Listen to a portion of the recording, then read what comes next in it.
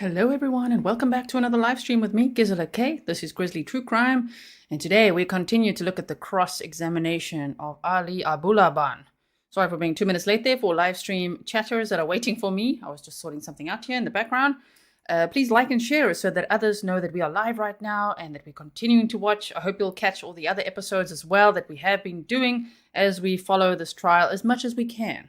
All right, because they're not live streaming it. It's happening in San Diego, California. That's where the crime also took place on October 21st of 2021, where Ana Abulaban shot his wife and her friend, Ray. And the argument for this trial is not whether he did it or not. It's was it premeditated or is it a crime of passion? The defense is even asking for it to be manslaughter.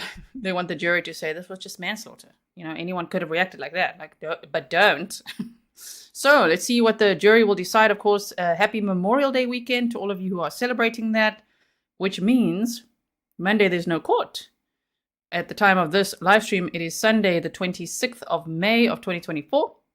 And that means that today we're going to watch the rest of the cross-examination. Tomorrow we're going to watch closing arguments together. And then by Tuesday, that should be time for a verdict watch. You know, they are going to deliberate again from Tuesday. And then let's see what the verdict is. I hope it won't be complicated because it seems like it's a pretty simple case. This, to me, in my opinion, this is very premeditated, okay? Now, I just want to show you this because I hadn't yet. And you guys know I like to do map time and drive around. I've driven around myself, but I realized, oh, I didn't actually show you. So this is it's the Spire building in San Diego. Let's take you back to the ground here quickly. It's different here. You're telling people to buckle up. Okay, so the crime took place in this building called the Spire San Diego. They say it's a luxury apartment building. Again, their lifestyle, Ali and Anna's, confuses me financially. I don't know because it looks expensive to live here. Is it? So anyway, this is where it happened on the 35th floor. If you haven't seen the other episodes, we've already heard what the Nest camera captured, what Ali had recorded on his phone, the 6 shots that were fired. You could hear that.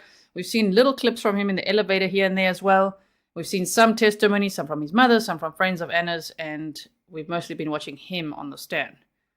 Now, another one I wanted to show you. Sorry, I've got a lozenge in my cheek here. So if you see it here, that's what I'm just like trying to keep it in my cheek there. Sorry about that.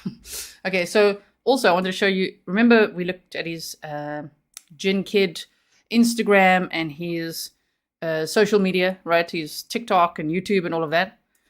Well, as you know, in many cases, there's a Wal-Mart. There'll be a Wal-Mart involved. Well, in this one, if you go to his Instagram stories, there is actually a skit that he does as if he's in Wal-Mart. And he's like, did you like the Wal-Mart skit? That's what he asks in a poll. I think it's under this one called Random. So yeah, if you haven't seen it, I'm not going to play it because there's always like music and stuff and that gets very complicated on YouTube.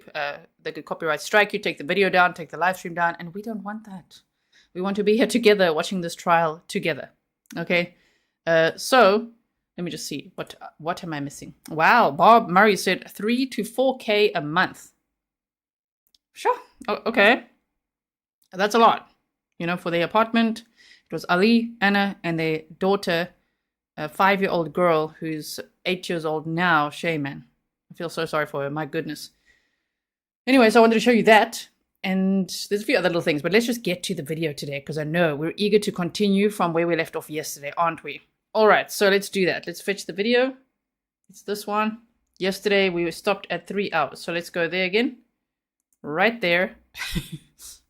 Does it bring back memories? Look at him there. He's like, what? What did you say to me? Okay, so here we continue on with the cross-examination. The state's asking the questions. Okay, like this. And off we go.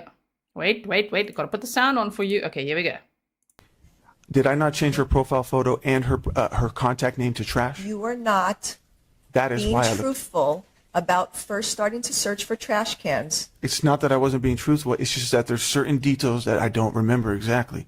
That was a very traumatic day for me. That the whole month was confusing to me. I made it clear that there are moments of that day that I don't exactly remember. I was trying to explain to the best of my memory. I'm not here to lie. I'm not here to twist anything. I have nothing to hide. And I have not hidden anything since the day of. Oh, since the day of. I mean, I have been completely honest at the right times, like as soon as I needed to the right people. You've admitted The only time I wasn't honest was in that 911 phone call because I wasn't ready to say it was me yet. The I wanted only to go get my time you daughter. weren't honest during this whole case was on the 911 call? Objection, Your Honor, misstates the testimony.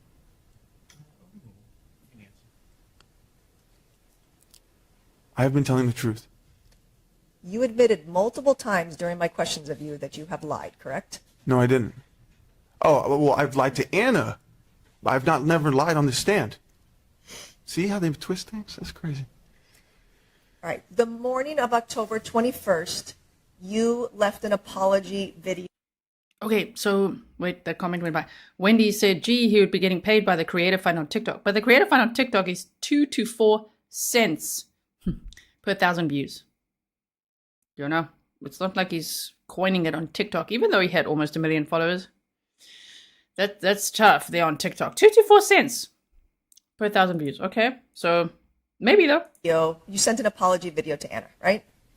What time did I do that?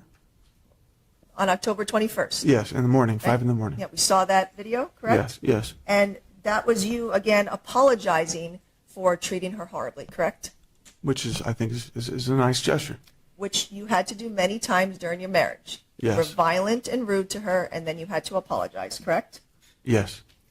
And you told Ana you loved her in that video, and she never said it back, correct?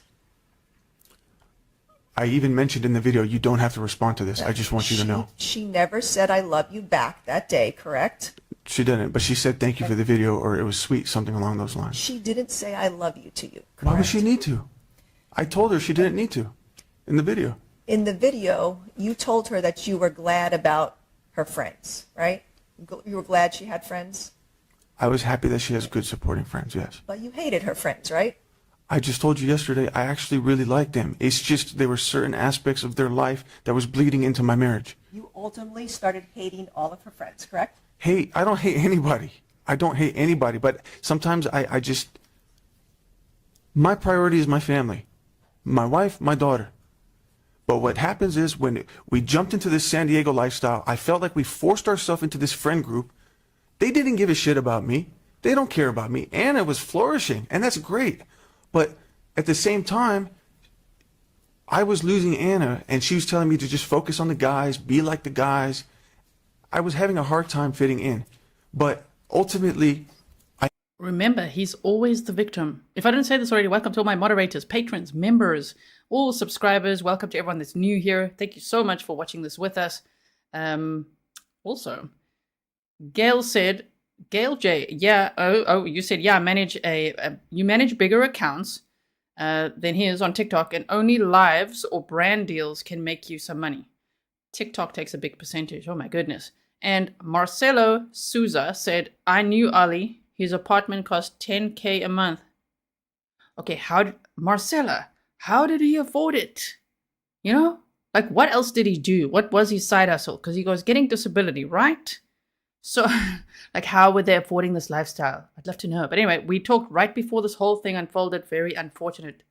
Yeah, very unfortunate. I'm so sorry. It must be a shock, right, to everyone that knew him and Ana. Oh my goodness. I never stopped her from hanging out with them. I had these people at my house all the time. I took care of them. I welcomed them with love. It wasn't until the promiscuousness, it wasn't until their life was bleeding into my marriage and it started changing Ana. I saw threats to my marriage. I thought threats to what we had built together. She was distracted by this lifestyle. You left Ana multiple audio messages talking about her friends and berating them, correct? Say it again? Berating them, correct? Yeah, I've said mean things about them, yes. Yes, about Julia, Claire, Diana, right? Sure. You told us that Ana thanked you for the groceries, but not the flowers, right? Correct. And you felt disrespected by that, right? I was hurt, not disrespected. I was just hurt because I was really banking that she would say something. I was trying to make an impression on her.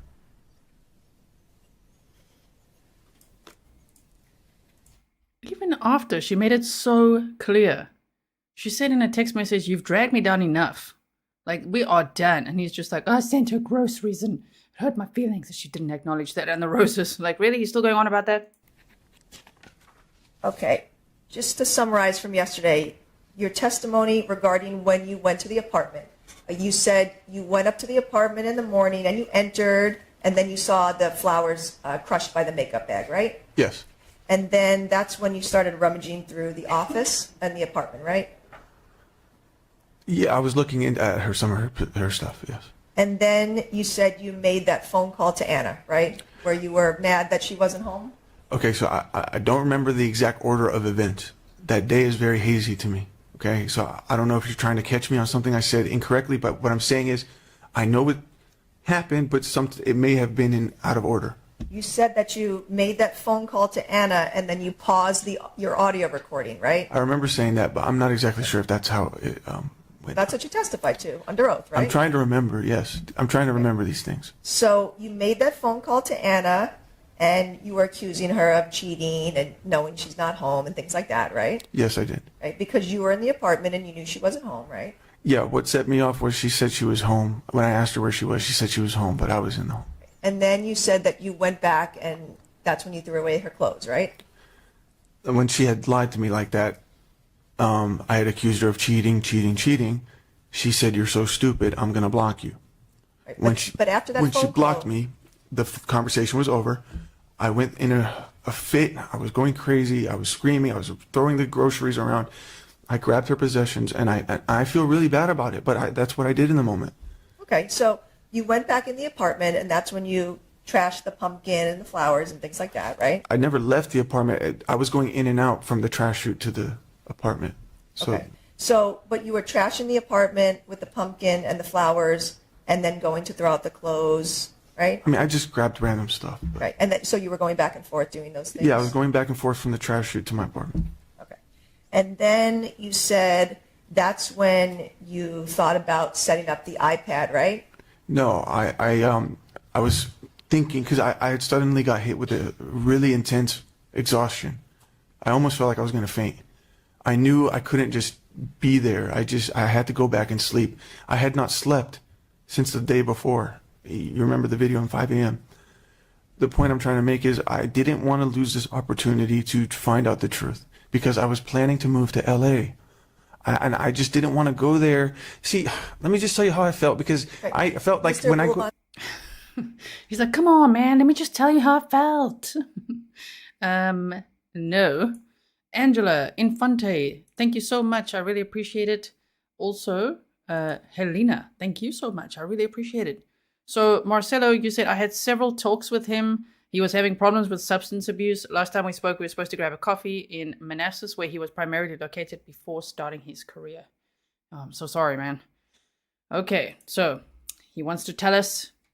Okay, sorry. Also, to all the friends of Ali, I'm actually not sorry about the snark. I'm just saying maybe you're not like prepared for the snark, okay? But this guy, the things that it sounds like he did to Ana, from what we've heard so far, it's terrible. I mean, this is a horrible case of domestic violence, coercive control, stalking, harassment. It's just, and then murder, double homicide. I mean, I haven't seen a defendant like this. I don't know if ever, Daryl Brooks maybe, on the stand. I just mean on the stand like this, trying to defend the case, talking back to the judge, the prosecutor, everyone. It's unbelievable. And it seems like he really feels justified in what he did, you know? Connor's mom, thank you so much for your $4.99 sticker. I really appreciate it. Here we go. Ready? I just want to explain objection, something. non-responsive. I'm just trying to say that there's my actions. I'm not justifying my actions, but there's reasons why I was being like that. My fear is she's not being honest with me as to where we are with this relationship. She tells me she'll never cheat on me. She'll never make the same mistake as I did. I acknowledge my mistake. I knew I told my friend that I was going to move in with him temporarily because I needed to remove myself from that toxic environment. And I understand that I was a lot of the cause of the toxicity. But I was trying to help and diffuse the situation. But I also was scared that by going to LA, it would give Ana the impression that, okay, he's done. I can just go see whoever I want. You know, like I was scared. I'm just scared and I'm angry. My question, though, was that you set up the iPad after throwing out the items. So yeah, so as I'm like getting tired, I saw my daughter's iPad on the table, and I'm thinking, I'm like, okay, what? I can't just stay here. I don't know if she's gonna come back, and I don't know if she's gonna come back with the guy. So it was the dumbest idea that I ever had, and I wish I never had it. But yes, in that moment, I thought about just making a call. Okay. So you activated the Discord application on the iPad, and then you hid that iPad behind the bed. Yes, because I wanted to catch her having sex. Okay. And he says that as if that's normal. It really isn't. The relationship was over. You know, to say I'm gonna catch her having sex, that it's irrelevant. It's done. You know, they media reported that Ana said that she wanted to actually file. It's because of her friends on the stand, which we didn't get to see many of them yet. We saw some. But they had said that she wanted to file a restraining order that day. You know, we see cases like that, where either the victim of domestic violence and coercive control and stalking and all this harassment, they either have just filed a restraining order or they're about to. And then just look at this. And one of the friends was saying, well, he's really dangerous. He could have a copy of a key card. Don't you want to come stay with me? He's got a gun. And Ana just said, no, I don't think he'll do anything like that. But he did that day. He went there. It's very dangerous, right? Oh, my goodness. Okay, so. And then, so you had to move the bed out to put the iPad there, right? No. There's a window. There's plenty of space. I could just. Okay, so you went on top of the bed, and then you put the iPad in that little compartment behind the bed. No, I can just reach my arm. Okay. But you had to plug the iPad into the wall. Yeah, so the battery would die all the time. Yes, I had to keep it charged. So were you able to lean over the bed into that small opening to plug the charger into the wall? There's a little white dresser. I moved that out a little bit, but I never moved the bed. All right, so you set up the Discord, you plugged the iPad in, and then you said you left the apartment right after that, right? Moments later, yes. Okay. That is not true, correct? How so? Because you activated the Discord application on the iPad at 9:17 a.m., correct? What do you mean by activated? You activated the Discord application at 9:17 a.m., correct? On my phone? So On the iPad. On the iPad it was activated, meaning like it joined the voice channel? Yes, you saw the exhibits presented in court that the Discord application was activated on the iPad at 9:17 a.m., correct? Okay, and when was I trashing the apartment? Much later than that. I'm not sure this is adding up. Okay, but He says on the stand, I'm not sure this is adding up. He's like, no, this timeline is not making any sense to me. Is it not fitting his narrative at this moment? I keep missing your messages. Marcelo, I'm just scrolling up to find them the whole time. You say, Marcelo Souza says, I'm not sorry for him in no shape or form, but he needs mental health. He needs some help with that. It's sad that it took this situation to make him realize that. Great coverage. I have some stuff that I can show you later of him. Okay. My email address is grizzlytruecrime@gmail.com. If you do want to email me, I always protect my sources. So if anyone is watching and you want to send me anything, share any information that you would want to share anonymously, you can do that. Grizzlytruecrime@gmail.com. Pernille says, no is Sherlock. Right. This guy, oh my goodness. my question was, you saw the exhibits that you activated the iPad at 9:17 a.m., correct? Activated the iPad or activated the voice call on Discord? Activated the Discord. So meaning I logged into the Discord and put it in the voice chat channel? You activated the Discord application on the iPad at 9:17 a.m., correct? That was around the time I was in the apartment, right? Okay. You only arrived at the apartment around 9:14 a.m., correct? This is People's 45. When did I activate it again? Mr. Abulaban, you cannot ask me questions. I'm just trying to follow. You have to answer mine. You only went to the apartment, per the surveillance video, on October 21st, 2021, around 9:14 a.m., correct? If that's what it says, yeah. Okay. And so you had to walk to the apartment, and then you said you knocked on the door, right? Yeah. Because you thought Ana would be home? Yeah. But you know Anna takes Amira to school in the morning, right? At that time? Right, but I also got the notification she got the groceries. You know that Anna takes Amira to school in this time frame. That's correct. But I knew she would have been back by now. You knew Anna would not be home No, I in the didn't. apartment. No, I didn't. So at 9:14... She thanked me for the groceries. How would she have known about the groceries if she wasn't home? How did the groceries get on the counter? She was home. At 9:14 a.m., you started your walk to the apartment, correct? Whenever I exited the elevator. Right? But that was 9:14 a.m., correct? I guess so. And then you walked to the apartment, and then you said you waited outside because you knocked to see if Anna would answer the door, correct? I was texting her and then to see if she would open the door, and then I opened it. Okay. So you were outside for what, a minute or two waiting for her? Probably less than, yeah, maybe. Okay. And then you entered the apartment, and then the first thing you did was to go and activate the Discord application on the iPad, correct? I don't know that. Well, if you only went into the apartment at 9:15, about 9:15, 9:16 a.m., then when you entered the apartment, one of the first things you did was activate the Discord application, correct? My memory was I was observing the apartment, and then I reached out to Anna to see where she was. Time-wise, the first thing you did in that apartment was activate the Discord application. Perhaps I did, but in my memory, I called Anna first. So your plan when you entered, just like you did your research, was to go set up that application to spy on your wife, correct? No, because I thought she was going to be home. I only went to the apartment to go talk to her. And you hid the iPad behind the bed so that Anna would not know that you were listening to her in the apartment, correct? At the time when I decided to, yeah, that's where I put it because I was trying to catch her cheating. You had looked up ways to spy on her, and then you carried out your goal that morning on October 21st, correct? I was not even thinking about those search results when I entered that apartment.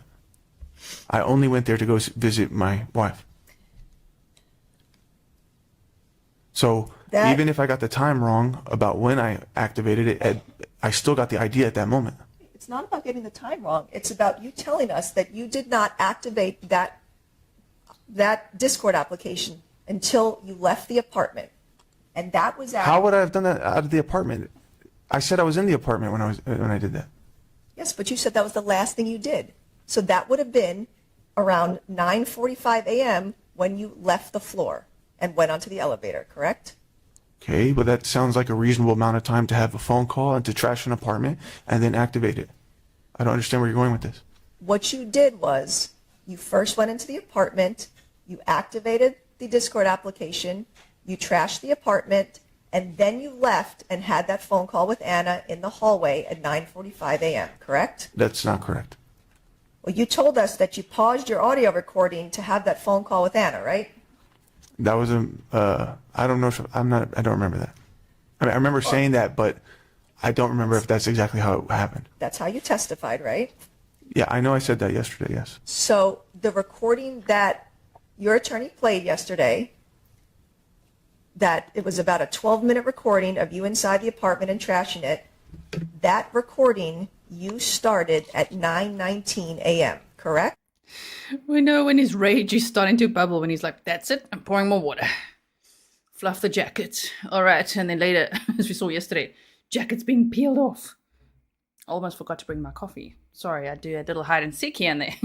I've got my read the room mug too. Yeah, hey Ali, read the room. Mm-hmm. I don't remember when I started it. Okay. Would it refresh your memory to see this page? All right, take a look at this page. This is from Detective Escalante's report. Where am I? Towards the bottom, there's a paragraph, Here? correct? It says audio file. It says October 21st, 2021, 9:19 a.m., correct? This one here? This paragraph right here. Okay. So Just review it yourself and let me know when your memory's been refreshed.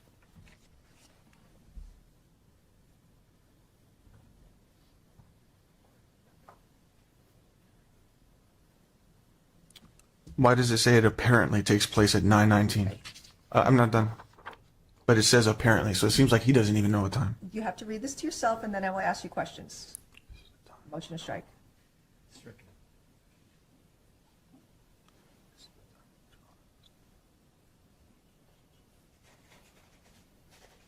So it says that I Sir, recorded the audio. I need- Sir, look, remember question answer. So wait for the. just- I thought just you asked read me a the question. paragraph, and then just let me know when your memory's been refreshed.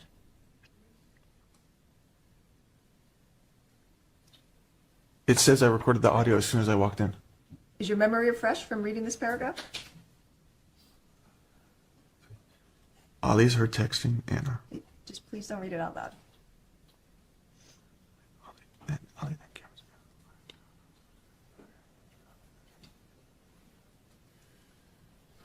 okay, all right. Okay, your memory's been refreshed about the timing? Yeah, it says at 0919 that I went in and I started the audio recording where it says Anna has an STD, I'm and then I just- called her and started Objection, accusing her of cheating. non-responsive. Damn, this guy cannot follow rules. He does whatever he wants, right? He's like, okay. So what I saw, and it's just like, let's ramble as fast as we can before she says non-responsive. Objection Cake says, did you all notice where he raised his hands and made fists yesterday? I was watching on replay crew and couldn't believe my eyes. Yes. Remember that? He's like getting so frustrated. He's like, yeah, we saw that. It was terrible. Lots of outbursts as well. I've timestamped some of them for you if you do want to watch the replay. Answer stricken.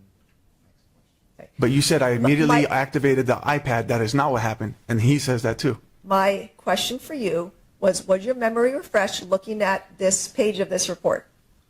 Yeah, and it Okay. doesn't follow with what you're doing. And you activated your audio recording on your cell phone on October 21st, 2021 at 9:19 a.m., correct? When I entered, yes. Okay. That was after you entered, Yes. because you had already set up the Discord app. You had already activated the Discord application at 9:17, correct? No, I started the recording because I saw that the groceries weren't even, she wasn't there. I'm asking you about the time frame. You activated the Discord application on the iPad at 9:17 a.m., and then you only started your audio recording at 9:19, correct? No, I don't recall that. Right, that's what it says here in the report. That's what it says, but All right, and so you had already set up the plan to spy on your wife before you even started this recording, correct? I don't recall that, no. And That's not how I remember it. you were, on the recording, you were making Wildfire's like gaslighting from the stand, right? Making people doubt, well, really, probably not really. Thinking is making people doubt, their own facts and reality, and like, no, that's what you say, and but it's not true. It's not the real story, but it is. There's literally timestamps of this. Now he's like, yeah, I don't recall. comments about Anna having an STD and AIDS and things like that, right? I found a piece of paper in her luggage, yes. That piece of paper didn't have anybody's name on it, correct? It had a clinic in San Diego. It did not have Anna's name on it, correct? It was for her. It did not have Anna's name on the paperwork, correct? I can't recall if her name was on it, but it was in her luggage. Did you put that paper there? I found that paper.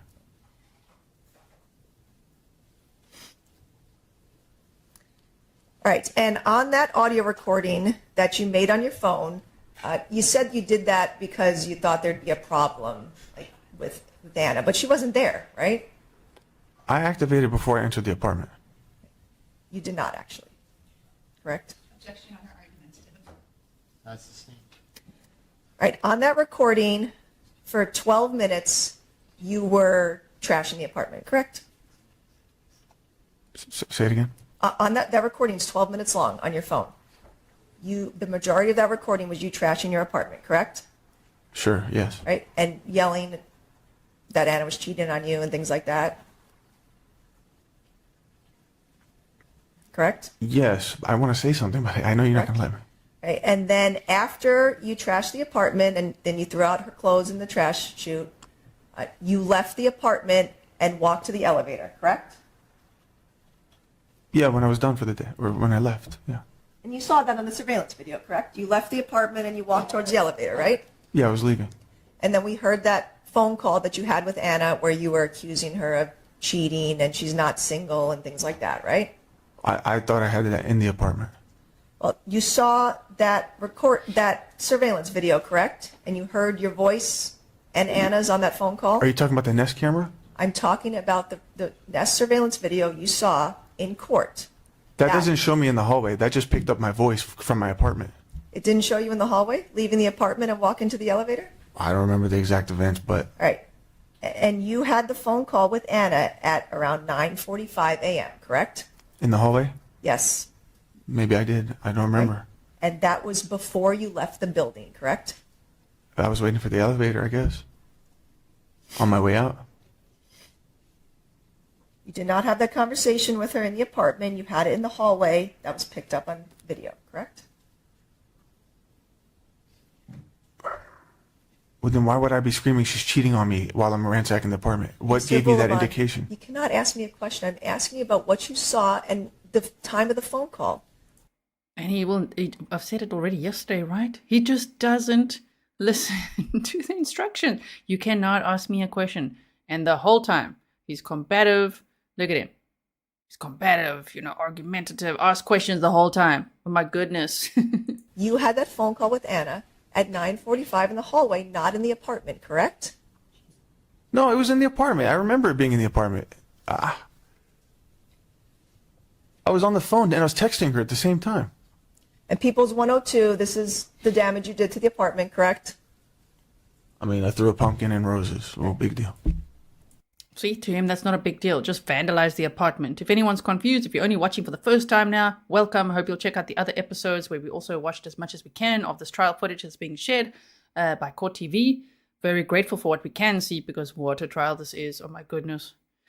And if anyone's feeling confused, this photo that they just showed was of a pumpkin that he smashed and roses that he had sent that he wanted a big fat thank you for, which is ridiculous because they were broken up, separated officially. Like, he hadn't even seen Ana for about a month, and he just kept on stalking her and harassing her and was trying to get listening devices and Googling all sorts of sinister things that we saw yesterday. But what they showed us there now was from the morning of the day of the crime. He went to that apartment with a key card that he had made for him. So you got a copy of the key card, right? He entered the apartment. He was rummaging through everything. He calls it rummaging. He was just rummaging. He vandalized things. He threw Anna's shoes away and items of hers, and then left because, he said he needed a nap, okay? He needed to have some sleep. Wow, okay. And then he said he was double nostriling his nose candy and then was listening in to that Discord, the app that he'd installed on the iPad that he'd hid behind the bed, which was actually his daughter's iPad. He was listening in and could hear Ana in the apartment with a male. Okay, and he's like, lost his mind. So he drove over there with his weapon. So he had to get his weapon out the safe and put it on the holster and the whole thing and take it with him. Drive over there, and I'm sure quite a speed, went there and barged in and shot them, thinking he's going to catch them in the act, which he did not. Ana and Ray were sitting on the couch. But so he went there twice that day. And good catch with everyone saying that he said, when I was done for the day. Like, oh my goodness. Okay. Miss True Crime Fanatic says, what a jerk. Welcome also to all the new members. If you've never seen any of our members only streams, we actually recently had one. Check out the members only playlist. There's lots for you to catch up on there, and we'll have another member stream again soon. Okay, so let's keep going. All right. And on October 21st at 10:30 a.m., Ana texted you, I want you out of my life once and for all, correct? Wait, October 21st? Correct. What time? At 10:30 a.m. That's probably after she saw the apartment. Okay. I'm not asking about what you saw. She sent you the text message at 10:30 on October 21st. I want you out of my life once and for all. If it's there, then Correct? maybe she said that, yeah. And that made you mad, right? I don't even remember her saying that to me. But you saw it in the text messages that I've showed in court, right? I'm seeing it right here, but I don't even remember she said that to me. Right. And that's People's 176, page 45, right? You see that she texted you that. I don't have that here. All right. So you said that you went back to your hotel after you left Spire that morning, right? Yes. Okay. And you said you woke up and you heard the voices, Ana and another man, right? Correct. And you were listening to the conversation that Ana was having with Ray, right? I was actively getting dressed while I was hearing it. Right. So you were listening to the things that Ana was saying, right? Oh, oh my. So you were listening in, right? I was actively getting dressed. Remember when he said I wasn't, when they asked, you were angry, right? He's like, I was amplified. This guy, he's got away with, flipping the script and just changing the words ever so slightly to suit his narrative. I was actively getting dressed while stalking my wife, listening in on that Discord app. Wow. I heard a few things, but I wasn't actively sitting listening. That was when you got upset, realizing she was with another man in the apartment, right? No, that was when I realized that she is with a guy right now, and I wanted to go see who it was. You knew it wasn't a police officer, right? I didn't know that. My friend told me maybe I shouldn't go because it could be a police officer. You knew it wasn't based on the nature of the conversation, right? Yeah, I guess I determined that, yeah. You knew that she was with another man and giggling and having fun, right? Yeah. So when you're listening to this on your Discord application on your phone, you had already caught her with another man, right? No. But that's what you were listening to, right? It could have been a friend. Could have been just hanging out. You know it wasn't because of the nature of their conversation, right? All I heard them say was, did Ali make this mess? And then she said, yeah, and he bought me these cheap-ass roses. That's all I heard. You did not need to drive to the apartment because you had already caught her on the application with another man, right? No. That only confirmed what my suspicions were, and I needed to go validate it visually. I wanted to at least let her know I know that I'm onto her. But you could have just recorded her doing one of your audio recordings. You could have audio recorded the conversation she was having with the other man, and that would have been your proof, right? No, because I'm actively in a call on Discord. You can't record anything that's coming out of the same phone. I was not able to keep track of any of that or make a record of any of that. So you can only listen in. You can't make a call and have that recording at the same time on Discord. He could just listen in. That was now his listening device. And so he's like, I couldn't make a recording that day. And he's almost saying it, look there. Like, I couldn't, what? What do you mean? I couldn't make a recording that day. Because he made recordings on other days, of course. You could have done any number of things to record or then tell people, oh, look, Anna's with another man, right? No, I couldn't, because my phone was being used in a voice chat with Discord. So I cannot record that. I cannot make another phone call. I don't have another device. I just have my phone. You said that you would do audio recordings and send text messages and things like that. You could do that all at the same time. A text message is fine. You can text while there's an active voice audio, but you can't be on a phone call and audio record. You decided to drive straight to the Spire apartment from the hotel once you heard Anna with another man, correct? Yeah. And you were planning to surprise them and not let them know you were there, correct? I wanted to find out what was going on, yes. You sent a text to your friend Sammy around 2:36 p.m. There's another man at my apartment. Dude, right? Mm. Correct? Correct. And you said do not contact her, correct? Yes. Right. So you already knew that she was with another man, correct? I heard her with another man. You continued to drive to the Spire apartment despite already knowing Anna was with another man, correct? I did. You left your hotel and loaded your gun, correct? That's not true. Your gun was loaded, correct? No, there was a magazine in it because I was actively carrying the last few days. There was already a magazine with bullets in it, but there was no round in the chamber at any point. Damn, he was actively getting dressed and also actively carrying that firearm in those few days. He said in the last few days. What? Well, that's scary. Curved glass. 123 says, my goodness. Thank you so much for your sticker. All right. My goodness, right? Your gun was loaded, correct? It was not ready to be fired. You could have gone to the Spire apartment without your gun, correct? I could have. You purposely went there with your gun loaded, correct? I already had it on my pants, but I thought about whether I should bring it, but I thought it would be safer if I brought it. You actually did not have the gun on your pants because you had been sleeping, correct? My pants were on the floor with my gun attached to the belt. Like I said, as soon as I heard this audio, I wasn't sitting there listening. I was like a fireman, just ready, just jumping into my pants. The gun was already on my. I was out the door. Like a fireman. Okay, then. You made the decision to put your pants on that had a loaded gun and drive to the Spire apartment, correct? That was the pants that was readily available. That was what I was wearing. And you made sure you had extra magazines and over 100 rounds of ammunition, correct? That's what I had in my safe ever since Virginia. I didn't. First of all, that wasn't even near me. That was in the back of my Jeep in a safe. You had all that ammunition and 3 magazines when you drove to the Spire apartment, correct? It was in my safe, but I didn't bring it with me to the apartment. Well, you brought your gun with a loaded magazine, correct? That's how you conceal carry. It was already there. It was already on there. Do you have a concealed carry permit in California? No, I don't, but I was actually. Bam! No, he doesn't have a concealed carry permit in California. Ah, illegally carrying that gun. Wow. Okay. In the process of. Oh, so you were actually illegally carrying the gun, correct? In that moment, in those few days, yes. You were driving in your car and listening to Ana and the other man talking the whole time, correct?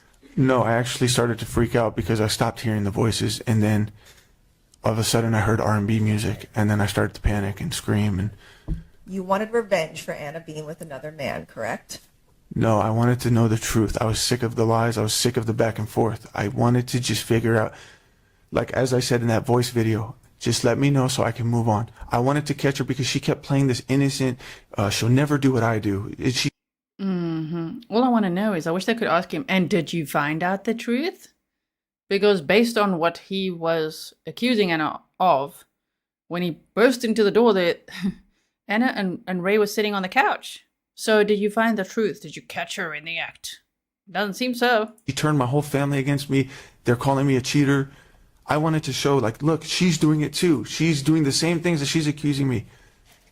I just wanted closure so I can move on. Did you, at any point during that drive, tell yourself, oh, I shouldn't be driving to the apartment right now?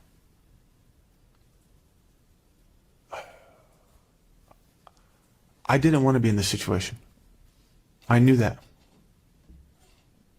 You never turned the car around and drove back to the hotel, correct? No, I wanted to go see once and for all what the fuck's going on. Yes. You didn't go to a friend's house instead, right? Why would I?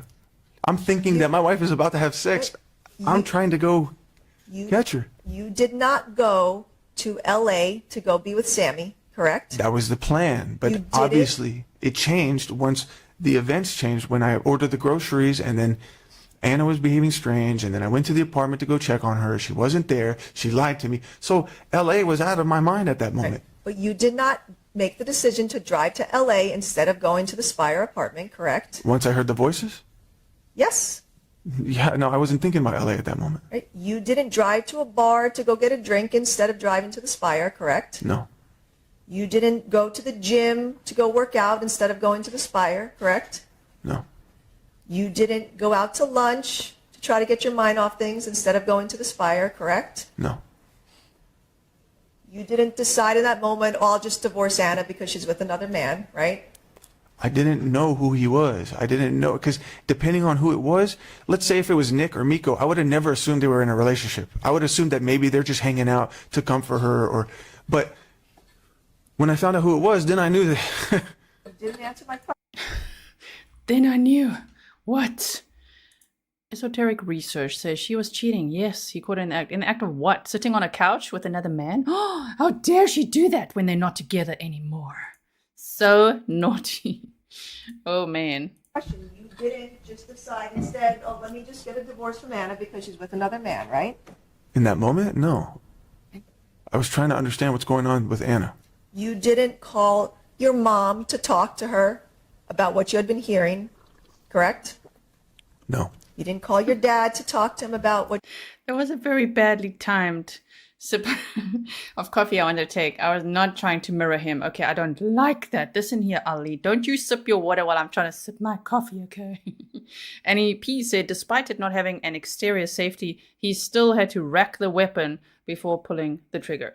You were hearing on the audio recording, correct? I didn't have time for all this. Oh, you didn't have time on the 15-minute drive? I was listening and I was freaking out. Okay. I was driving.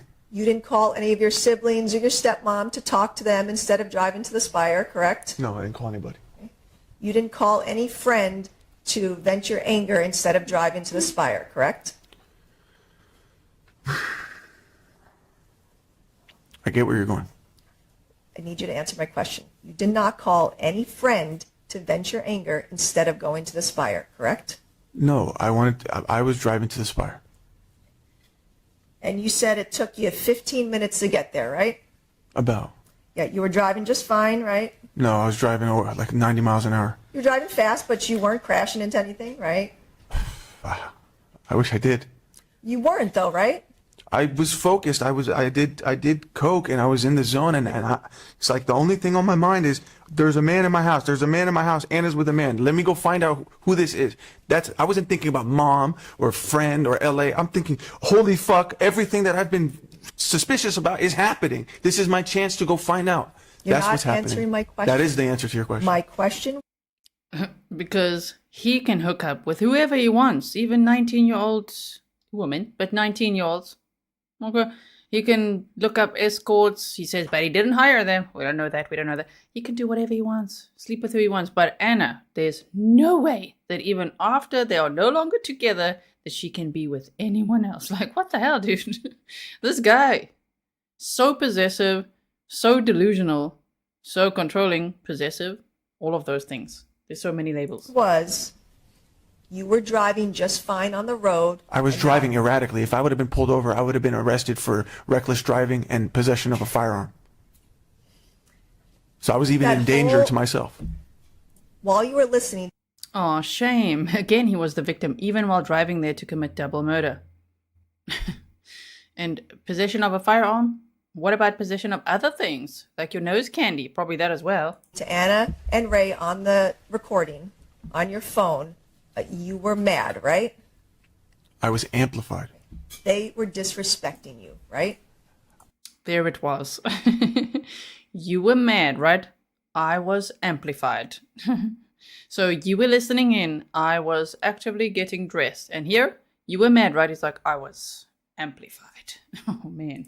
I didn't even understand the situation yet. I didn't understand. Nobody was disrespecting me.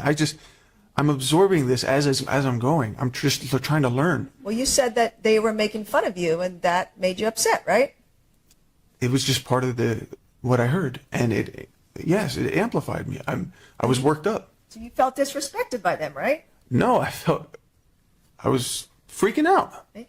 You had plenty of time in that car ride thinking about killing them, right?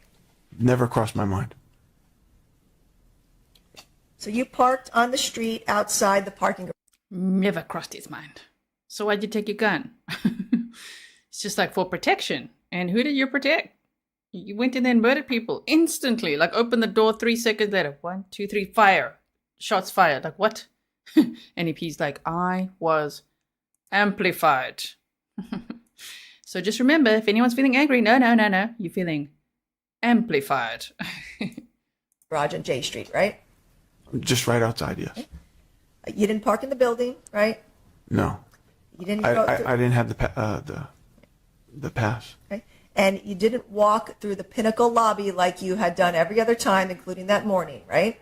Actually, the normal way for me to go to my apartment is to go down to the garage, park my car, take the elevator up. I never go through lobbies in the first place. But that morning you went through the Pinnacle lobby. No, At 9 in the morning, correct? To enter the Spire, you walked through the Pinnacle lobby, correct? it's easier to reach from J Street, yes. That's where my GPS takes me. You did not do the same. Just say yes. Just say yes. He's like, it's easier. That's because that's where my GPS takes me. Oh, now you're blaming Uncle Google over there. Google Maps. How dare you, sir? He's like, okay. You could have just said yes on that morning. Yes. I went to the lobby, but it's like, he's like, I don't ordinarily, I don't go into lobbies. Oh, okay.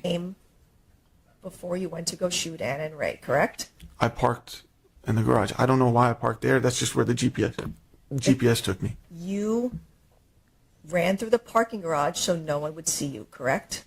The parking garages constantly have vehicles. There was vehicles passing left and right. You didn't want to walk through the lobby as you were about to go shoot Anna and Ray, correct? My weapon wasn't seen by anybody. No, it doesn't matter where I would have walked. Nobody would have known I had a gun on me. At no point do you see a weapon in my hand. You parked on the street so you could get away more quickly after you shot and killed them, correct? No, I parked there because it was just the closest place to the entrance, the garage. You put your holster on your jeans on the left side, correct? It was already there. That's where I wear it. I'm left-handed. And when you ran into the parking garage, your gun was already in your holster attached to your jeans, correct? Yes. And in People's 52, this is you adjusting your belt around your holster and your gun, correct? Yeah, I was tightening it. Your gun was already loaded, correct? It was. Damn, okay. Pause, watch. Somebody asked in chat, where can I find his actual charges? So 2 counts of first-degree murder. We've read over the other charges, the special aggravating factors and things like that yesterday and the day before. I do have the documents, though, if you do want to look at that at some point. Right, we could pull that up, but let's for now just watch this. Devon said, game over. Yeah, game over. To me, it seems very much premeditated. How about you? If you were on the jury, do you think it... Maybe I should put a poll up. Hold on. I'll do that now. I don't know what you mean by loaded. There was a magazine with bullets, but it was not ready to be fired. You were in the parking garage for 5 minutes before you got on the elevator, right? I had forgotten the key, so I ran all the way to the elevators. I tried to get into the black gate. I realized I didn't have the key on me, and I ran back. Okay. But that whole process took 5 minutes. From 2:50 to 2:55, you were running in the parking lot, correct? I was frantically running from my car to try to get to the elevator. I realized I didn't have the key, so now I'm freaking out about that because the events are still going on. Nothing's changed. So I ran back to my car to go grab the key, ran back to go take the elevator up. Still freaking out about what's going on because the more time that passes, the more I'm thinking, okay, it's going to get closer and closer to actually happening. In the parking garage, you didn't then change your mind and leave, correct? Because nothing had changed. I'm still trying to go catch them. You didn't say to yourself, oh, what am I doing, and leave the garage, correct? I knew what I was doing. I wanted to go catch my wife. Okay. You got on the elevator and you took it to the 35th floor, right? Yes. And before you did that, 2 minutes before you got on the elevator, you activated your audio recording, right? Maybe I did. Because you activated your audio recording at 2:53 p.m. and it went 5 minutes through the shooting, correct? But yeah, I think so. Again, to record what could have taken place. So he actually even recorded that. He recorded the murders. He took photos of the bodies. He sent the photos to his mother and father. That I still find so crazy. This next level. My goodness. Oh, by the way, I put a poll up and I said, if you were on the jury, what would you vote? And it's obviously based on what we've seen, right? We're not seeing the entire trial and all the witnesses because they're not live streaming it and didn't put it all out there. Maybe I should say yet. Who knows if they'd put more out there? I don't think we'll see all the footage. So based on what we see on his testimony specifically here, him trying to defend himself, do you think he would be guilty of first-degree murder, which is what the state's going for, which would be premeditated? Guilty of second-degree murder, which means a crime of passion, just an impulsive reaction with no pre-planning or anything to the situation, as he calls it. Manslaughter. Was it accidental? Or would you vote not guilty? And there's already 1%. 1% said not guilty. Okay, hello to Ali's friends who are still on his side. Or his mother. Whoever voted not guilty. That is unbelievable. Joe Jackalow, nice to see you, said whomever decided putting him on the stand is a complete moron. He was going to defend himself. That's the defense strategy. He's like, when it's when it's time for the defense to present their case, it's me on the stand. Oh my. So yeah, this is a case study for attorneys to realize that it's probably a really bad idea to put the defendant on the stand, particularly for 3 days. This was 3 days of him being on the stand. Caroline's like, Grizzly true crime, perhaps a poll. Was it a good idea to testify? I think it'll be an instant, this 3,600 people here, no. Would somebody actually vote yes? That it was a good idea for him to testify. I mean, maybe for us to watch as a case study of what it would look like if a gaslighting, abuser, killer, coercive controller, stalker was on the stand. Okay, we're hearing it from his side here, but damn, it's quite something. I mean, because That was your doing, going into the apartment, correct? yes, I wanted to have an audio recording, a accurate and true representation of what took place, or what would have taken place. You rode the elevator up, which took you about 3 minutes, right? It took a while, yeah. From 2:55 to 2:58 p.m., correct? And while you were taking that 3-minute ride up the elevator, you didn't decide, let me just get off the elevator and go back to the hotel, right? No, I would. Why would I think that? Because I had not completed what was I there for? Right. Exactly. You were there to kill your wife and Damn, he had not completed what he was there for. Oh my, did you hear that? right, correct? No, I was not. I was there to catch my wife cheating.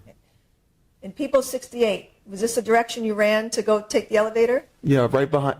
You see where that pillar with the white and blue? If you follow that down to the left, there's a black gate, and it lets you go into Right. the. So that's the route you took in the parking garage with your gun to go get the elevator, correct? Correct. And then in People 60, this is Let's look at him in the elevator. Oh my. Deborah Barron said, what's his parents' reaction to him sending pictures? I'd love to know what his father's reaction was. His mother apparently deleted the picture immediately. So that's what she had said. you getting off the elevator before the door even opened, correct? Correct. And then you ran down the hallway, you made a right, and then you made another right to get to the apartment, correct? That's how you get to my apartment. Yes. And when after you turned the corner and ran to apartment 3508, you took out your gun, right? No. No, I only had my key card in my right hand. All right, so let me go over what you testified to yesterday. You told us that you used your key card to open the door, correct? Correct. All right, and then once you open and that door's pretty heavy, right? It is a little bit, yeah. Okay. Oh, it's a little bit heavy. Somebody was asking, hold on one second. Jill said also good case study for abnormal and criminal psychology. Yeah, a lot of good case studies from this one. Somebody was asking, was she actually cheating? Can't find your question now. No, because they were no longer together. She made that very clear. So the next thing would have been a restraining order and then divorce proceedings, right? So were they legally divorced? No. Did she have legal paperwork for a restraining order? No. But they were very much broken up already for quite some time. He was living in a hotel for a few months already. So, Grey Witch, thank you so much. Really appreciate it. Thank you all for being here. Please like and share so that others can find us, especially if they don't have plans for this Memorial weekend. Maybe they can come and chat here with us. It's always it's always a good time here to have these conversations and as we observe everything that's going on in this trial that we're watching right now. My goodness, it's just, and he doesn't stop. He's not like, okay, yeah, no. Nope, he's done. No, he's going to keep on digging that hole for himself. You know? Unbelievable. So you had to, you use some finesse to open the door, right? You have to push it. Yeah. So you push the door open, and that's when you looked over and you noticed that Ana was not in the bedroom. She was on the couch, correct? So when I went into the house, I was startled by the fact that, yes, they were on the couch. Okay. And so you said that you first saw Ana, but you couldn't see the man, right? Yeah, because he was leaned back. Okay. Because Ana was leaning forward and blocking your view of the man, correct? She had turned like this to look at me. Okay. Go ahead and make record of that. He turned to his left side. Thank you. Okay, so you said Ana turned to her left, and then she noticed you, correct? Yes. All right, so once Ana turned to the left and noticed you, that's when Ray leaned his head forward, right? He removed his arm and then leaned forward to see who was at the door. Okay. So And the prosecutor does such a good job of walking him into this whole little narrative he's got now, and then afterwards being like, but that didn't all happen in 3 seconds, right? It was 3 seconds from the recording, from when he opened the door to when he started shooting. But here he's saying Ana was leaning forward and, you know, Ray was doing this, and then he raised his eyebrows, and then he's got lots of time that he's explaining away here, which wasn't true. As Zimmy said, he finally lost her in his mind, so he unalived her. Yeah, I think it's a classic case. If I can't have you, no one else will, right? So Ray leaned forward, and then that's when you first noticed that it was Ray, right? Immediately, yes. All right. So you noticed it was Ray, and then you said that's when Ray did this nod. Like you mentioned it yesterday. He nodded up in the air. Yeah, he kind of just he had his eyebrow arched and he went like, "What's up?" Okay. And that made you mad, right? Him being there, him being anywhere involved in this is what I never imagined that in a million years. I just hit. Damn. Okay. Mama Trilo, thank you for your message. You said greetings from Italy. I love your channel. Finally put the kids to sleep. You could finally catch a live. I'm glad that you are here. Thank you so much for being here with us. Jeannie's like, come on. Not guilty. He's admitted to it. Now, how many people have voted not guilty? No, it's still 1%. Shauna said it was finger trouble. She pushed the wrong button. So far the poll says if you were on the jury, what would you vote? 91% say guilty of first-degree murder, premeditated. 7% say guilty, second-degree murder, which means, you know, crime of passion. 1% say manslaughter. So you think it's accidental, just like, whoops. I don't know. I don't know how. I can't get on board with that myself. I would be voting for guilty first-degree murder.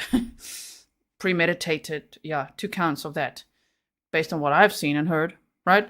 But let's see what the jury decides. It's going to be very interesting. They're coming back on Tuesday to deliberate. So if you're watching this in the future, when I say Tuesday, today's date is the 26th of May, and it's a Sunday, okay?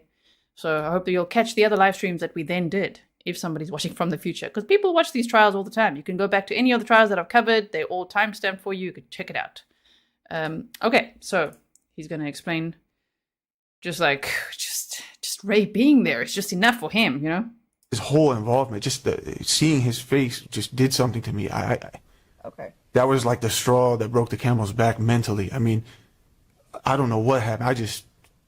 Something just snapped and I. So then you said that once you noticed Ray and then he did that head nod, then you said that you felt betrayed, right? I felt, of course, it's like a betrayal, yes. Okay.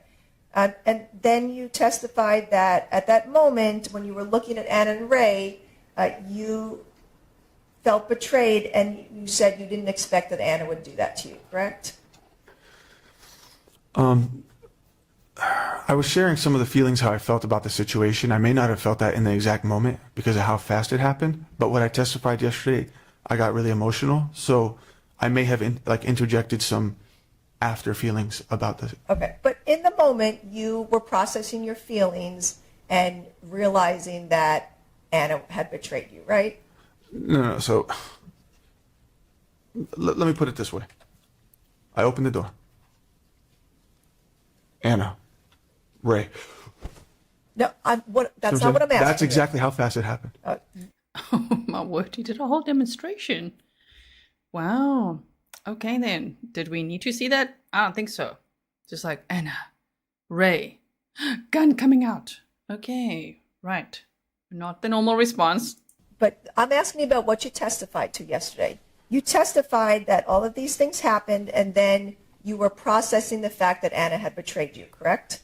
No, I was not processing. There was no time for me to process. My brain was like a caveman in that moment. Ana, man, Ray. We went from a man to identifying Ray. All right. And then. So you testified to all of those things happening, and you confirmed that that was all the way it happened, correct? I was describing it for the first time Right. in front of everybody. Okay. And obviously it took me a lot longer to describe. But you were describing different things. Imagine the police interview. I wonder how long that went on. You know, based on how long this guy can speak. Oh my goodness. Wendy was asking earlier, what's up with him being triggered by the R&B music? Because he translated that as now it's sexy time for them. So he's going to go in there and catch them in the act. That were happening with the leaning and the nod and all of these different things, correct? This is like a matter of 2 seconds.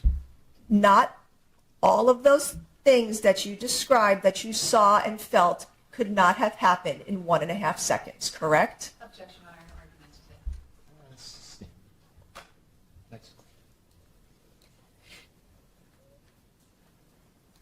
And I'm going to play just like about a 20-second clip from one of the exhibits. There's only 1 or 2 words on it. I wasn't planning to pass out the transcript, but it's People's 179. Okay.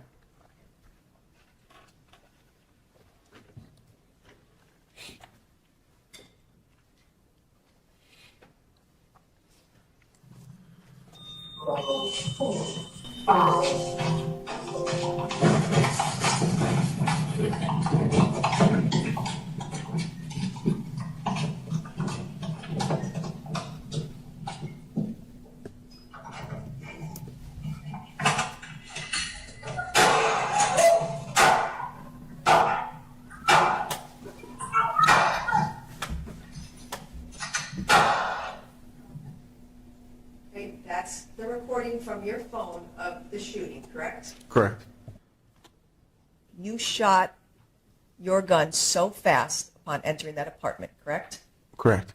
You could not have seen all of those things happening with Anna leaning forward and then leaning back and then noticing Ray and Ray doing the head nod and then you realizing you were betrayed and then firing. No, Correct? the way you're explaining, that's not how it went down. It wasn't all these thoughts and all What these. you're saying did not. Yeah, it was quick. That's the point. But did you see while they were playing that video, the audio there, he was busy like reenacting it. That's so strange. Angela M21 said, from an officer's point, this is in no way a crime of passion. Okay. Not go down. That is correct? exactly how it went down. When I went in, Anna didn't lean forward. She was already looking in that direction when she heard the beep of the door open. So Anna was already looking at me to see who's coming in. When I walked in, I immediately saw Anna. And then Ray popped up immediately, did the head nod, and that's when I pulled the gun out. That can certainly happen in that time frame. When you enter the apartment, about a second and a half later, you racked your gun, right? That's what it says, yeah. That's that sound at the beginning. You racking your gun, correct? Correct. And then you hear a clink on that recording, and that is the bullet falling out of your gun because you racked it, correct? No. There was already a bullet in the chamber when you fired your gun, correct? I had to rack it in order for when I first walked in, the first rack was what put the first bullet in the chamber. There was no clink.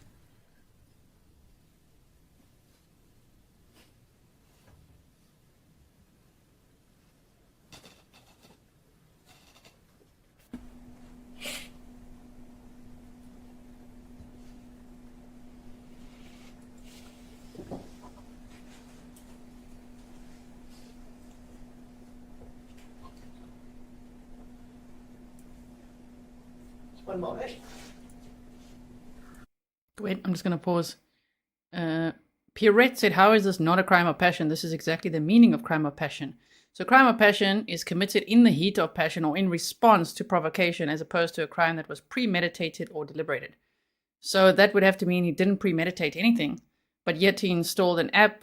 For already months, weeks before, he was stalking Anna, harassing her. That day, he sent groceries to the house so that he could know if she received it or not. And then he wanted a response from her, a thank you, right? And the roses. And he's very upset she didn't respond. So he went to the apartment. Then he vandalized the apartment. Then he threw things away. He went there with a gun that morning as well when he vandalized the apartment. He went home. He was listening in on the Discord app.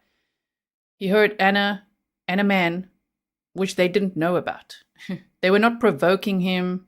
He didn't react to a situation. He was listening in because he was actively stalking her while actively getting dressed. You know what I mean? So to me, that's clear premeditation. Everything that he did, if you put it all together, it's premeditation. It's not like he wasn't even supposed to be there. He used he made a copy for himself of the key cards.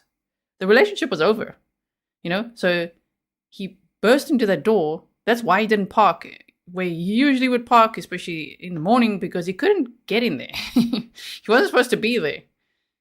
So all of that, and going in there and then suddenly seeing them and starting to shoot. It wasn't like, oh, what is going on over here? He knew there was a man there. He was listening in. So, yeah, that's my opinion on it anyway. Let me know what you think. Okay, so let's keep hearing his, I don't know what audio they're going to play now. Can't quite remember. We had 3 hours, 43 out of 6 hours and 1. But remember, we started at 3 hours today.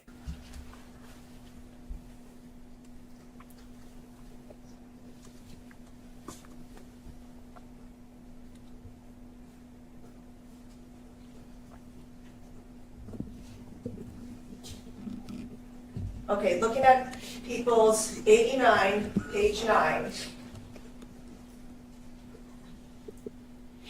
Okay, so this would be it's a little diagram reenactment of what happened. Also, someone said there in chat, but that doesn't mean that he planned to kill her. No, but we heard of text messages where he said, that he would kill Ray, that he would kill whoever Ana was with if she was ever cheating on him, all sorts of things. There's many things. You have to look at all the things that we've heard so far. I'm not here to convince anyone. It's just my opinion that it's premeditated, right? The circled area marked 1, that is an unfired bullet in your apartment. That bullet fell out of your gun when you racked it when you entered the apartment, correct? That's incorrect. My door, look how far my door is. I was standing in front of the door. You said none of this could have happened in the time frame, so how could I have walked from my door to that door to cock it and rack it? I was standing at the door, I racked it, no clink, no bullet. There's no bullet by the door. It's because my firearm was empty. That live round is right in the dining room, correct? And that must have been the second, or the second rack. Because from the first time I fired, it was one direct motion, like I was propelled forward in one fluid motion towards the couch. So that one bullet right there, that is the second rack. You missed the first shot you took, right? I cannot confirm which bullets hit or which not. There was a lot of gunpowder smoke. You heard on the audio recording that Ana said something like, what the fuck, or something like that. Yeah, right? I heard Ana. All right. And so the first shot that you took, you missed both of them, correct? Both of them? The first? Or did you hit Ray on the first shot? It was either the first or the second that hit him, because I noticed in between shots that he was laying back now. After you fired the first shot, you didn't decide to stop, correct? I couldn't.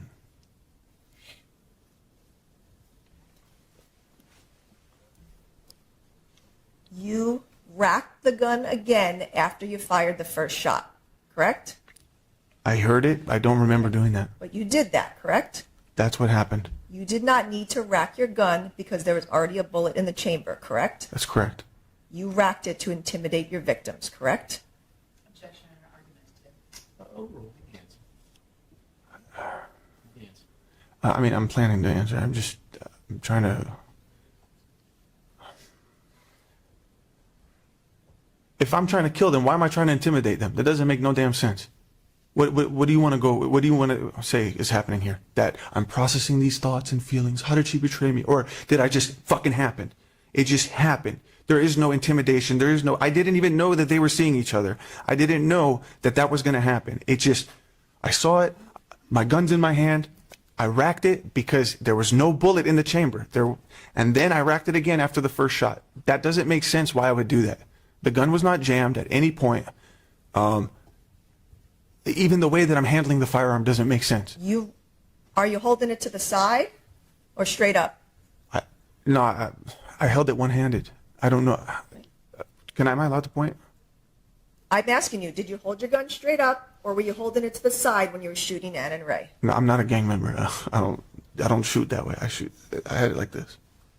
Oh, let me make the record straight up. Straight up, yes. Sorry. He's always got such smart answers, huh? I'm not a gang member. That's not how I hold guns, okay? Wow. Straight up. You racked the gun a second time, and at that point, you didn't stop shooting, correct? I couldn't. You could have stopped, but you didn't. I couldn't. It happened so fast. You then put your finger on the trigger again and fired a second shot. My finger never left the trigger. You fired the second shot after you racked it the second time, right? Instantaneously.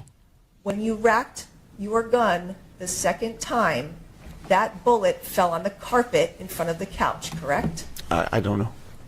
But that doesn't look like the carpet. You said, so number one is not near the carpet at all. And that's not on the carpet. Next question. Thank you.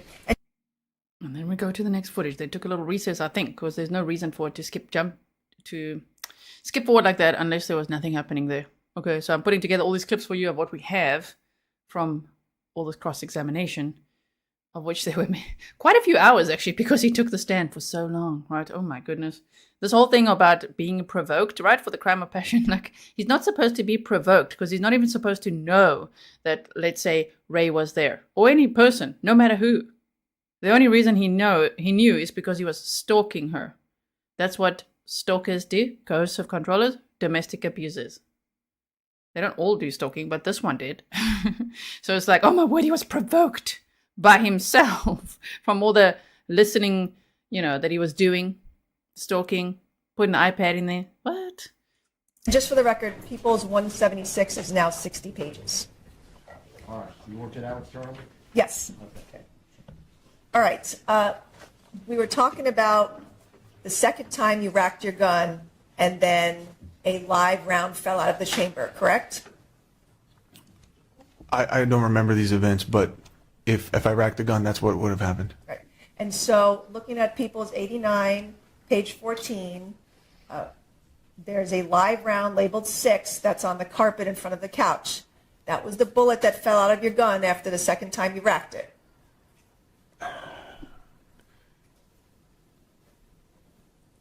That doesn't make sense. Starting at the door, how could the second rack be all the way in the living room? That doesn't make sense unless you think I jumped from the door to. Well, you got to the couch pretty quickly, correct? I walked, but there was multiple shots fired from the front door to the point where I even reached the carpet. When you started firing, Ray was covering his head to protect himself, correct? When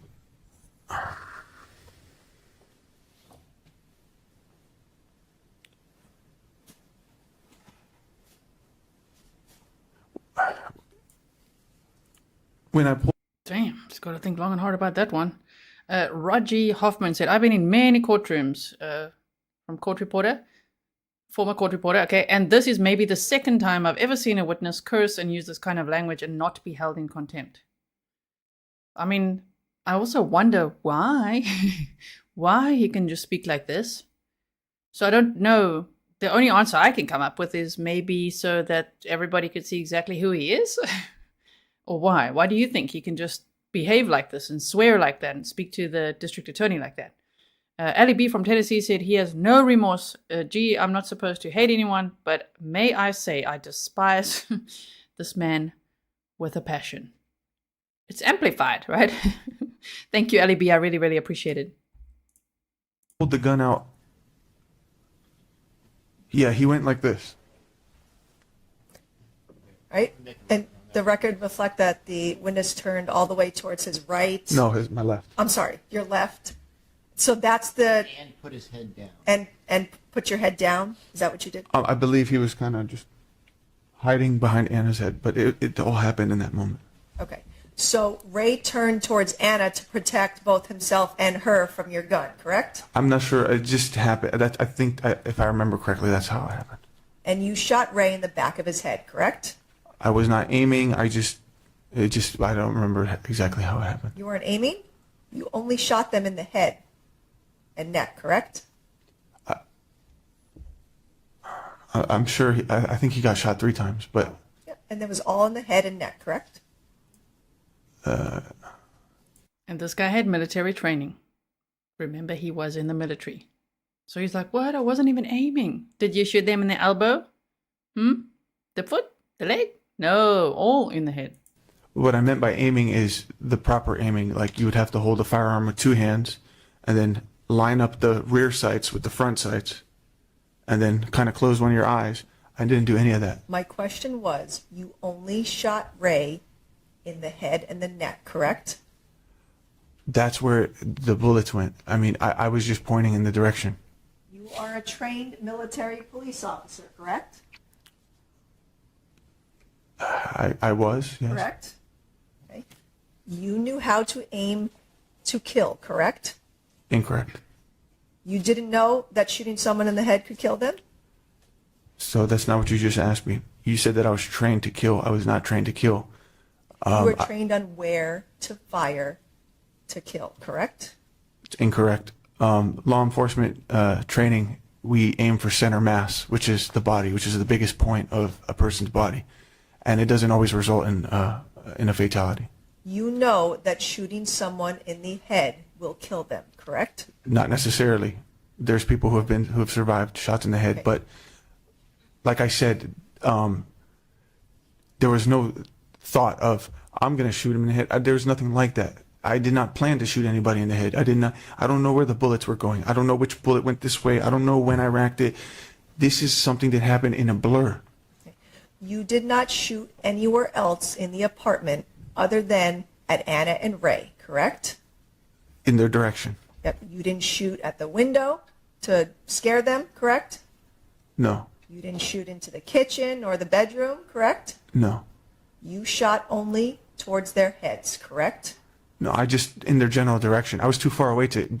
Okay, so I have had training with firearms, but the pistol is actually the worst thing that I'm at. My accuracy is terrible with the firearm. My question was, you only shot Anna and Ray in their head and in that direction, correct? That is false.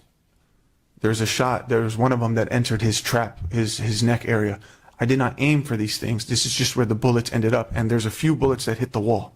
So unless you're assuming I intended to hit the wall too. Those bullets, those holes in the wall were behind Anna and Ray's heads, correct? I don't know exactly where the placement was, but they were either near. There's no way it could have been behind, or it would have gone through. But Oh my word. He really talks in circles, doesn't he? It's quite exhausting. Do you find it's like riveting and exhausting at the same time? Like, my goodness, just answer the question. Gabriella Cruz, thank you so much. I really, really appreciate it. You say, you're my number one. Thank you. Thank you all for being here. I really appreciate it. Remember, don't fight with each other in chat. People can agree to disagree. If someone thinks he's not guilty and others think he's completely guilty, that's okay. You don't have to fight with each other. You don't have to fight with me, flexing your degrees and everything you've got. We're not here for that. We are just here to watch it as a community, and we all can share our opinions on it, as long as we don't victim blame or harm the families, okay? We're here to protect victims and their families. This guy is on trial for a double homicide. He also told his daughter, I hurt mommy. Apparently his daughter said that he actually said in the car, I killed mommy.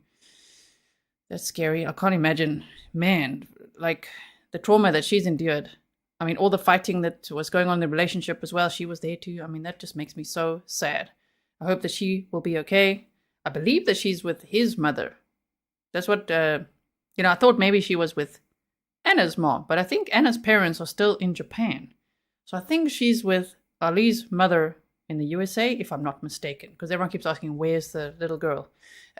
So, Gabriella, thank you so much. Really appreciate it. Yeah, Victoria says, OMG is going to debate each point. Actually, while I'm adequately talking here, if anyone's like, just stop interrupting, lady. I know many of you know the drill. You hear the commentary. If anyone feels like that, just go watch on Court TV. Look at the label. Gives you clues. Footage credit, Court TV. You can watch it there without any interruptions. Okay. We are here to talk about things as a community. So here we go. As he keeps explaining, you know where he was aiming. He was just shooting randomly. Yeah, right. Okay. again, this is just me speculating. I don't have an exact memory of or knowledge of which bullets went here, the first bullet hit there. I don't have that. It's just you're not speculating. You know that you only fired towards their heads, and bullets went into their heads, neck, and in the wall behind their heads, correct? when I was near the door, when I first, I believe I first fired the first shot, I was not aiming. I was just pointing in their general direction. And what I mean by aiming is I was not holding the firearm properly. I did not line up the sights. I did not close one of my eyes, which is standard with weapons training or weapons usage. I just fired in their direction. I do not know, I did not intend to hit Ray in the head, but it just so happened that either the first or the second bullet must have hit him in the head because I noticed that he was out. You did intend to hit him in the head, and that's where you fired, correct? No, I never meant to hit anybody. Ray, you shot Ray in the back of the head, and then he was unconscious, correct? That, one of the first two, either the first or the second shot, I'm guessing must have went to the back of his head because at that point he fell back like this.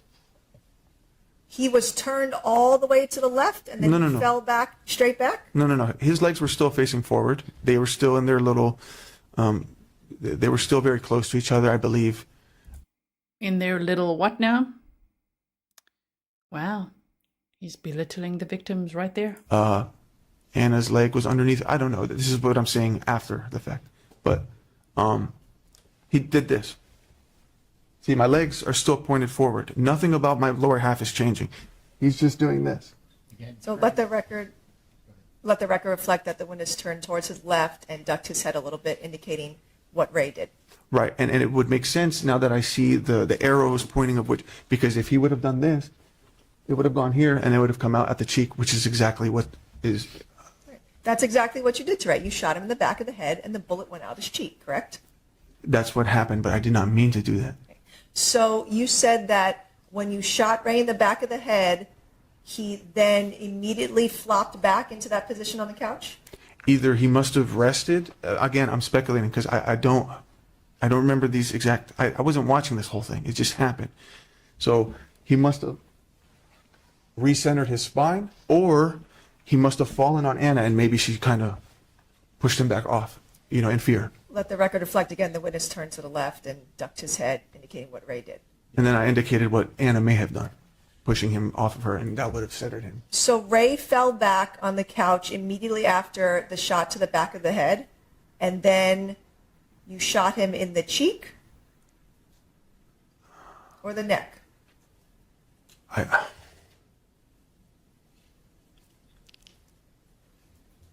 I don't remember the exact order that the bullets hit him. Well, you're testifying now that you remember that he got the shot in the back of the head first, and then he fell right back, right?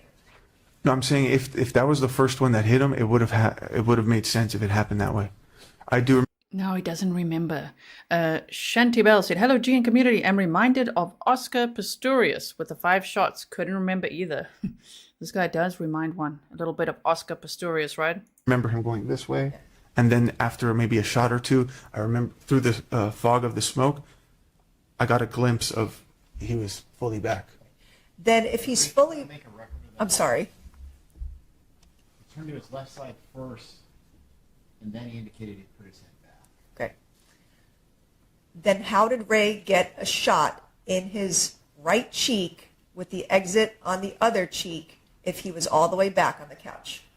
Objection, that calls for speculation. The witness is testifying he doesn't remember, and it's routinely that he's speculating. Okay, overruled. You can answer. If you know. I mean, I can only guess what would make sense, but I'm left-handed. If the cheek bullet was the last shot on Ray, that would be right as I'm directly standing over him, I'm assuming. My accuracy is bad, and I'm not holding it properly with 2 hands. So recoil tends to go. So if I was just directly over him, it may have entered at that angle, like a drift. For that to happen in that direction, Like a drift? No. He's just like, okay, I'm speculating here. I think he's reliving it in his mind and trying to talk everyone, he's trying to talk in circles again, confuse everyone, deflect. Sure. You just cannot answer a question. Melly said, "Hi G, you're doing an amazing job. Thanks for all the great content." Thank you, Melly. Thanks for being a member for 1 month. I'm going to show you a little video. We'll take a little break at a normal breaking point, and then I just want to show you a video of how he talks, because he was caught on an Instagram live stream saying terrible things to Anna. Just in case people are buying into this little, oh no, this little voice, and I don't even know what was going on, and I was just there, and there was this man in the house. As if he didn't know and wasn't listening in and wasn't already saying to Ana, you and Ray can enjoy each other days before. You know? Oh man. Let's keep going. You would have had to have the gun right next to his cheek, and your arm would have had to be all the way to the back of the couch for you to fire on his right cheek and then have an exit wound on the left cheek. That's what you're saying you did? You said my arm would have to be extended past him? Your arm would have to be all the way towards his cheek when he is laying towards the back of the couch with his head on the couch. Not necessarily. I could have, I don't know, I could have bent my arm back, to make the, You were that close to Ray's cheek to give him that wound. I was standing between, I believe I was standing in between his legs. Right, directly over him. So you were in front of the coffee table when you shot him in the cheek. I think it would make sense. Yes, I think at that point I was in between the coffee table and the couch. Let's go back to you rack the gun for the second time. A bullet falls out. Then you fire 4 more shots. Correct? Okay. That's what you did, right? Yes. After you fired the second shot, you did not stop, correct? After the first shot, I could not stop. You did not stop after the second shot, correct? Correct. You did not turn to leave the apartment instead of continuing to fire, correct? No, I did not. And you fired a third shot, correct? Correct. You fired a fourth shot, correct? Correct. You fired a fifth shot, correct? Correct. After you shot Ray in the head and he was unconscious and dead, you did not stop firing, correct? Again, I did not know which bullet exactly hit him at what point. I was not observing these things. This was just happening all in a matter of seconds. I never observed Ray to be dead. I never considered what he's feeling or what's his state. Or should I keep shooting? Should I not? These are not thoughts that I've ever had a chance to even think. This was not I don't want to use legal terms, but this is not premeditated. You never thought about Ray? That's what you just said, right? I never thought about whether Ray is alive or dead or where I had hit him in the seconds that this occurred. You wanted him dead, and that's what you did, right?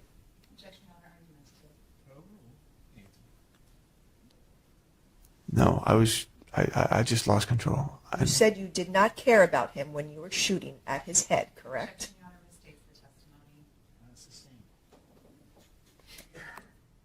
When you were firing the second, third, fourth, and fifth shot, you were getting closer to both Ana and Ray, correct? Yes, it was like I was walking towards them as I was firing, if I can remember correctly. So you shot Ray in the neck first and then the cheek, correct? Incorrect. That's not correct? I'm pretty sure we just discussed that. It's more likely he got shot in the head first. No, I'm saying the neck shots. After the head shot, you shot him in the neck, and then the last shot you fired on him was in his cheek, correct?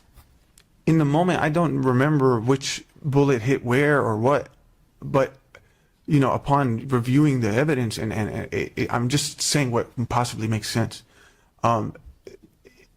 It would make sense that the neck one would be the second time he was impacted.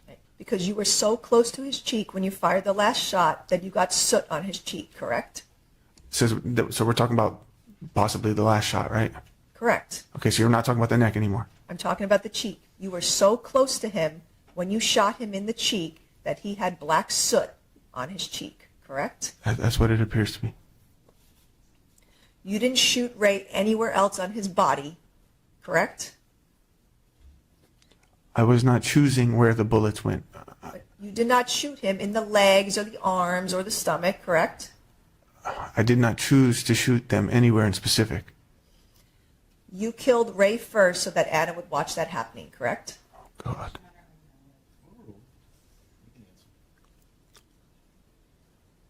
I did not make a conscious decision to kill anybody. But Ray was obviously the odd man out, or obviously the what triggered me. The odd man out triggered him, but he was not in the moment, though. That's where the crime of passion would come in. Not in the moment, triggered already from listening in from his hotel room while he was snorting all sorts of things. Carol Mary says, I don't understand why it makes a difference. If it was premeditated, second degree, first degree, it's all murder. He's going to spend the rest of his life in prison. Well, if it's second degree in California, he gets a sentence of 15 years to life. So then he could get 15 years and maybe be released early if he's a good boy.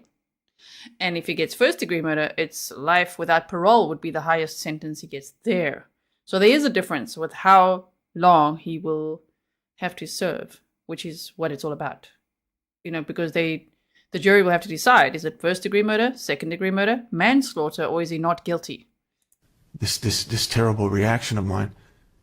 So it would make sense that he was shot at first, or no, it would make sense that he was shot at primarily. You hated Ray and you shot and killed him, correct? I did not hate Ray. I didn't feel comfortable with him around my wife. That's it. I was insecure around him, but I never wanted to hurt him. I even made attempts to talk to him on Instagram. Objection, non-responsive. He made attempts to talk to him on Instagram. Again, not a crime of passion because he already made attempts to talk to the man that he thought that Ana was with. You know, you see what I'm saying? He's not like, oh, who is this guy in the apartment that I'm not supposed to be in? Because him and his wife have broken up. They're separated. They're done, right? Also, a first-degree murder charge in California, the sentencing would be, it results in one of three sentences: 25 years to life in state prison, or life without parole. So even if you look at the minimum, right, it's either 15 to life for for second-degree murder, or 25 to life for first-degree murder. And they initially said that they might pursue the death penalty, but then the prosecution decided not to. I'm not too sure why, but yes. Noto 37, thank you. Said thanks. Thank you so much. Oh my goodness, a $40 super sticker. Thank you. I really, really appreciate it. Dr. Berry is here. You said late, glad to be here. Justice for Ana and Ray. Can't wait to hear what you think, Dr. Berry, as this unfolds, because oh my goodness, he's now got his little, his soft voice on. In my opinion, I think it's fooling some people, where he's like, oh, I just didn't know when I was there. And like, why was this even happening? Like, okay, he's got military training, police training. He went in there after taking what sounds like an enormous amount of Coca-Cola, sherbet, nose candy, whatever, double nostriling it. He went in there raging. Didn't even think. Of course he wasn't thinking. Wasn't thinking straight. He was all drugged up and ready to kill, in my opinion. Okay. Yeah. Tracy, you tell them.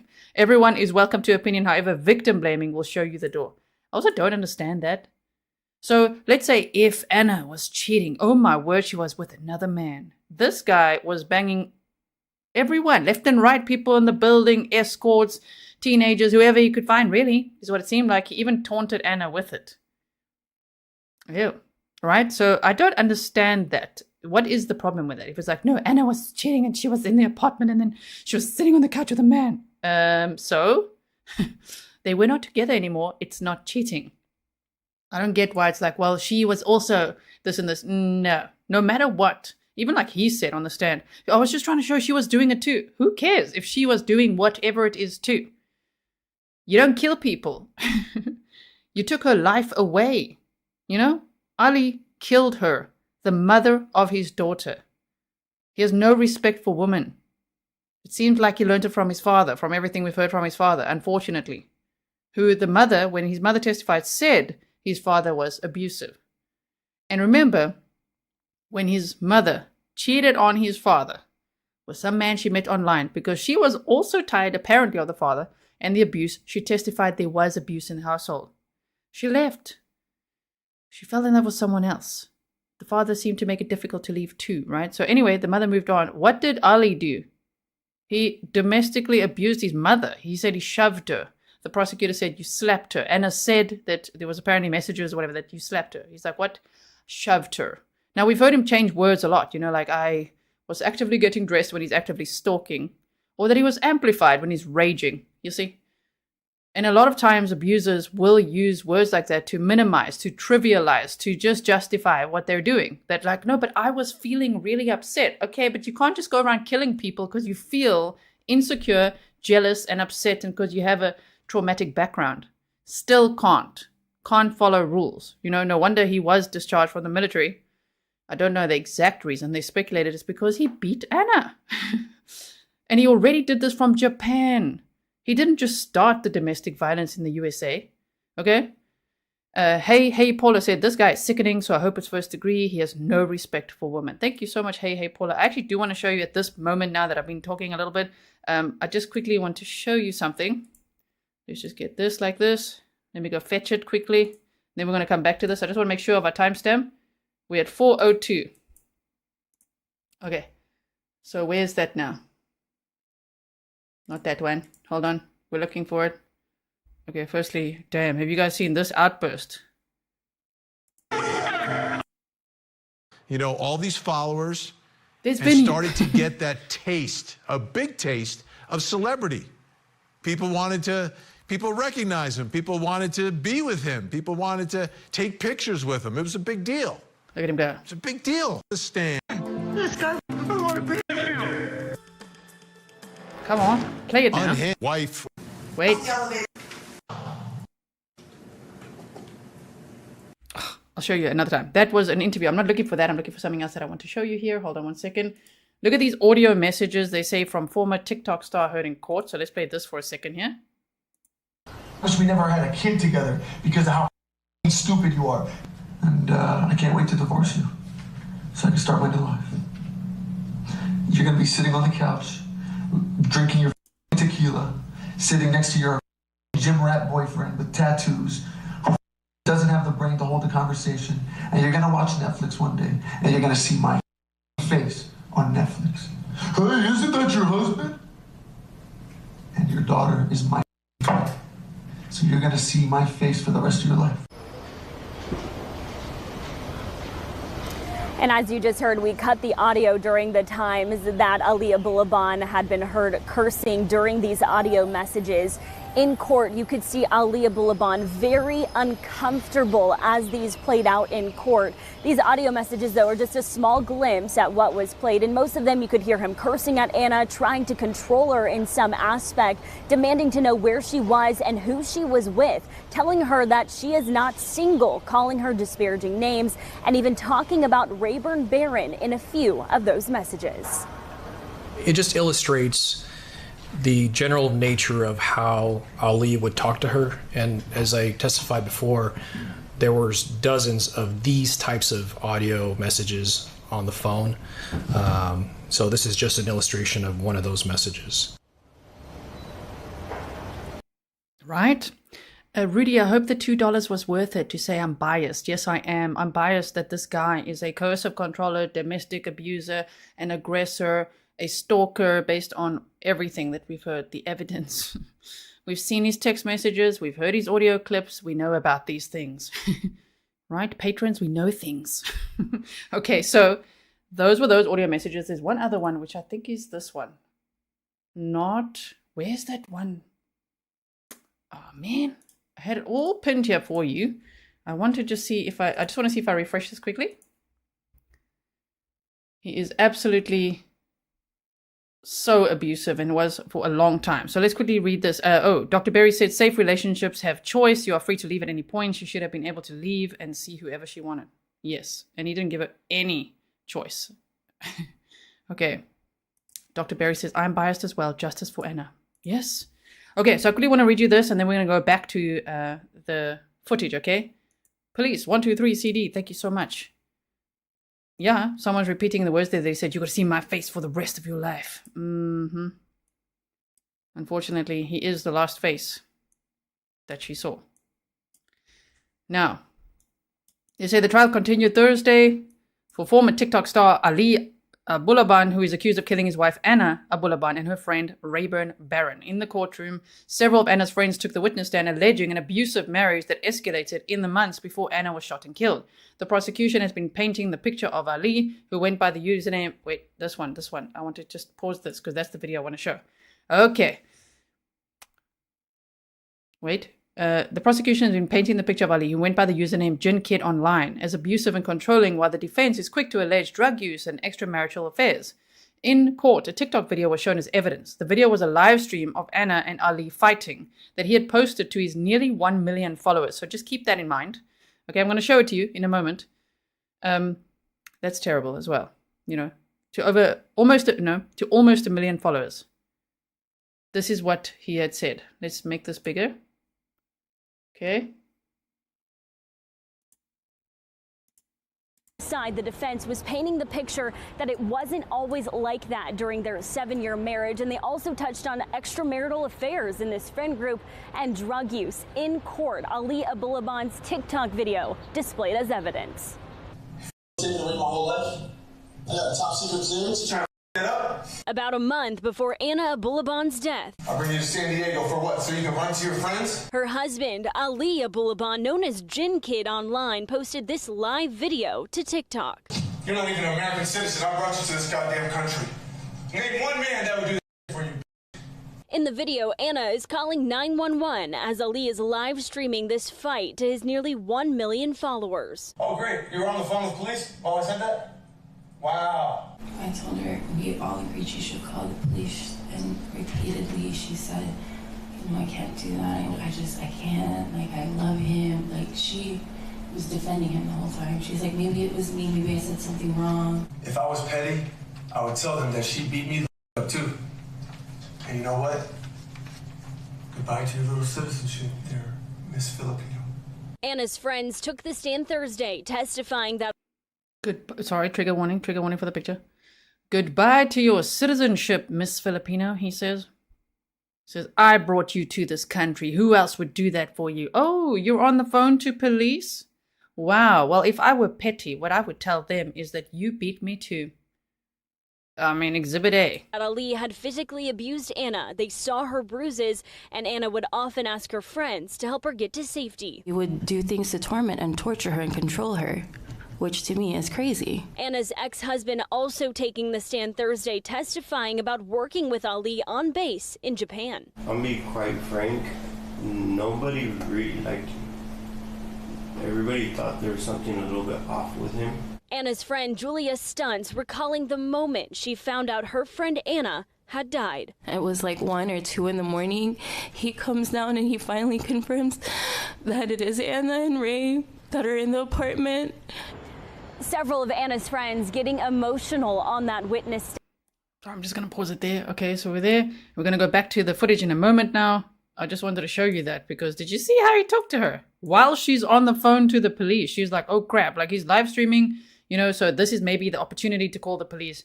And he's talking to her like that while she's on the phone to the police. Imagine what he did behind closed doors, because he said he didn't abuse her in public, right? Even though he did. There were friends that saw it. My goodness. Okay, so they say the prosecutor, we read that in court, a TikTok video, that's what we just saw, was shown as evidence. The video was a live stream of Ana and Ali fighting that he had posted to his nearly 1 million followers. In the video, you can hear Ana on the phone with police as Ali was saying, I have a top secret clearance, trying to F it up. The video was taken in September of 2021, about a month before Ana was killed. Ali could be heard saying that he brought Ana to San Diego just for her to be with her friends. Oh, he wanted to isolate her. We've seen these patterns, right? And he said that Ana was with another man. Now tell me about the crime of passion again, please. Oh, great, you're on the phone with police? While I said that, he added, you're not even an American citizen, he said. He then went on to say that if he was petty, he would tell the police that she had beat him too. Say goodbye to your citizenship, Miss Filipino, he added. Ali appeared agitated in court as the prosecuting attorney played the video aloud to 12 jurors. In fact, before, he apparently said he doesn't want to play it. We've seen that behavior before too. I told her we all agreed that she should call the police, and repeatedly she said, no, I can't do that, I can't, I love him. That's what the friend said, right? She was defending him the whole time. She's like, maybe it was me, maybe I said something wrong. We've always seen that. Victims of domestic violence already blame themselves enough. How dare anyone sit here and blame Ana beyond her death when she was murdered by her abuser? I don't understand that. If that makes me biased, okay, sue me. I'm biased because I'm here to protect victims and their families and to understand how one can better protect themselves, right? This man was completely unhinged. He is a case study of what an abuser looks like, what a coercive controller, domestic aggressor looks like. He's speaking from the horse's mouth. He's telling us the stories, how he felt, how everything's about him. He's the victim, right? Darvo, deny, attack, reverse victim offender. That's what they do. So he was abusive in every way. Yes, Pernille says he was abusive to her in every possible way and then murdered her.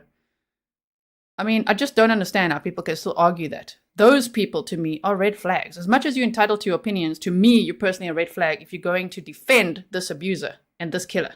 And he himself admitted that he committed the murders. So, red flag for you if you're up in here defending Ali. That would make you an abuser, a misogynist, a victim blamer. I don't think this is the community for you then. Okay, you're welcome to watch with us and you're welcome to share your opinion, but it might not actually be. I might say things about it, okay? Because what the hell? And so many people are murdered by abusers exactly like him. When will it end? There's so much violence. It must stop. So they said, she went on to say that Ali was controlling. Yes, coercive control. Look it up sometime, right? For people who don't know. Wouldn't let Ana wear certain outfits. To that point, thought that she was his possession, his Barbie doll. He's going to dress her up how he wants to, and had access to her social media accounts and would often keep track of her. Stalker. Let's call it what it is, okay? She testified that Ana would confide in her and show her bruises on her face. This is a friend now, from Ali punching her. She said that Ali was very controlling of Ana, would call her ugly, would say that no one would want her. A picture of Ana's bruised face from October 17th of 2021 was shown in court. That's just days before she was murdered. Stunt said that Ali would say, "That's my wife. She needs to dress like this and she needs to pleasure me." He just treated her like she was his property. Stuntz and two other friends took the stand on Thursday morning and into the afternoon court session, testifying that they would see bruises on Ana after he allegedly beat her. Stuntz said Ana had called him multiple times to pick her and her daughter up because she was scared of Ali. And don't even come in here and say, why doesn't she just leave? Don't even. That means you need some education on domestic violence and coercive control and all of that. Okay, Beyond the Veil, welcome. So they say Stuntz recalled sorry, did I read that whole sentence? Yeah. Okay, Stuntz recalled a time a few months before the shooting that she had picked up Ana from the apartment and Ali followed them, swerving and brake-checking them and trying to run them off the road. Stuntz said she was scared and that Ana called 911 as Ali got out the car and heard the police. She said that Ana backtracked and told police that she was just calling to scare him and it worked and that she didn't want to press charges. She was fearful. She thought she could die, be murdered by him. Guess what? She was. She was. Darren says, great show, very balanced. He is what he is. Oh, thank you, Darren. Thank you, Darren. I appreciate it. So, we've got that one, okay? According to Stuntz, Ana had told her friend that Ali slept with other women, and that was the final straw. She said Ali had told Ana that he would move out of the apartment and let Ana and their daughter live there while she found another place. Stuntz said that she had planned to move into the apartment to help pay the lease, but she told Ana that she was concerned. This friend was going to move in with Ana, okay? And she was concerned that Ali could copy a key and that he had a gun and had proven to be violent. That friend was spot on.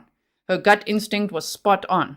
She said that Ana told her that Ali wouldn't take it that far, that he got the gun for a long time, he hadn't used it. Stuntz never got to move in with Ana. Man, that friend, she knew. She was just like, this guy is dangerous. He's unhinged. He is stalking you. He's trying to swerve us off the road. He could actually come in here with a copy of the key card and kill you. And that's exactly what he did. Now, please tell me again how this is a crime of passion. Please, go ahead, tell me. Okay, sorry about that. You're allowed to have your opinion. I just don't agree. I just personally don't agree. And this is my channel. I'm allowed to share my opinion. In case you think I'm a robot. I'm sitting here as a reporter. Now, I'm a YouTuber. I'm a human being. I'm not a reporter. I'm not a journalist. I'm not an investigator. I'm not a police officer. I'm not a lawyer. I'm not a psychologist. I'm just a person talking about true crime with my community, okay? So, Stuntz had planned to move to this apartment, never got to. Stuntz said that Ana had planned to file a restraining order on, note the date, October 21st of 2021, after Ali had trashed the apartment when the two realized that Ali had a key.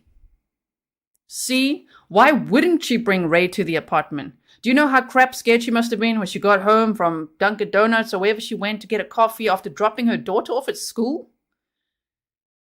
And she came back, or daycare, wherever she was, right? She came back and saw this apartment absolutely vandalized. Obviously, if I were in her shoes, I'd be like, damn, I need a guy friend now. Even if it was a boyfriend, because people like to argue that, oh, they were dating. So what? If they were, so what? She had a male there with her that afternoon because she was scared. And look what happened. Ali burst through the door and just shot them. Just like that. No thought. Now, what would have been different if he did find them in the bed? Tell me. Right? Sorry.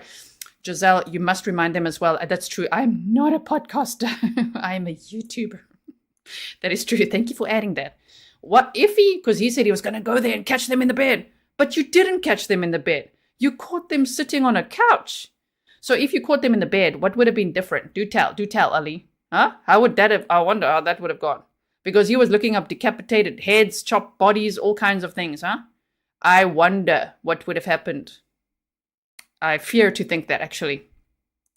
So they said, I'm gonna read your stick in a moment, Ellie. They said she'd planned to file a restraining order on October 21st of 2021, the day of the murders, after Ali had trashed the apartment. When the two realized that Ali had a key, Anna told Stuntz over the phone that she was going to get off the phone, file a restraining order, and give it to the building manager so Ali could not be allowed into the apartment complex, because her words meant nothing to him. To him, no means yes. To him, I don't want to be with you anymore means you do. You do and you're mine, and that's it. And meanwhile, he's snorting his nose candy, double nostriling, looking up escorts, banging a 19-year-old, people in the building when he was still there, all kinds of things, but she may not even talk to another male. My goodness, what an entitled, misogynistic, abusive, coercive controlling, domestic aggressor, little man, insecure little man, honestly, who thought he's Scarface. I mean, his delusion went so far that he acted that out for quite some time. I think in his head, he still felt like Scarface. You know, Tony Montana, here we come. Say hello to my little friend. Respect, because he's such a mafia man. No, you're not. And now you're probably going to spend the rest of your life in prison. If not the rest of your life, a very long time. Okay, so Anna's ex-husband, Sean Torres, also took the stand briefly, testifying about the time that he worked with Ali on base in Okinawa in Japan. And he said, I'll be quite frank. Everybody thought there was something a little bit off with him. Yes, and you know how else they knew? It's because he already abused Anna then, and they were like, damn. Ellie B from Tennessee said, keep up the snark, Gisela. You are such a badass. We love our Grizzly Mama, always showing compassion for victims. Oh, thank you so much, Ellie. I really appreciate it. All right, so now what I'm going to do, we've already looked at the map time and everything. Let's bring up the footage again. Let's resize it, and let's keep going. I hope that Anna's family and friends feel safe watching here with us, as well as Ray's. 2 lives lost. For what? For what? Do tell us. Is it justified? Because to the people defending Ali, is it justified to you? Because damn. Okay, that's concerning.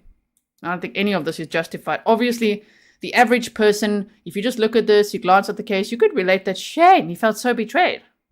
You know, he's a jealous guy. He's insecure. He felt betrayed. He was losing his wife, maybe even his daughter. Okay, that's one quick glance, but you have to look at the whole thing. He is not entitled to Anna. He was not entitled to her. She didn't want to be with him anymore. And he said, but that was his first love. Hence, I speculate, is that his only love? Ever? I don't know. Molly said, been watching trials forever. Do not remember a defense of crime of passion. Do you? This guy is very like the Texas Border Patrol guy you covered. Oh, Burgos Aviles. Right? Imagine if they said that was a crime of passion as well. Phoebe said 2 lives are lost because of his ego. Yes, Pinche. Becky, 0F's given, says, gee, can you tell us how you feel? Okay, so let me tell you how. Okay, and by the way, apparently he said, respect, right before shooting Anna in the forehead. You know, because he thinks he's Tony Montana or something. Okay, so here we go. Let's continue to listen to the soft voice. Now, you saw the abusive guy on a TikTok video. Apparently he said, no, that was, he's going to say it, I think. No, that was an Instagram live. He likes to argue semantics. It was an Instagram live that someone else posted to TikTok. Okay. So just remember that. Here we go. You now were in front of the coffee table, correct? At some point. Okay. And you knew that Ray wasn't speaking, correct? He was laying back on the couch, dead, right? I did not know he was dead, but in a matter of these seconds, I think the whole shooting is, what, 6 seconds? Right. He wasn't speaking, though, correct? Nobody was speaking. I mean, Anna was just screaming. And you stood right in front of Ana, correct? In front of the coffee table. And see, now you're asking me about things I don't remember. But that's what you did. You stood in front of her with your gun, correct? She was right there, yes, so I would assume so. And then you racked your gun for a third time right in front of Ana, correct? That's what it sounds like. Right? That's what you heard on your own recording, correct? Right, that's what it sounds like. You racked a gun for the third time, and then a bullet fell out and landed on the carpet, correct? I don't know where the bullet landed. So you see in People's 89, page 15, there was a... Just gonna pause. Also, hey, Paula, you said I listened to a so-called lawyer's podcast the other day. Won't name him. Basically, he said that she was a swinger, victim blaming, had to leave that idiot stream. She could sleep with whoever she wants to. Exactly. I don't understand this whole she was this and she was that and okay. And the point is, did you want every victim in a true crime case to be an angel? Because that's not how it works. This is real life. This is real life right here. Nobody gets to kill anyone, hit anyone, abuse anyone. No is a full sentence, right? Another live bullet in front of the couch. When you racked your gun for the second and third time, both of those bullets came out of your gun, correct? I don't know the order of these bullets. You know that when you rack your gun and it's loaded, a bullet comes out of the top, correct? That's correct. So that's what happened here, correct? I'm not sure what positions they landed. I didn't observe this stuff. But you racked your gun 3 times, and all 3 times a live bullet came out of the top, correct? That's not correct. The first rack would not have expelled an unspent bullet. But you see that there are 3 live bullets on the ground from your racking, correct? That makes sense, and but I'm not exactly sure how that happened. That's something I'm very confused about. You were standing in front of Ana, and she screamed, right? She was screaming since the shooting. Right? Before I even stood in front of her. And you stood in front of her, and you did not just leave before you killed her, correct?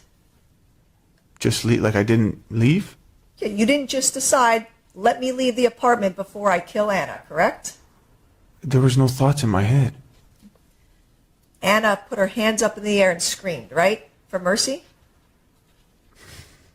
She was screaming because she was scared. And what did you do? She was screaming because she was scared. And? So what did you do then, Ali? Decided to shoot her in the forehead. Like this guy, oh my goodness. Kerry said, I absolutely love you, Grizzly True Crime. Those who excuse someone shooting and murdering people full stop is abhorrent, and especially so because of their baby boy ego. Yeah, I just don't understand justifying this guy's behavior. Also, people were asking how old is he? He's 32 years old now. Okay? 32. Damn. Like this guy was, 29 when it happened? Ana was 28, I believe, and Ray was 29. Hold on. Ana was 28. Her friend Rayburn Barron was 29. Oh my goodness. Sure.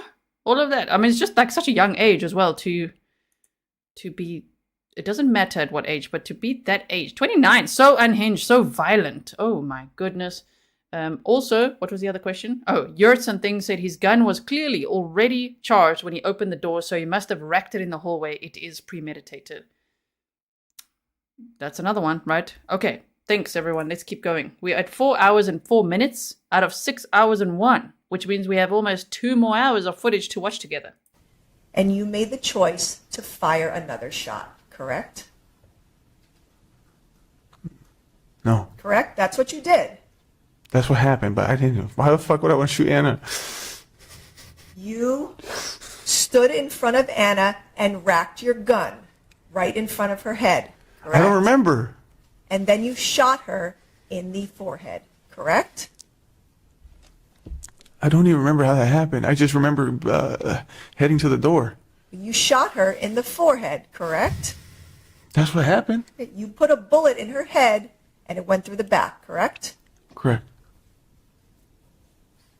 One shot and you killed her, right? I didn't know she was dead. You knew that shooting Ana in the head would kill her, correct? No. You didn't know that?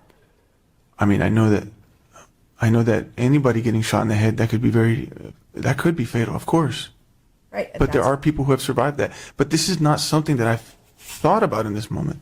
These are not thoughts that I'm thinking, well, you know what? If I shoot her in the head, she's more likely to die. Maybe I should shoot her in the...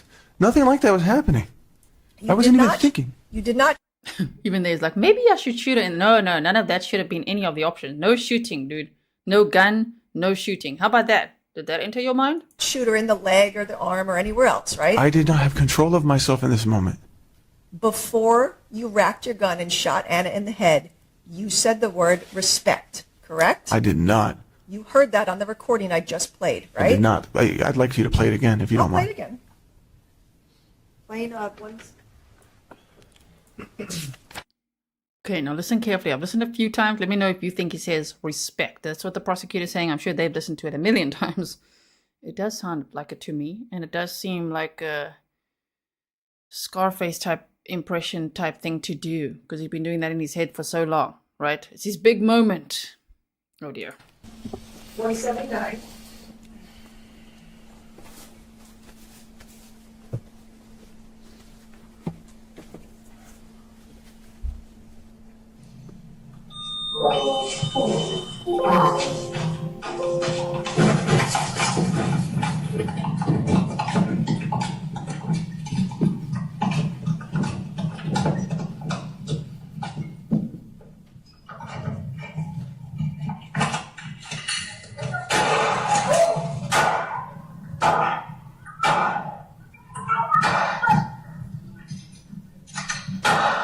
You heard that word respect, correct? I didn't hear anything. Ah, he didn't hear anything. But he wants them to play it again. Interesting. He's like, just play it again. You want to hear it again, sir? Like, what the hell? That's disturbing, you know. But you could hear Ana screaming. She was screaming while he was shooting. He first shot Ray so that Ana could see that as well. I'm not speculating his motives. I'm just saying what we know is he shot Ray first, which would mean Ana was able to observe that. Then he killed Ana. You know? And he said, respect. You could hear that in the background there. Sure, that's scary. Before you shot Ana, you told her essentially that she wasn't respecting you, correct? That is false. That is not a female voice saying respect, correct? That is not. There's nobody saying respect in there. That is not Ray saying respect because he's already dead, correct? I do not know the status of Ray, but there's nobody saying respect in that audio. That's what you said to Ana, and then you killed her. Can you play it closer to the last shot, please? I'm not going to keep playing it, but that's what you heard on the recording, correct? I mean, it's distracting when I have to sit there and listen to me, go out of the elevator. Can we just play it right before the shooting, please? I'm asking you a question. Because all I heard was, You cannot ask me anything. I'm asking you. Before you shot Ana in the head, you said respect to her. I did not say that shit. And you shot her because... To quote Ali on the stand, I did not say that shit. Dude. Okay, again, just read the room. Do you understand that this is a double homicide murder trial? You are on trial, dude. And he's like, I did not say that shit. Yeah, okay. Yeah, because you were too busy listening to Ana's screams. That's why I'm saying it's disturbing. He's like, play that. Can you play that again? He's like, all I heard was, yeah, you could hear Ana screaming. But we could also hear you saying a word. And it did sound like respect to me as well. she had disrespected you and was with Ray, correct? No. Right after you shot Ana in the head, you pushed her head down into Ray's lap, right? Oh, get the fuck out of here. I'm not going to tolerate this.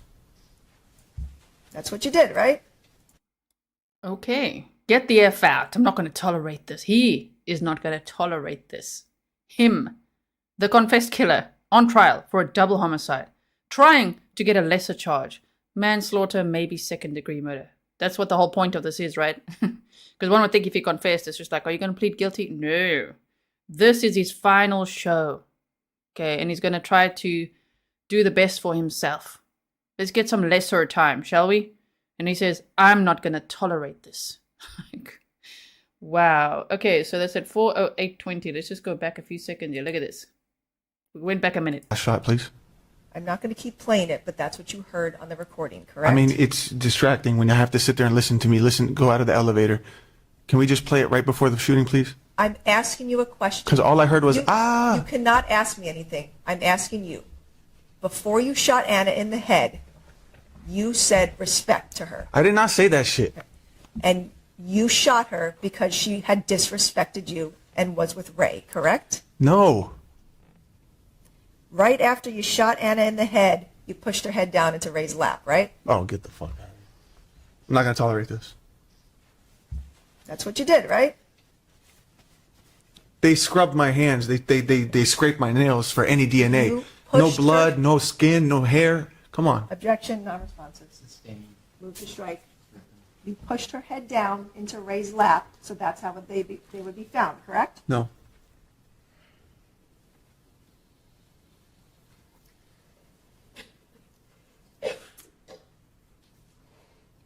When you were describing the shooting yesterday, you were crying, right?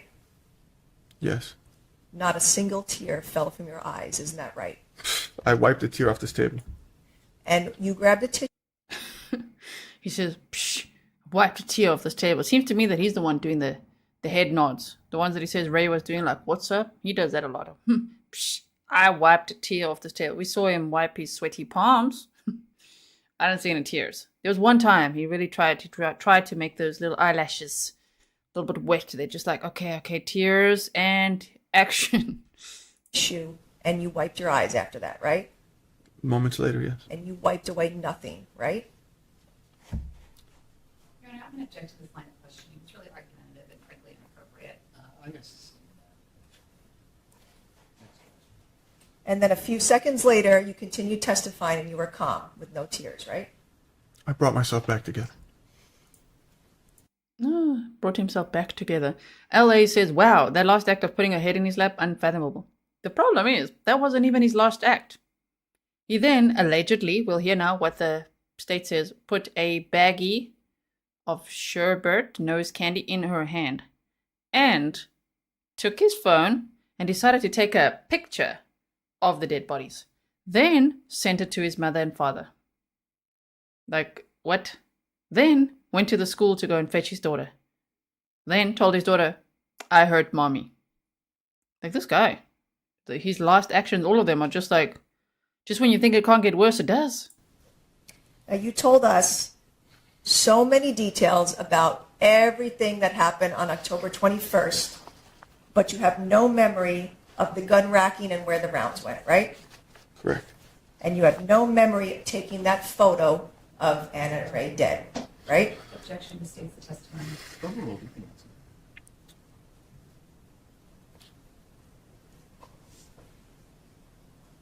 I don't remember when I did it or why I did it or frankly when or for what purpose I did. I don't. Yes, I said that. I don't remember.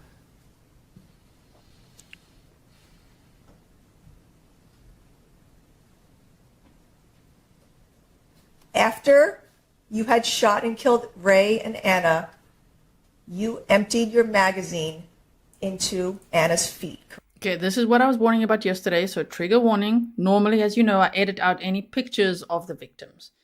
The only reason I want to show you this one is because when they talk about it, because I listened to this first, sometimes I do listen to it like a podcast when I'm out on walks and doing things. I listened and I was trying to visualize, what do they mean? What do they mean that he put these like 2 unspent rounds by her feet? What does that even mean? Again, more last actions. Look at what, this is crazy. Like, he's staging the scene now.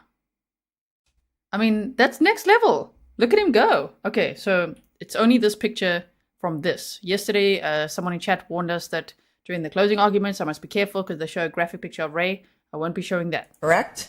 No. Looking at People's 146, you see there's 2 live bullets between Ana's feet, correct? There are, but are those the 2 that's part of the 3 on the floor? You cannot ask me a question. I'm asking you the questions. You see that there's 2 live bullets between Anna's feet in this photograph, correct? I do. Okay. And Anna's feet, her knees were tucked under Ray's leg, right? I don't remember the positioning. Right. And her feet were together, right? I don't know the positioning of them. After you shot and killed her, you took out your magazine and you put some live bullets between her legs, right? No, I did not do that. Would this be 4 and 5? You cannot ask me questions, Mr. Abulaban. You need to answer mine. Well, then, in order for me to empty- answer your question, can you give me some assistance here? You emptied. Were there 5 total unspent bullets now, are you saying? You emptied your magazine and 2 bullets into her legs, didn't you? No, I didn't, because my magazine, if you recall, when you had that specialist here and they showed the picture of the magazine, there was one that was full with 15 bullets. There was one that had 3 remaining left. That would have been the magazine that I had used in this moment. Because if you add it up, you said 3 unspent rounds on the ground, right? 6 fired. We're talking about 9. 15, okay, that's 3 to 4 bullets. When I went back to my Jeep and I disarmed myself, I remember at one point flicking out 1 bullet of the magazine when I disarmed my gun. But He said, when I went back to my Jeep and disarmed myself, which if you do that in reverse, so when you got there in your Jeep, you had armed yourself. Again, tell me how it's a crime of passion. I left the other 3. I didn't. How did those 2 bullets get between Anna's feet? That I do not know. You put them there, right? Was my fingerprints on them? You put them there, correct? No. Anna didn't put bullets between her feet, correct? No, ma'am. There were 5 unfired bullets in the apartment, and you put all of those there, correct? You said it was 3. There are 5, 3 on the ground and 2 between her feet. You put all of those bullets there, correct? I did not. You did not. I did not. Someone else did. I did not put those bullets by her feet. I don't put these bullets anywhere. I don't even know how the hell there's unspent rounds. I mean, well, obviously because I racked it, but I don't even remember doing these things. You did this after you killed Anna because you were angry, correct? That I did that because I was You angry? put bullets into her legs, correct? That's No, the only way they would have gotten there, right? It's incorrect. After you killed Anna and Ray, you made the choice to take a photograph of their dead bodies, correct? I ended up taking a picture. Instead of yes, I ended up taking a picture. Why? Every action before this, for months, weeks, months, years, day, all of it, the abuse, the domestic violence, things that friends had seen, right? Friends and family, people had seen signs of the abuse and seen some of the abuse. But yet he said he didn't abuse her in public. So imagine what he did in private. That's already number 1. Then we've got the stalking. We've got the jealous rage in all of this. Then the murder. Then the staging of the scene. Putting unspent rounds on her feet like that. 2 unspent rounds. It's so weird. Okay, so he does all of that. And then on top of it takes a picture of their bodies. But that doesn't stop there. It's not for himself. No, he's going to send it to his mom and dad. Like, what? Cynthia Beldy said, are there any gun carriers here that take off their pants, leaving the loaded gun attached to them? Remember, he said he was ready like a fireman. He's ready to put that fire out. He's like, if there's any fire between Anna and anyone else, I'm going there like a fireman. Like, oh my word, this guy he's so sick. Wow. You made that choice, right? I don't remember thinking that. All right, in People's 176, page 21, this is the photograph from your phone that you took of Anna and Ray dead, correct? Yes. And you took that at 2:59 and 22 seconds. I'm sorry, 11 seconds, correct? I don't recall. Okay. And you took that photograph within seconds after killing them, correct? I don't recall. But that's what you did, right? I don't recall. You were proud of what you did to them, right? No, I wasn't. Did anyone believe that? Kay's beautiful struggle said, if you don't remember, then how can you say you didn't put the bullets there? Yeah, you either don't remember, or like, exactly, how can he say he didn't put them there? But I thought you don't remember anything. Love is a 4-letter word. It says, when he says, you recall, he points with a, yeah, I think that's just a habit, right? You're like, his soul is as dark as they come. That heart is like coal. Right? Okay, so keep going. 4 hours, 13 out of our 6-hour footage. Here we go. Ray was dripping blood when you took this photograph of him, right? Yes.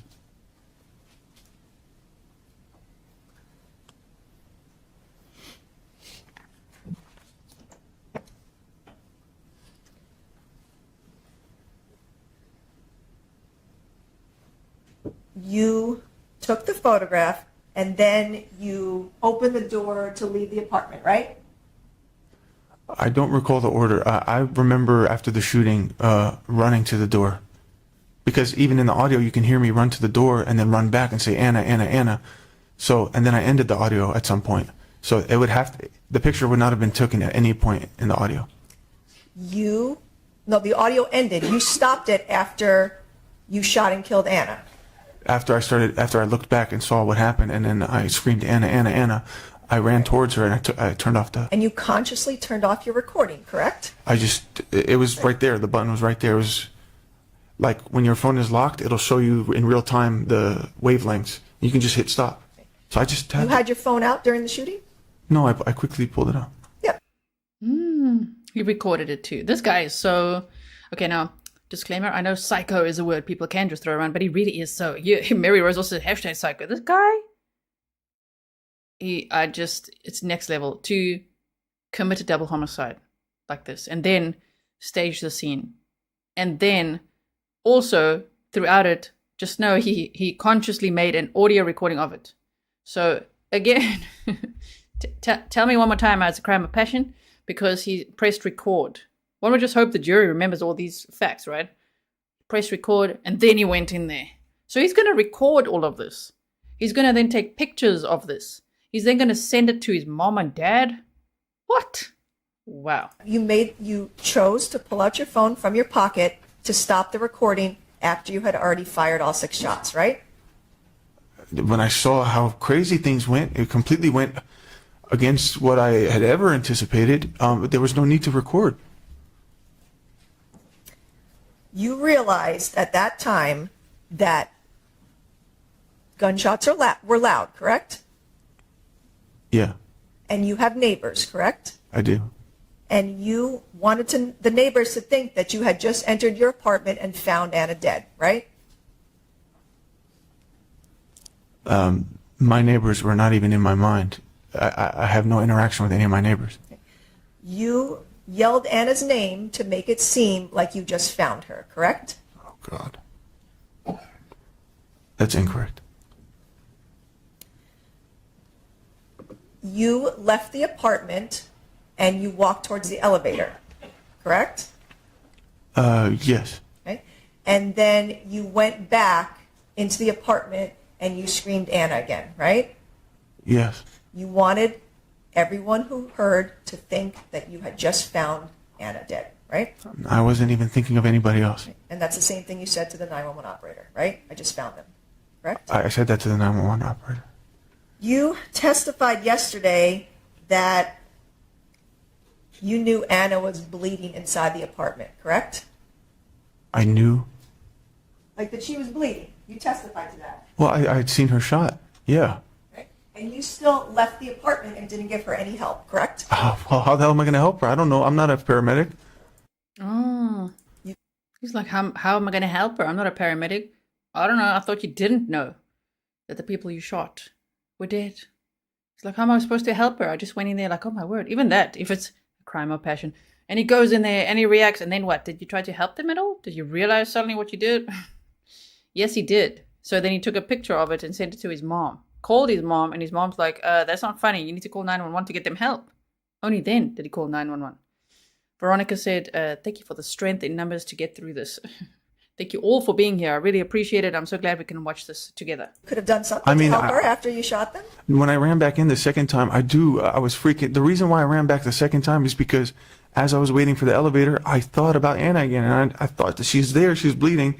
I wanted to go check on her again. And I did for a second think, what should I do? Should I pick her up and take her with me? But you never did a single thing to help her inside the apartment, correct? I didn't think I was capable of it. I didn't know how to. You did not do a single thing to help her, right? No. You did not call 911 inside the apartment after you shot and killed Ana and Ray, correct? Not immediately, no. Right. In fact, you waited 12 minutes to call 911, correct? But that's how long it took for me to get outside. But you, inside the apartment, chose not to call the police or 911 or anyone else to get them help, correct? In that moment, I didn't think about calling police. My first thought was, I need to tell somebody about this, about what. So then he called his mom. Not the police, not 911. No one for help, just mommy. Mom, guess what I did? I shot them. What? And also you can hear he has zero regard for Ray. He's just like, maybe I thought I could go in there and pick Ana up and help her. No regard for Ray. That's clear. Caroline's like, are you going to believe me or the audio and video recording? So what the heck is wrong with you not listening to me? Also, I see people saying happy birthday to Shauna. I didn't see your message, Shauna, but happy birthday. If you're here and celebrating your birthday with us, thank you so much for spending some time here. And you didn't try to give either of them CPR or any other life-saving measures, correct? I'm not qualified in that. I don't know how to do that. You never tried, right? I don't know how to do that. You testified yesterday that you saw Ana bleeding. You never even mentioned Ray bleeding, correct? I saw him. But you didn't care about him, correct? I was just freaking out about my wife. You didn't care that Ray was bleeding, correct? Objection or asked and answered. Sustained. You never yelled Ray's name, correct? No, I didn't. You did not care at all that you had just killed him, correct? That's incorrect. He was with Ana, so he deserved to be shot and killed, correct? Objection, Your Honor, argumentative. Sustained. 4 minutes after you killed Ana and Ray, you called your mom, right? Yes. Didn't call 911. You called your mom, right? Yes. You told your mom over and over again that you just shot and killed Ana, correct? Right. I explained that I wasn't really thinking of what I was saying. I was just trying to tell her something bad really happened. But you told her what you just did, correct? Yeah. You told her multiple times she's dead, referring to Ana, correct? Right, but I did not actually know that she was dead. I was just freaking out, and I was just saying stuff because I needed my mom to know what just happened. And Why? Why do you need your mom to know? Are you trying to be more cruel to yet another woman in your life? Why do you need to send your mom a picture of your dead wife and her friend Ray? I don't understand that mentality at all. You know, is he like, look, mommy, look what I did? Or is he, what is he doing? There's some weird psychology there. And did you notice how he said he's not qualified? He's not trained to help someone. He's not a paramedic. Okay, but you were qualified and trained to use a firearm. I would argue that in that moment. Like, okay, what were you trained for then? Tell us, what were you trained to do? Wow. I didn't know what to do in that moment. I was freaking out. You said on that recording to your mom, I'm really stressed, right? Yeah, I did. You just killed 2 people, but you were the one really stressed, right? Objection, Your Honor, argumentative. Sustained. You told your mom Ana was a great wife, but I couldn't take it anymore, right? I have no idea what I meant by that. Well, you said that, right?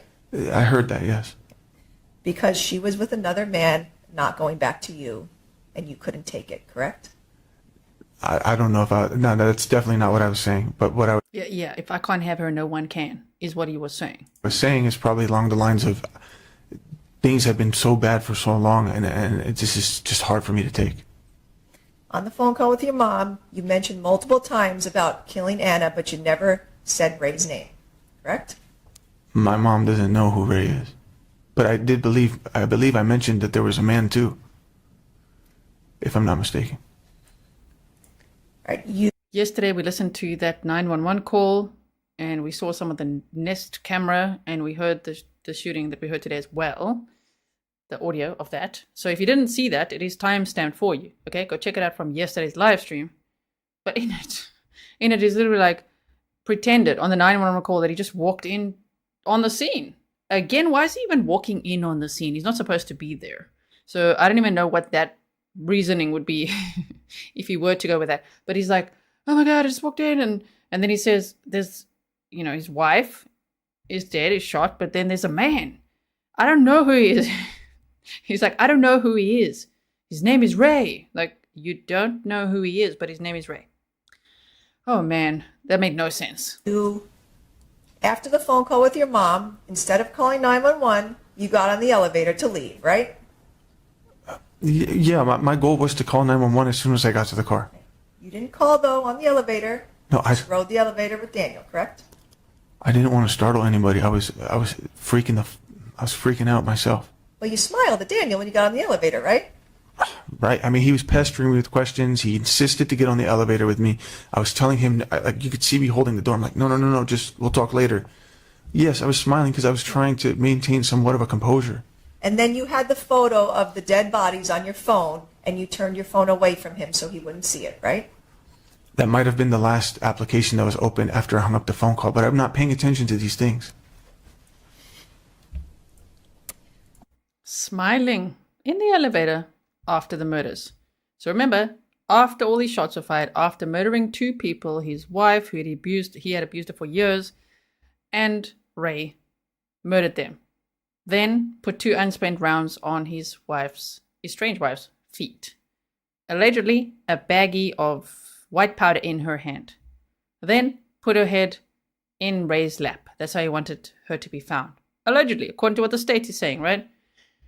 Then took a picture and sent it to his mom and dad. And then got in the elevator and was smiling. Yeah, just because, you was just trying to, like, not alarm anyone. Why weren't you trying to alarm anyone? Don't you want to help them?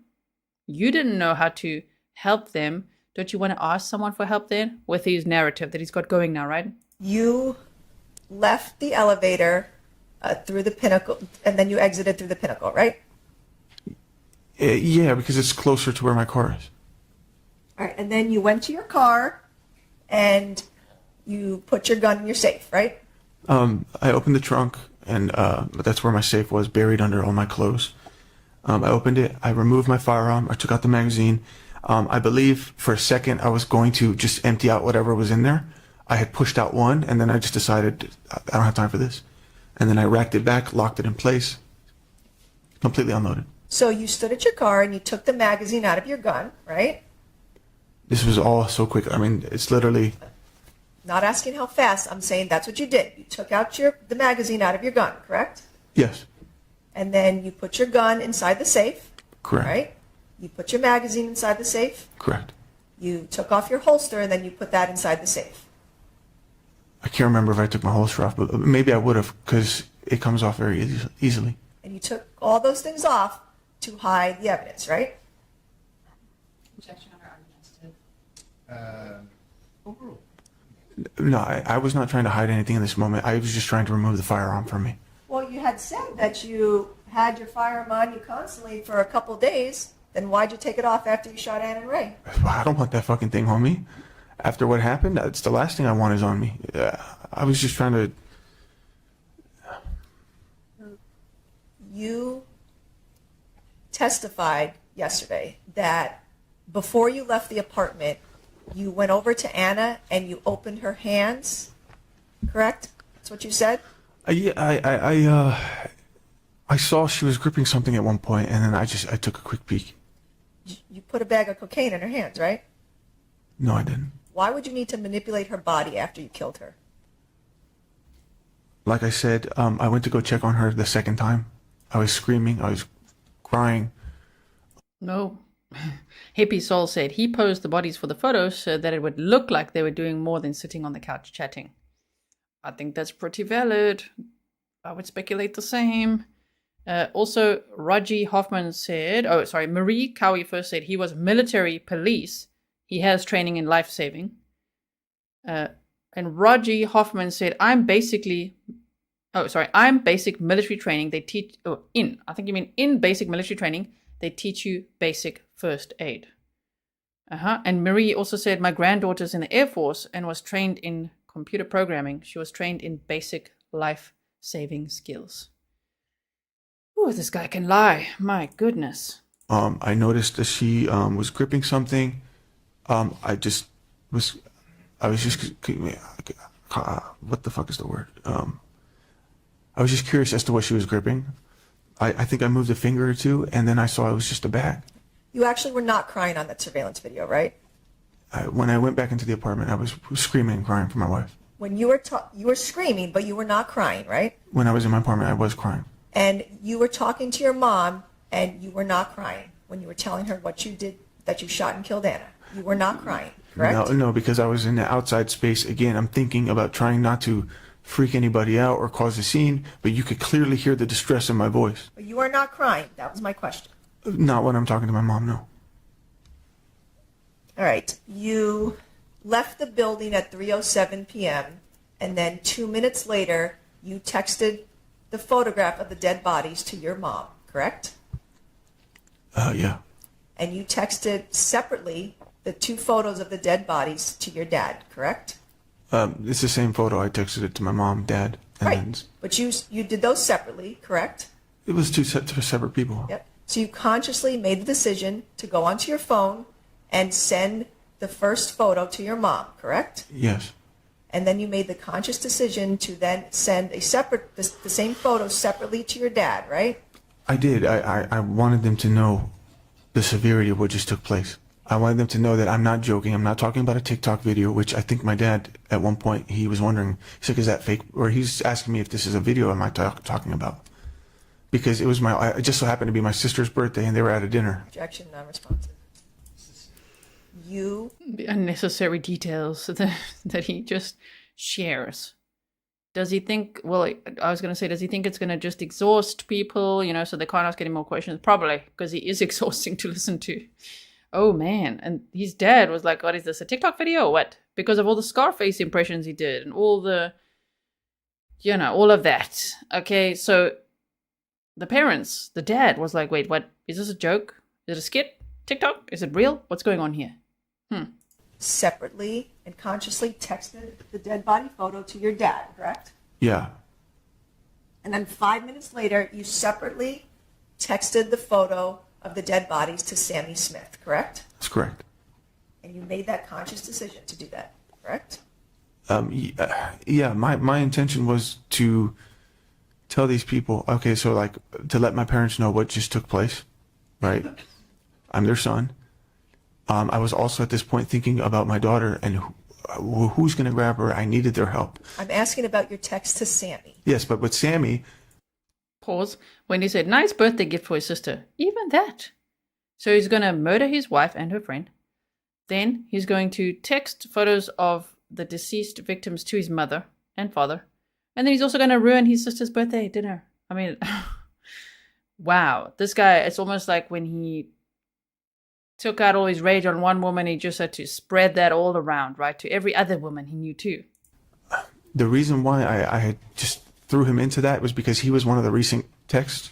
And I was planning to move in with him that day. I was supposed to hit the road that day. And remember I told him, I said, don't tell Ana, don't contact her. So I had not said anything to up until this point. And in my frenzy or in my stupid mind in that moment, I sent it to him kind of as like, plans changed. Looks like I'm not coming to LA. Like, I won't be coming to LA. Do you guys... Okay, what do you think of that? When he's supposed to move in with a friend that day, the way that he's going to tell his friend that, you know what, plans changed, is to send him a picture of the dead bodies. Nice. Just like, oh, read this. Look what I just did. Guess plans have changed. I mean, wow. You were bragging about what you did, right? No, because he texted back. He's like, oh my God, please tell me that's not real. And if I wanted to brag, I would have been like, hell yeah. I didn't respond to him. You called 911 at 3:10 p.m., right? I'm sorry? At 3:10 p.m., you called 911, right? When I got to my Jeep. Yep, that was your voice on the call we heard in court, right? Yes. And you already on that call started planning a defense for yourself, right? Say it again? You started planning a defense for yourself, right? No, my main priority was to alert the police and to send them to the right location to send paramedics in an attempt to save their lives. You called 911. You have the life-saving training. Oh, his main priority at that point. Later, in the Jeep, driving, going to fetch his daughter, spoke to his mom, sent pictures, smiled at someone in the elevator, sorry, we call it lift in South Africa. Okay. Priority then was to report to the police. Yeah, they need to send paramedics. Okay. Called 911 and you were calm at the beginning of the call, correct? Again, this is me just trying to be calm. And you told the 911 dispatcher that you had just found your wife and another man shot, correct? I did. That's just what came out. I didn't anticipate having to make a 911 call that day. I didn't anticipate. I didn't know, like, should I say it now? Or because in the other, I'm thinking about Ana, I'm thinking about Ray, but I'm also thinking about Amira alone in school. I didn't know somebody was scheduled to pick her up. I thought Ana was going to do that. So my mind is, I need a little time. I just need to go coordinate with my parents and fix the Amira situation. You already started lying on the 911 call, correct? I wasn't fully truthful, yes. But I wasn't trying to hide anything. You said to the 911 dispatcher that it was so horrible just finding them, correct? I said that I couldn't breathe at the sight of it, which is very true, especially when I went in the second time. You didn't tell the 911 operator that what you had done was the horrible thing, correct? I did not mention that I had did it, yes. And you were asking them to help your wife, but you already knew she was dead, right? I did not know she's dead. I did not check anyone's pulse. You took a photograph and stayed in the apartment of and saw the two bodies. They were not moving, right? No. They had bullet wounds to their heads, correct? Right. You knew they were dead, right? I did not know that they were dead. But I knew that they were badly wounded. You did not call 911 to turn yourself in, correct? No, not the first time I called. I was not trying to turn myself in just yet. I wanted to see. The first time you called, you didn't call again, right? No, I didn't, because I was trying to drop off my daughter at a safe location. I was. Well, you just said you were insinuating that you called the second time, but you didn't, right? No, I meant the first time I called, the only time I called. I'll correct myself. The only time I called was to get to the bottom of it, to get them help. I had full intentions of turning myself in. I have nowhere else to run. I just wanted to secure the safe drop-off of my daughter. You did not call the police after you made the 911 call to turn yourself in, right? I would have, had I dropped off my daughter. You did not, I correct? did not. You drove. He repeats that, I did not. Oh, he's mirroring now. Woodland Creature said, doesn't matter if they were friends or lovers. Ali and Ana was separated. She could do what she wanted. I would even argue she could do what she wanted no matter what. Even if she was still married to him, if she was cheating, it's not a crime. He can be upset, he can be heartbroken, he can be jealous. Still doesn't mean he can murder her. You know what I mean? You still can't abuse people if they cheat on you. If you're married to someone and they cheat on you, you can't do anything about it. All you can do is have some self-respect and leave. Right? You don't kill people. And I'm not saying it about this guy, because we know he was cheating left and right, okay? But they were not together. I can't even actually say cheating, because they were not together. My goodness. Okay, so here we go. Straight to Amira's school to pick her up, right? Correct. And you drove just fine from the Spire to her school, right? I actually ran a few red lights. But you drove just fine. You didn't get into any collisions, right? I didn't crash, but I was freaking out. And you told us that you took some bumps of cocaine that day, but you were completely fine to be driving, right? My vision was very blurred. It's like, when the vision I was not in a good condition to drive, which is why I didn't even think I was capable of making the commute to drop off my daughter. So you picked up your daughter after using cocaine? And No. then you drove with her? I was using cocaine. Look, there were so many. I'm asking you a question. Yes, I used cocaine because I was trying to cope with all this. What's going on? This is very hard. You told us the other day that you do some cocaine and then 10 to 15 minutes later it's worn off, right? No, I said typically speaking, the effects start to wear off, and that's usually when you'll do a bump to rejuvenate it back up. But it doesn't mean you're fully sober. It had been way more than 15 minutes since you used cocaine to the time you shot Ana and Ray, correct? No, I was doing coke on the drive there. It was way more than 15 minutes after you used cocaine to the time that you shot and killed Ana and Ray, right? I can't confirm that. But I was doing cocaine actively the whole entire day, and I was also more high and more agitated and more mentally disturbed than I've ever been. There was no cocaine found in your hotel room, right? No, I took the bag with me. There was no cocaine found in your car, right? I disposed. Oh, wait. Where did you spot of it? In Anna's hand. Is that where you put it? Now he's going to say, no, he put it in a trash can. I don't believe that. I think he put it in Anna's hand. And I haven't found, toxicology results for Ana or Ray. Not that it matters, but I have seen that they tested his blood and they found that he had cocaine in his system, obviously. Ooh, I just said the full word. YouTube's like, sherbet, nose candy. Coca-Cola is what I meant. Sorry about that. Okay, so wait, I just have to go back a few seconds for 30. Do it from there? Yeah. I can't confirm that. But I was doing cocaine actively the whole entire day, and I was also more high Oh, yeah, he said the whole and bit. more agitated and more mentally disturbed than I've ever been. There was no cocaine found in your hotel room, right? No, I took the bag with me. There was no cocaine found in your car, right? I disposed the bag at the school. So you loaded Amira into your car and you were smiling, right? No, it's incorrect. You heard testimony about you picking Amira up and you were smiling, right? Yes, I know Julia said that. I did not know she was even seeing me there, but first I went to the window where there's a staff.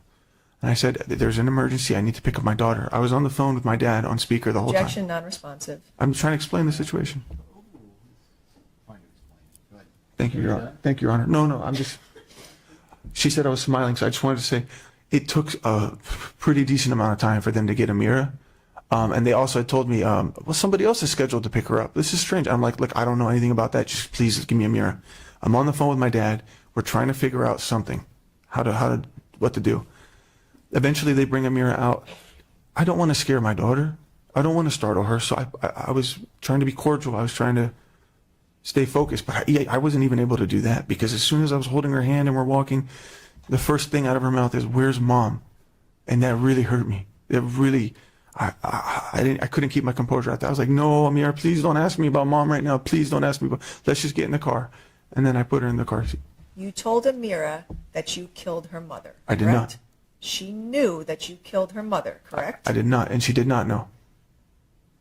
You were bragging about what you did to your child, correct? Objection, mistake of testimony as to child and argumentative.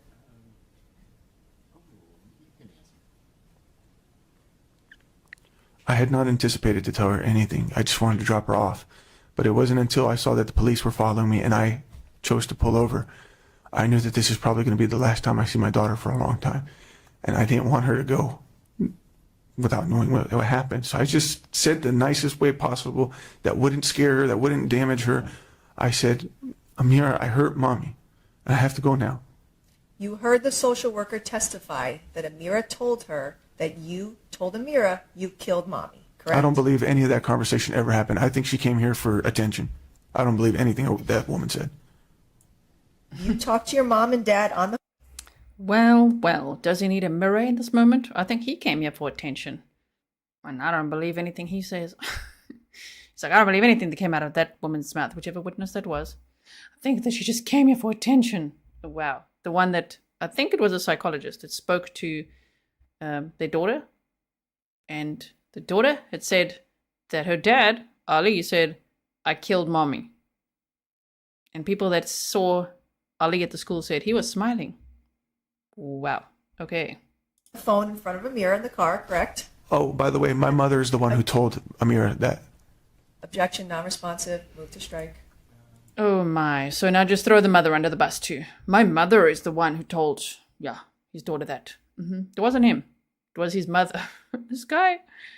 Wow, he hates women. That's what it seems like, right? My question was, you talked to your mom and dad on the phone in front of Amira, correct? No, I did not talk to my mom in front of Amira.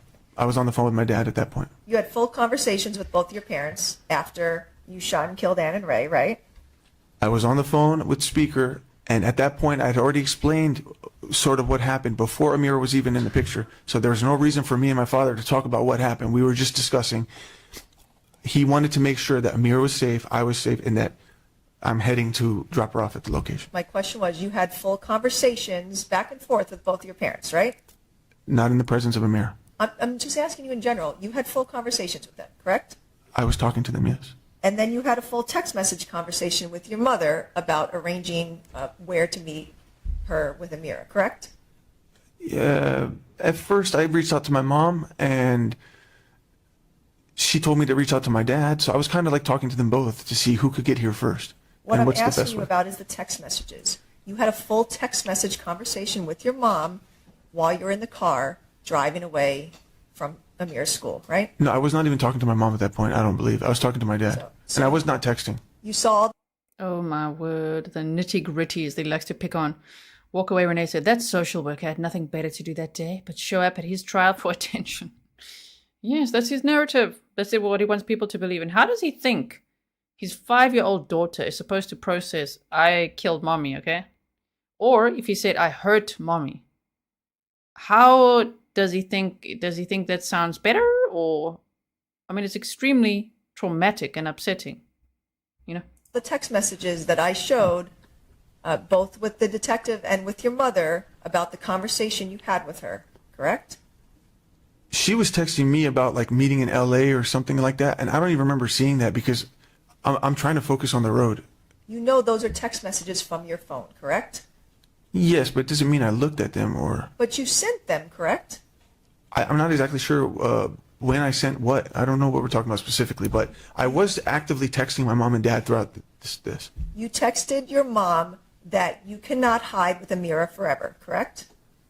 Yeah, because I think she suggested for me to go to LA, and then so her commute from Vegas was already 5 hours, and it would be 5 hours for me to go to LA. I'm thinking, I can't hold Amira this long.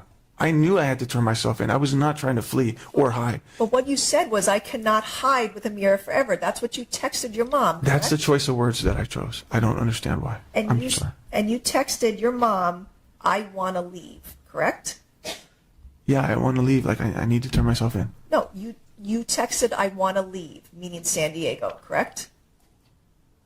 I don't recall what I meant by that, no. Because you were leaving San Diego to go drop Amira off in either LA or Vegas or some other location, correct? No.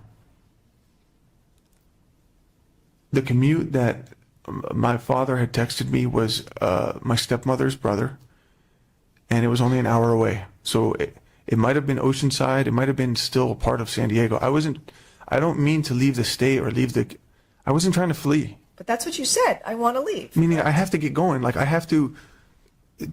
can't keep sitting deciding, should I meet here? Should I meet there? Am I going to meet with dad? I need to know, where am I going here? Because I need to leave. That's what I'm saying. You did not call to turn yourself in, correct?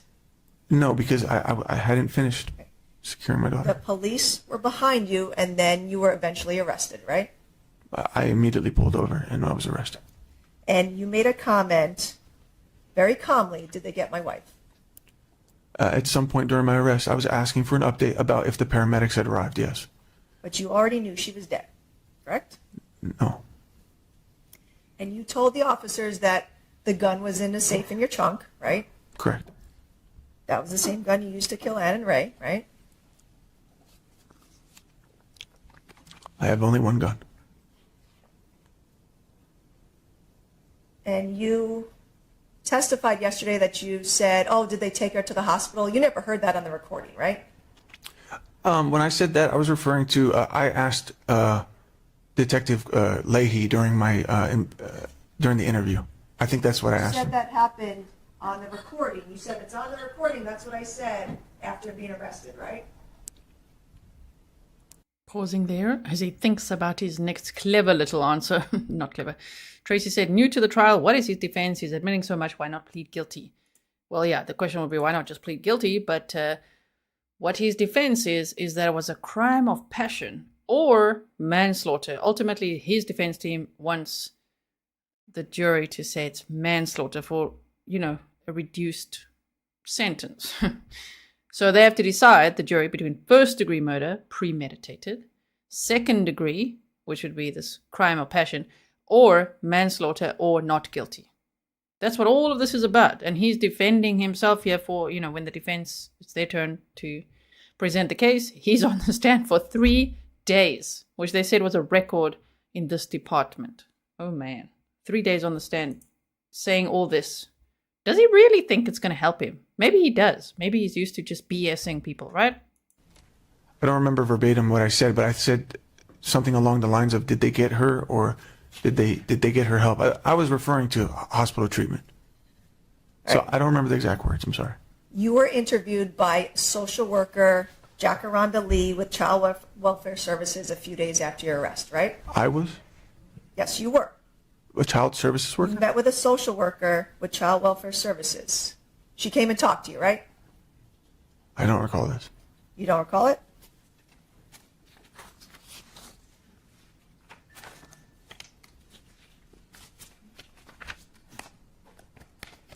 Okay, I'm going to show you the service log from the Health and Human Services Agency. Review this statement and let me know if this refreshes your memory. Start down here on October 22nd, 2021.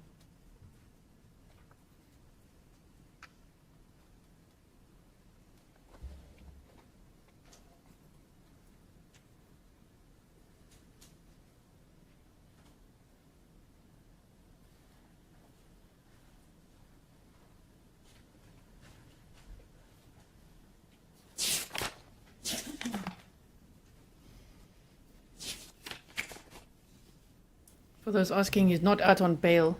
He got no bond. He's been in jail this whole time.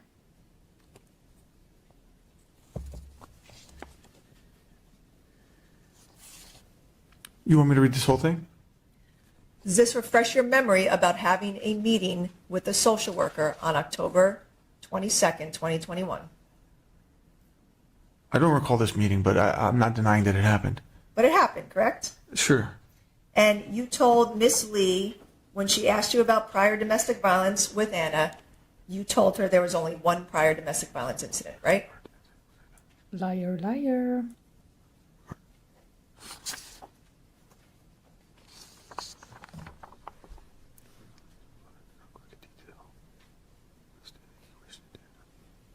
Is that after where I said I stated I wished it didn't happen?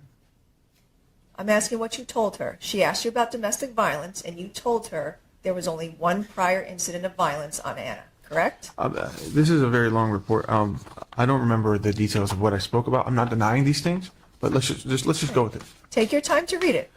This is like, I don't. Where's the domestic violence part? Can you help me, please? The father asked this. I have that. Thank you.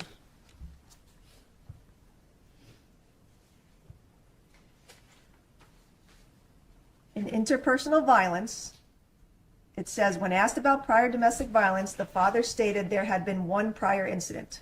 Okay. Correct? That's what you told her. Sure. So you lied to her, correct? Yeah, I'm not going to flaunt how many times I've done it. I don't see the need to do that with the social worker, somebody I don't know. She was asking you questions and telling you to be truthful, right? I don't recall if she told me to be truthful, but I'm not going to flaunt an exact number. I don't even know the exact number. It's a lot, right? Flaunt. Okay, I gave you that one. Oh my. He thinks it's a game. He's like, all right, I gave you that one. Walked into that one. Not going to flaunt the numbers. What? Oh, okay. So we've got an hour and 20 minutes left of this footage. Can you believe how long he talks on the stand? Sure. Miss Lee asked you if you suffered any abuse as a child, and you denied any abuse or neglect as a child, correct? What is the date of this again? I'm asking you a question. She asked you if you suffered any abuse as a child, and your response was you denied any abuse, correct? This was the day after, right? This is October 22nd? Mr. Abulaban, you cannot ask me questions. I understand. I'm just trying to think out loud. On October 22nd, 2021, Miss Lee asked you if you have ever suffered abuse as a child, and you denied any abuse, correct? If that's what it says. That's what you said, right? You denied. I don't recall this entire interview, and I was still recovering. I was still... Oh, he's the victim again. He was recovering. It was very traumatic for him to murder two people. Carla said, I live in the San Diego area, and I went to this trial last week, and let me tell you this much. He's as scary in person as he is on screen. Oh my goodness, I can't imagine. In person, and I wonder, I mean, we're just seeing him on the stand where he's doing his very best job to be an angel. It's not going well. Yeah, I can only imagine. We've seen a couple of outbursts in the courtroom from leading up to the trial, previous hearings and things. It's terrible. In my state of mind, I was still in a dark place. You told Miss Lee that you didn't tell Amira what you did to Ana, correct? That I didn't? That you did not tell her? Yes. And that was another lie because you did tell Amira what you did, right? No, I didn't tell her I shot mommy. I told her I hurt mommy. So maybe that's what I was meant. And you said to Miss Lee that your gun is always hidden from Amira, correct? Correct. But in fact, you have shown Amira your gun before, correct? No, actually, I was cleaning my gun one day in my bedroom, and Amira walked in, and she said, "What's that?" And you begged her to hold your gun, right? No. I had the pistol grip, which is just the handle part. It was completely disattached. The whole gun was unassembled. And I jokingly said, "Here, you want to hold it?" I said, "But make sure you never touch this." When she said no, I said, "Well, yeah, you're not supposed to touch this." You told your child to hold your gun, correct? No, I did not. And she did not want to. Remember, his words are, as we saw yesterday, I offered it to her. I'm surprised he's not saying that now, because he's like, I offered this one a shower. I offered that person to stay over here. I'm surprised right now. He's like, I offered my daughter to hold the gun. Ugh, man. Because she wanted to be safe, correct?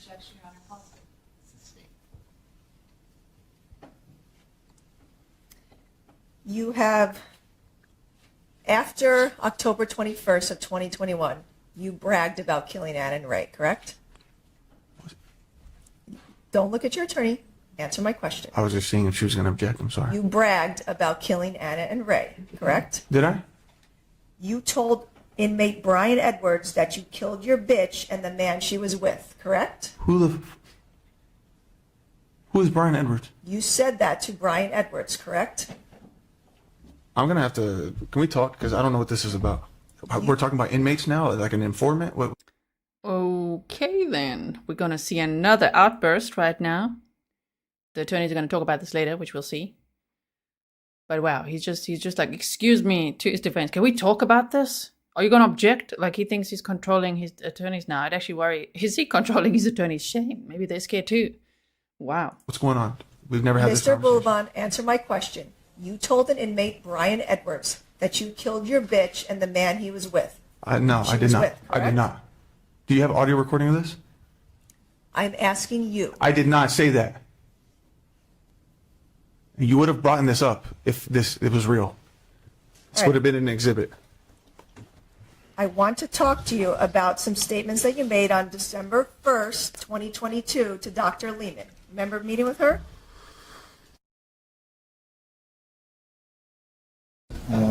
Move along. And counsel, what's up? Your Honor, right before we broke for lunch, a question was posed to my client about him bragging to an inmate named Brian Edwards about having killed his bitch and either the man she was with or her boyfriend. This information was turned over to the defense on disc number 22 of discovery. They are jail calls that Brian Edwards made to his wife and his sister about having heard information in the jail about Mr. Abulaban. We have listened to those calls. We do not hear anything on any of the three calls indicating that Mr. Abulaban had a conversation with Brian Edwards. In fact, there's a part where Brian Edwards says, he's in house 6, I'm in house 3, I have not met him, I have not talked to him. So what has happened is the prosecution has now asked a question of Mr. Abulaban that puts him in a position of having to answer no to. The problem with that is that this entire case rests on Mr. Abulaban's credibility in front of the jury about what happened when he walked into that apartment and what his state of mind is. And I believe the prosecution is asking a question of him, putting him in a position where he has to deny, where the question is assuming or putting out to the jury that that information exists and he is lying about it. Those calls have not been transcribed by the prosecution. They were not transcribed by me, but I have extensive notes about what was discussed between Brian Edwards and his wife and his sister. I do not believe that that information exists. My client... Just a pause. So that, it seemed like this person, this inmate Brian Edwards, had overheard Ali saying that, and this inmate Brian Edwards, was on a call to his own wife and was saying what Ali said. But there's no audio recording of Ali saying that. There's no proof of that. So that is problematic. Onerva says, why the cut? Because we only get clips from I'm very grateful for what Court TV is providing. They are not live streaming the trial. We are not able to see the whole trial. Yes, we'd love to see the whole trial. That would have been amazing. But we can't. So that is, I'm putting together clips from what is offered. And that is why the reason it cuts. It just is the next clip, right? Okay, so thank you for being here. Let's watch this pan out and look at him. He's like, I've been disrespected here. He's sitting here like, yes, they have wronged me. Okay, this is nothing on top of everything that they already know about him. And I personally, it's my personal opinion, wouldn't doubt that he was bragging like that in the jail. And that's why this inmate repeated it, but yet we don't have proof of that, okay? To look at Brian Edwards, denies that he's even seen this person, let alone ever had a conversation with him. But what is now out in front of the jury is an example of Mr. Abulaban lying to the prosecution. And so I am at a point where I need to break for the afternoon to have those transcribed. I need to find the person who pulled those things before I can begin the rest of my case. I also am moving for a mistrial based on this. This is a huge problem, and unless the prosecution can show me in those calls where Brian Edwards says that he had a conversation with my client, the way that she has thrown it out to the jury, this has caused a huge prejudice to my client. Your Honor, these jail calls have been out for somewhere in the nature of 2 years. I had a separate conversation with Ms. Green at the time. I told her these are jail calls that are not your clients, they are Mr. Edwards. They were given to me because they were listened to in an El Cajon case that Mr. Edwards had. I obviously had no intention to interview Mr. Edwards. I turned over the calls. I let her know about it. I am simply entitled to ask a question about whether he made a statement to this person or not, and that's how he has that information. And he can say no, and that was all. That's how I left it.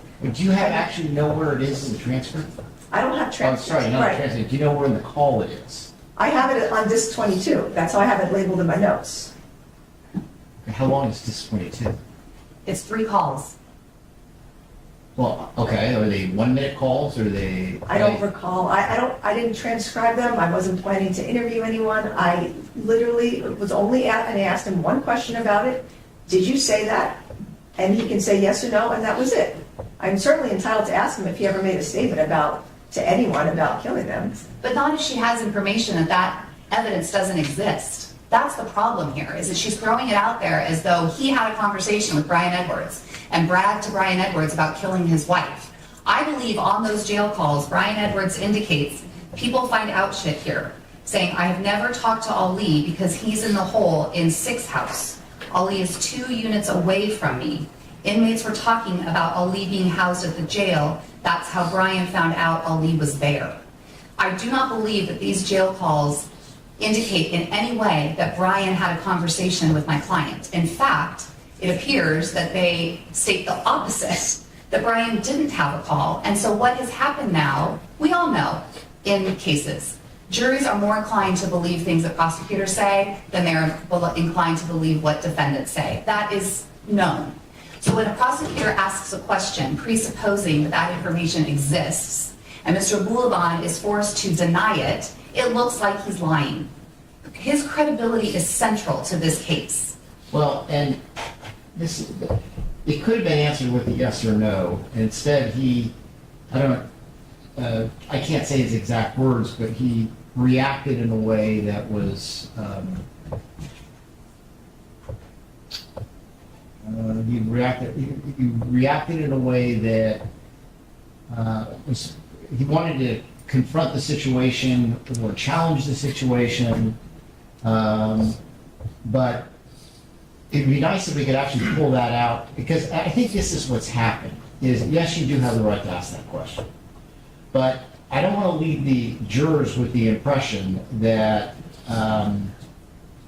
that this is from defendant to Brian, because apparently the tape is between this Brian guy and his wife, right? And I would assume on the tape, somewhere along, assuming it's there, that Brian to his wife says, I know Ali, and Ali's saying he killed his bitch and whatever, like the boy. Judge is also swearing in the courtroom. So I can see there's a lot of people that suddenly joined the stream. So welcome. We are watching what we can of this trial of Ana Abulaban, who murdered his wife and her friend Ray on October 21st of 2021. He has admitted that he did it, and I think there was no other choice but to admit that he did it because he called his mom, he lied on the 911 call, he recorded the actual murder, the Nest camera got it, he was in the elevator. There's too much evidence, okay? So he admitted that he did it. This trial is all about, is it premeditated murder or was it a crime of passion? I remember the passion doesn't mean he was feeling angry or passionate or triggered in the moment. Was it premeditated or not? That's what they're deciding. So the jury will have to decide, is it first degree murder, premeditated, second degree murder, crime of passion, not premeditated, or manslaughter, like whoops, accidental, or is it not guilty? That's what they have to decide, right? And they're coming back on Tuesday to deliberate. So just remember, for those asking as well, as you can see on the screen, I say footage credit court TV. I have pulled every bit of trial footage that we can get from this trial because it's not being live streamed. You know, I like to cover trials from beginning to end, opening statements, every witness, everything. We watch a lot of trials together. Unfortunately, this trial is not being live streamed. It's usually up to the judge. So I'm not too sure why it's not being live streamed. Oftentimes on the West Coast, they aren't. But we are watching everything that's out there. Court TV was actually in our chat the other day, and they said they're going to upload a little bit more of the witness testimony, and that is scheduled to premiere on their channel on Tuesday. But tomorrow we're meeting to watch closing arguments because that's already uploaded. So if you want to watch it without commentary or without this community, which I think would be a damn shame, you can watch it there just straight and come back and talk with us, okay? Because it's so great to watch this together and talk about it as it happens. It's an unbelievable trial. Wish we could see everything. You see a defendant like this, take the stand and think that he's going to somehow, I don't know, convince people otherwise. But you never know. We don't know what the jury will decide, right? Susie says, 3 hours? Yeah, 3 hours. We've got more to go. I think we've got over an hour still to go. I wanted to show you this because it's important to see these discussions. And I say I want to show you everything that we can watch of this trial. So these are not discussions outside of the presence of the jury over this issue of some guy called Brian Edwards, that's an inmate, overhearing through the grapevine. Apparently, Ali says he never met Brian Edwards. I don't know if I believe anything Ali really says, but apparently this Brian Edwards, an inmate, said to his wife that Ali was bragging about the murders he committed. Okay. Or whatever it was. I assume that that's there somewhere. Right, and so the insinuation is that the defendant told somebody about this for them to have this information. So that's all I was getting at. I wasn't trying to make it seem like the defendant, I had a recorded conversation of the defendant telling this to Mr. Edwards. I never asked that question, that doesn't exist. I don't have that.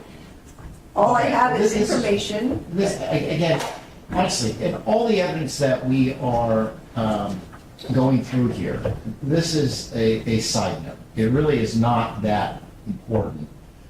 This is what we'll do. I'm going to deny your request for a mistrial. Can you find that on the tape where he talks to his wife about this situation? I don't want to leave the jurors with any misimpression, all right? If we have to play that tape for them, if we have to transcribe that tape for them, we will, or we can just tell them this is the conversation. He's denied it, so his denial will stand, and that's fine. So somebody's going to have to go back and listen to those 3 calls, which is, I don't think, all that big a deal. I'm going to deny your request to take the time to transcribe it and investigate and all that. I mean, again, I'll strike the testimony and I'll order them to disregard it because, again, that's not, in all of the grand scheme of this trial, it's a side note. Well, that particular bit of information may be a side note, but the underlying sort of theory that they're throwing out there, the question was, did you brag to Brian Edwards about killing your wife, your bitch, and her boyfriend, or whatever it was? The insinuation is that he is lying about this when he says no. And so it's a side issue in the sense that whether he told Brian Edwards this or not is a side issue. But his credibility is key in this case. So what are we going to do if he doesn't have any? Sandy Phelps, hey, hi, fellow South African. You are doing an amazing job. Thank you for speaking up for victims. Oh, thank you so much, Sandy. Hello to you. If you guys didn't know, I'm South African. I'm living in Switzerland. But yes, that's what the accent is all about. People always want to know, where are you from? Also, I see lots of people asking again, what's the difference between premeditated and crime of passion? For it to be a crime of passion, he would have had to have been provoked or reacted to something in the moment, which is just, from everything we know, not the case. We'll have to see what the jury decides, but he was stalking, listening in, wasn't supposed to be in the building even. He provoked himself. No one provoked him. You know what I mean? Okay. If when we listen to the jail calls, it is not clear, or Brian Edwards literally says, I have not spoken to Ali. What are we going to do then? I mean, that's the problem. Well, it may be he just tells his wife, Ali says he killed or whatever. I don't know, because I haven't heard the tapes. But he's denied it again. And he's been on that stand for 2.5 days, right? Isn't it his third day? Yes. So they've already formed an opinion as to his credibility, either up or down, or Yes, left or Judge. right, or Yes. somewhere in the middle. And again, this is a very small thing. I wish he hadn't gone there because, again, it's unnecessary.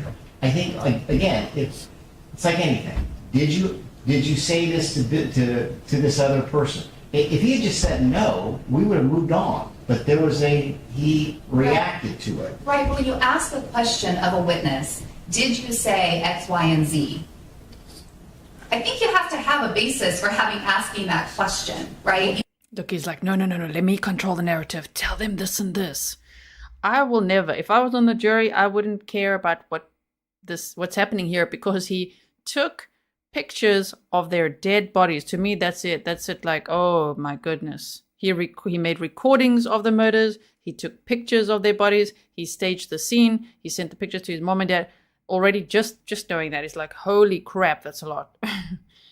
Okay, so Bob Murray said the closing argument from the defense is repulsive, and we're going to watch that together tomorrow. The stream is already public, so if you want to, after this, we're going to teleport over there, or redirect, as YouTube calls it. We like to call it Grizzly Teleport there, so that we can meet again tomorrow and watch the closing arguments together. And yes, please do bring your snarky pants. You're going to need it, because, you know how it goes with the defense, in a case like this. Okay. You can't just throw stuff out and see what people are going to say. I do not believe that there is a basis to even ask that question. And so that's what I'm saying to the court. When I go back and listen to those, if it is Brian Edwards saying literally, I have never seen or talked to Ali, then I'm going to be making another motion for a mistrial, and I'm going to be asking for sanctions and an appropriate remedy to the jury, because that is absolutely inappropriate. I agree, it's totally unnecessary to go down that road in this case, but it is done, it cannot be unwrung, and here we are with it. So I know the I court think is you can saying, unring it, but I know that, it's like anything. That we heard this, disregard it.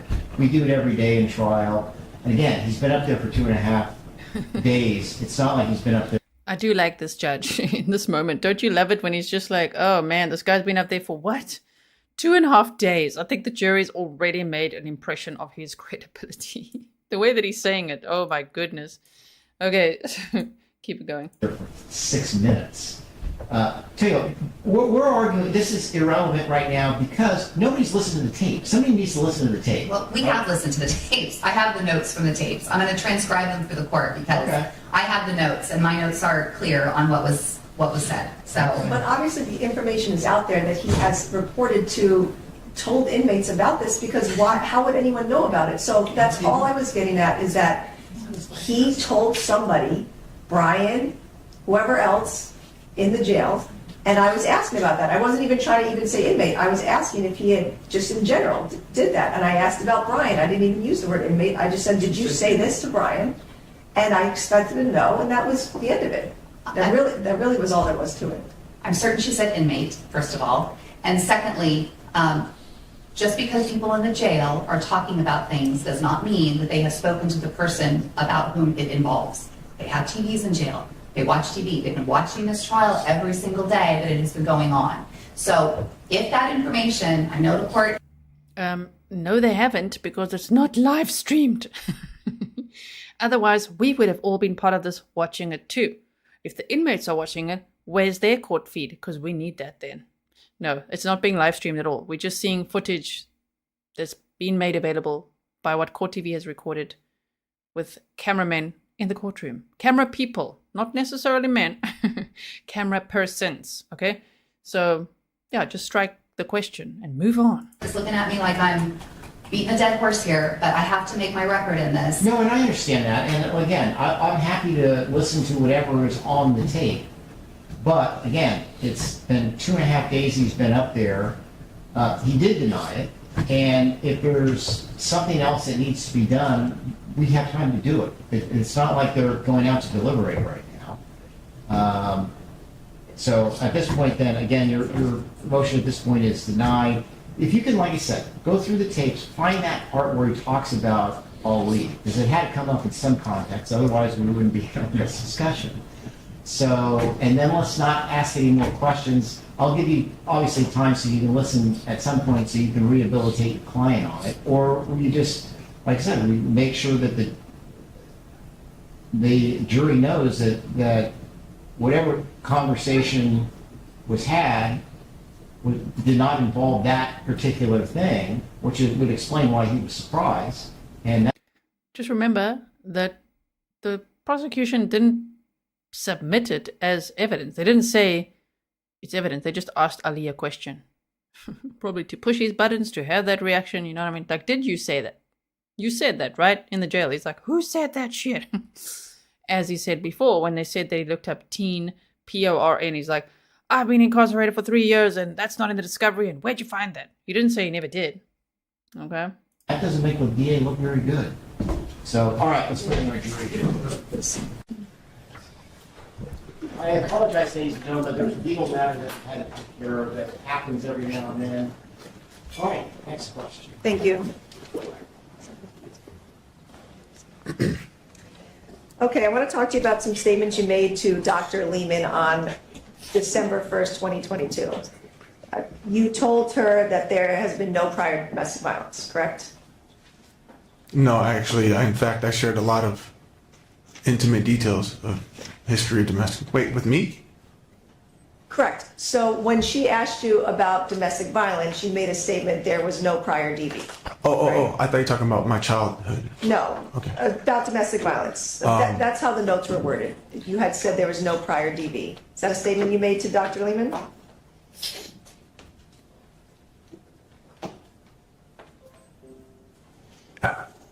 I may have said that on the first interview with her, but then opened up the second interview.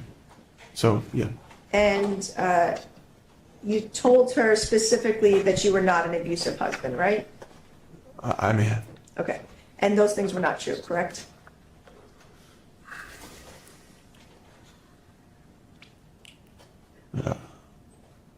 I have done things that I should not have, and I regret. But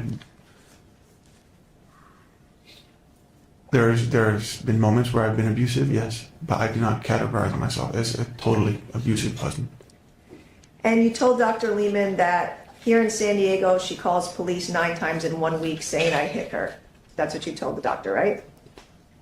Yes. Okay. But that's not true, correct? Anna never called the police 9 times saying that you hit her. I may have been exaggerating about the in a week part, but I know that there was, I believe police were called around 9 times around this time frame. But not by Anna, correct? Some of them were by me. Correct. So when you said that she called 9 times saying you hit her, that statement is not true, correct? Not entirely. It's another form of exaggeration. Because we've...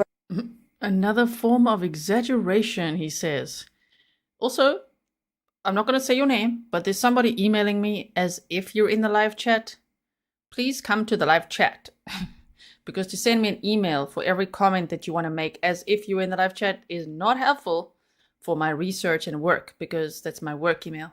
Okay, you can email me, but just not like 20 million emails as you're making comments as we're watching. Okay, come to the live chat.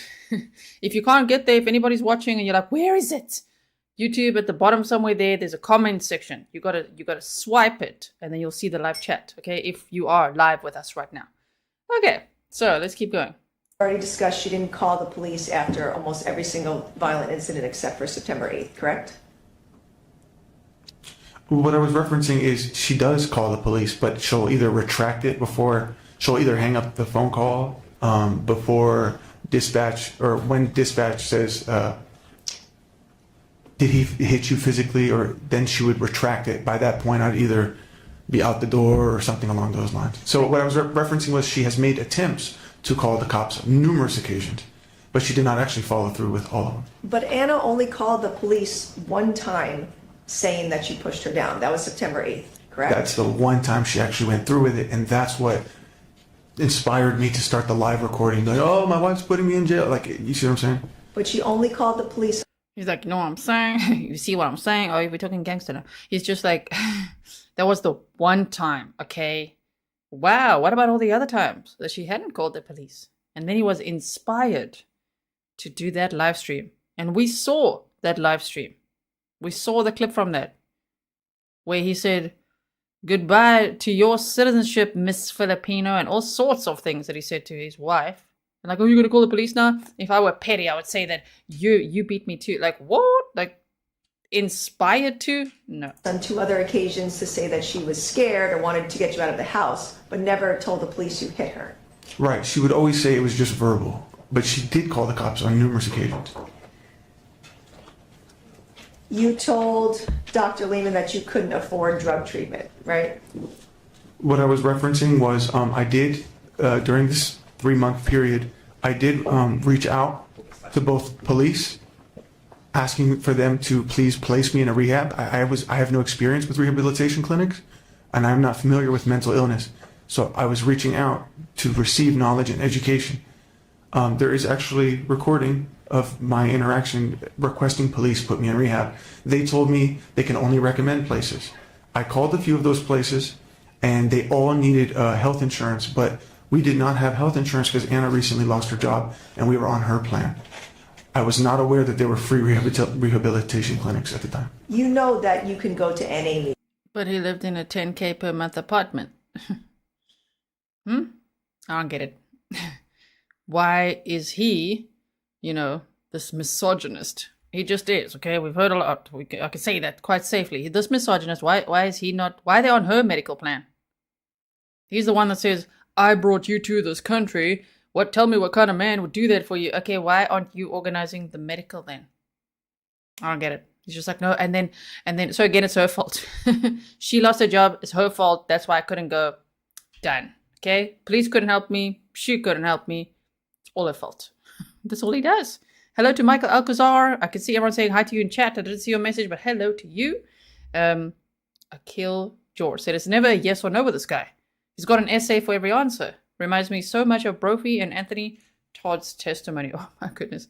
And thank you so much for your sticker. Really appreciate it. We've got 1 hour left of this footage today, you guys. And tomorrow we'll meet again to watch 3 hours and I think 22 minutes of closing arguments. Meetings that are free, correct? I do not know Narcotics Anonymous? I do not know that. You've never heard of NA or AA meetings? I've heard of AA meetings, but I don't know what they consist of. Okay, but you never tried to get treatment like AA or NA that are free, correct? That's what I'm saying. I didn't know that these things were available or that they were free. You said you did know about AA, correct? I said I did not know what they consist of, and I did not know that they were free.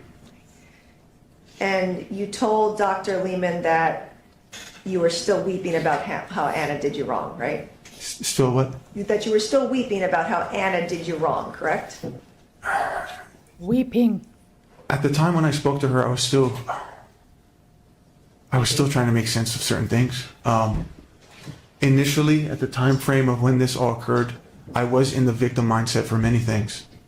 But since I've been, I've had a lot of time to deeply reflect on what my role was and how I could have done things better.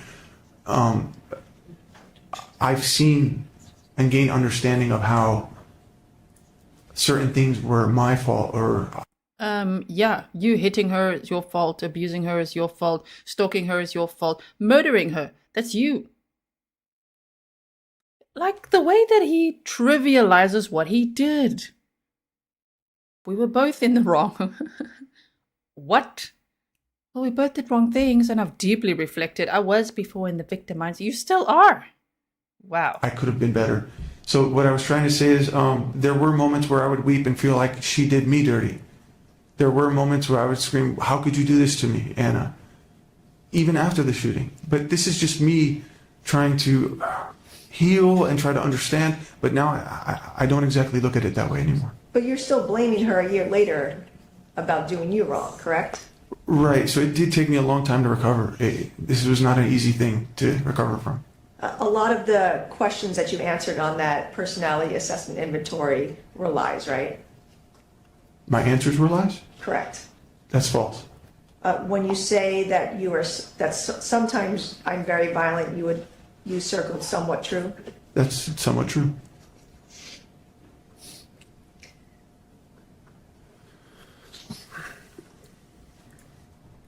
Somewhat true. A year later, you were still blaming her. Wow. You're still blaming her now. Say 3 years later. Michael Alcazar said, it's always about him. Psychopath. Damon A said, yes, most states have state hospitals, mental. Also, if someone is being abused and they are married to an American, they pretty much can stay here forever. Okay. Thank you so much, Damon. And thank you, Michael Alcazar, as well, for your comments. You have been blaming a lot of other people and things for your actions, correct? Previously or since I've been on the stand? Previously. Yes, that's what I'm saying. I was in the mindset to where I would blame a lot of people. It's your friends, Ana. You did this to me. You the one who, you know what I'm saying? That's the mentality. That's the weird dark space I was in. But you're still blaming Ana for your cocaine use, right? Not necessarily. The only time I ever tried to say Ana did something, it's not to shift blame, but it's to explain how something she may have done or said or something I experienced affected me. But nobody forced me to do cocaine. What I meant by blaming Ana for it is that the lifestyle, the environment we had put ourselves in had introduced that to me to where I was in a position to where I did allow myself to try those things. And eventually I got addicted to it. But you're still blaming Ana and her friends for her change in behavior, correct? No, so that's a different topic. In regards to Ana's changing behavior, yes, I'm specifically about certain things. I felt that she was behaving more like her girlfriends and that she now had a support group amongst that group to not worry so much about what my feelings are or how I look at things. And that's why she would say things to me that was new to me, such as, you're stupid for thinking those things. None of my friends think that way. You're just jealous of my new happiness. That's what she would say to me. Yeah, he wanted to isolate her and control her and felt like he was losing control, is what it sounds like. Again, he's a coercive controller. He's like, no, he's not having that. Why does she suddenly have all these new friends since they moved to San Diego? Why are they hanging out? And why does she have this support group? When in reality, I was just trying to communicate, as I always did with my wife. You are responsible, though, for your actions, correct? 100%. Okay. And Ray, as a single man, was entitled to have a relationship with Ana, correct? Absolutely not. She had left you, and she was entitled to move on from you and have another relationship, correct? No. No, she was not entitled to that. Objection, our calls for, it was a compound question calling for multiple answers. Do you understand the question? No, I rushed to answer that. I'm sorry. After Ana had left you and was separated from you, she's entitled to have a relationship with another man. I disagree.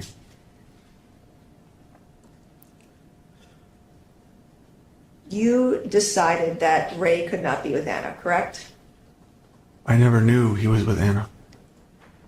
No one else could have Ana but you. Isn't that how you felt? That's not true. If she wasn't with you, she couldn't be with someone else, right? No, in fact, I've told her many times, if you're going to go out and do these things, don't stay married to me. I'm not going to allow someone I'm married to.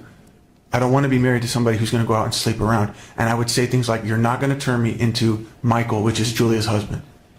But you were sleeping around, bro. He can do it. She can't. And if she does it, dead. Like, no. That's just not how anything works. would say that all the time. You're not going to turn me into one of your girlfriend's husband where they stay at home every weekend. You can just go out, do whatever the hell you want, sleep with whoever the hell you want. Sorry. Sleep with whoever the hell you want. It's not going to work. In the past, you have told your cousin Louie, if I can't have her, no one can, right? I don't recall saying that. Nothing further. Thank you. Well, there it is. Ladies and gentlemen, exhibit final. If I can't have you, no one else can. Told his cousin that. If I can't have Anna, no one can. Classic. It's like textbook. This guy is a textbook case study, isn't it? My word. Your Honor, given our conversation earlier, I'm not going to be able to finish with him. Oh, that's all right. Today? Okay. Yeah. I understand. Good afternoon. Good afternoon. I'm going to start talking about a couple of things that were discussed yesterday. So bear with me as we move from yesterday to today's conversation, okay? Okay. Could you pull your mic closer, please? Sure. Thank you.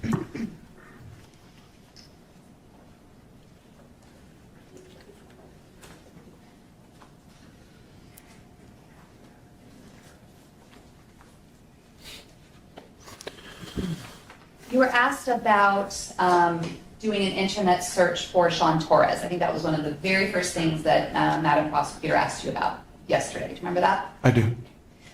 You did not recall at the time having done an internet search on Sean Torres. I do not. When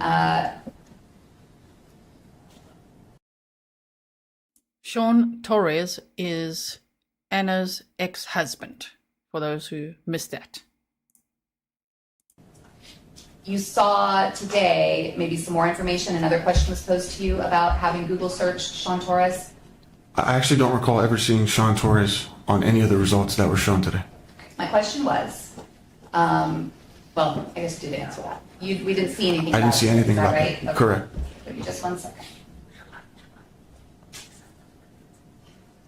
You and Anna had a conversation over text on 10/19 of 2021 where you said to her, I don't think you ever loved me. I was just Sean's rebound. Do you remember that? Having that conversation at all? Yeah, I've said that to her a few times. Okay. I'm going to approach and show you Defense Exhibit 43.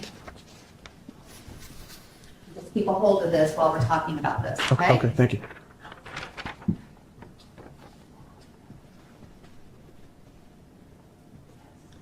This text conversation occurred on October 21st, and I just want to make sure that I have the control of the computer, or the computer screen, so just 1 second.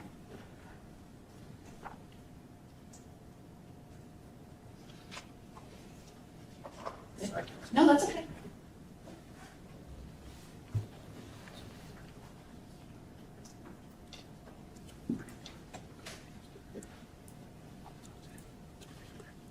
Because always trying to talk to the men in the room. Just like, hey, bro, just come here. Can I maybe get some lemon in my water? I'm just, that's not what he said. It's just like, okay, just come here. Can I just get some ice and lemon? Thanks, in my water. I could just imagine him saying that. Veronica, happy Grizzlyversary to you.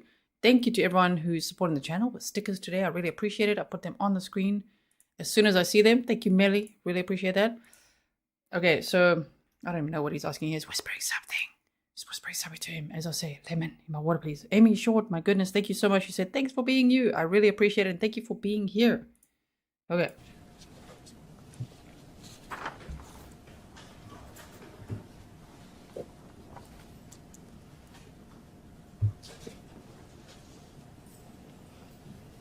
Okay. Zoom this out a little bit. Can you see that? That's good right there. Okay. And does that look like the very first page of what you're looking at on Defense Exhibit 43? Yes. Okay. On 10/19 at 6:25 p.m., you said, I don't think you ever loved me. I was just Sean's rebound. Do you see that? Yes. And you say, I see it loud and clear now. No woman has ever fallen for me before, so why TF did you? Do you see that? Right. And did he feel lucky?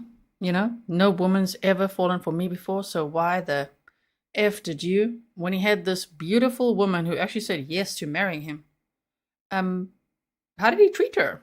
Yeah, not well. Abused her. What the hell? One would think he'd be like, with this low self-esteem, like, oh my word, I've won the lottery. You know what I mean? I would have never had anyone like this, but no. He's like, you know what I'm going to do? Abuse her for years. And if she talks to any other man, she's dead. Like, what? And then the next, there is this screenshot of having had a having searched Sean Torres, Kadena Air Force Base on October 19th. Is that correct?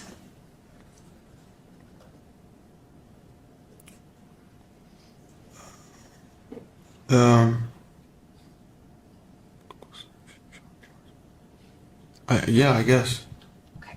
So after accusing Ana of you being only to her Sean's rebound, you then looked Sean up, you Google searched him, right? I guess so. Okay. Did you Google search him because Ana had been talking to him in San Diego? No, there was no any indication of that at all. You Google searched him, right? He's like cyber stalking the ex-husband too. Oh my. Okay. Oh, thank you, Jordan. You said it's a genius move. A female DA questioning him. His disrespect and zero self-control is very telling how he treated Ana. Love your channel. Thank you. Thank you so much, Jordan. Right after having accused Ana of you being Sean's rebound, right? Yes. And is that the reason you Google searched him? It sounds like it. I probably was just checking on him to see what he's up to. When Sean came in and testified and said that he'd been in contact with Ana all this time in San Diego, do you have any reason to believe that that is true? None whatsoever.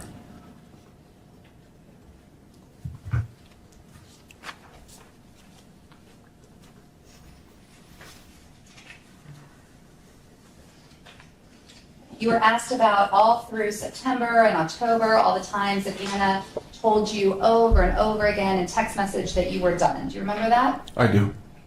Aside from having words from Ana, you were receiving actions from Ana. Is that right? Yes. So there were times, say on October 5th, when Ana would say to you that we're over, but then on October 7th, Ana showed up at your house to bring you IHOP breakfast, right? Oh, yeah, yeah. Okay, so this is an example of Ana saying something to you, like we're done, but then showing up 2 days later doing something nice for you. Is that right? Correct. Overruled its foundation. My, I wonder why, when this guy's default is to play the victim, play on someone's emotions, his victim, you know, of domestic violence, be like, I don't know, I'm just so hurt, and make it all about him, flip the script. We've seen it many times. This is the pattern, unfortunately, in domestic violence relationships. They suck you right in, playing that little, oh no, I'm so weak and small, I'm the victim now, please help me. So she arrives with food to nurture him, to console him. And what does he do? Abuse her again. It's what they do. Whole cycle of playing the victim and then love bombing and then abusing and then apologizing the whole time. On October 8th, you and Ana and Amira went and had breakfast, right? Yes. So despite telling you, we're done, I'm over you, here you are again getting breakfast. Correct. Is it possible that you invited Ana to breakfast? Of course. Did you force Ana to go to breakfast with you? No. Did you make her go places with you? I couldn't get her to do that. This entire time, you knew that... No. Pause. I couldn't get her to do that. Did you hear that? You can control someone from afar. Which you clearly did. He's like, no, I couldn't get her to do that though. But you tried though. Sure, that was interesting. Ana was living with Claire, right? Yes. Did you ever show up uninvited at the base? No. Did you ever use your government pass to go in and track Ana down? No. Did you ever go and push her into your car and make her go to breakfast with you? Never. Those were all things that despite telling you she was over you, she did things with you. Correct. On October 3rd till October 13th. Yes, I have. When? Well, Julia's party, right? That was September 11th or 12th, Okay, right? okay. So after that. Sorry. Good. On October 13th, Amira stayed the night at your house, didn't she? Yes. Ana brought her to your house, didn't she? Correct. And this was after We all have seen that on September 8th and September 11th or 12th, you put your hands on Ana, right? Right. And yet she still brought Amira to your house to stay with you. Correct. And let Amira stay home alone with you, right? Correct. Oh, because he's such a nice guy. He's just a killer who confessed to it, right? Ana chose all that. Let's just victim blame. Yurts and Things said just was reading about his mom's testimony, but they noted that his boss, actually gave him notice that he was being terminated on 10/20 of 2021. That's the day before the murders. Ooh, so not only was everything falling apart, like meaning like the relationship, he's like, it's, you know, Ana told him on the 18th, the 17th that it, no, wait, on the 18th that it was over.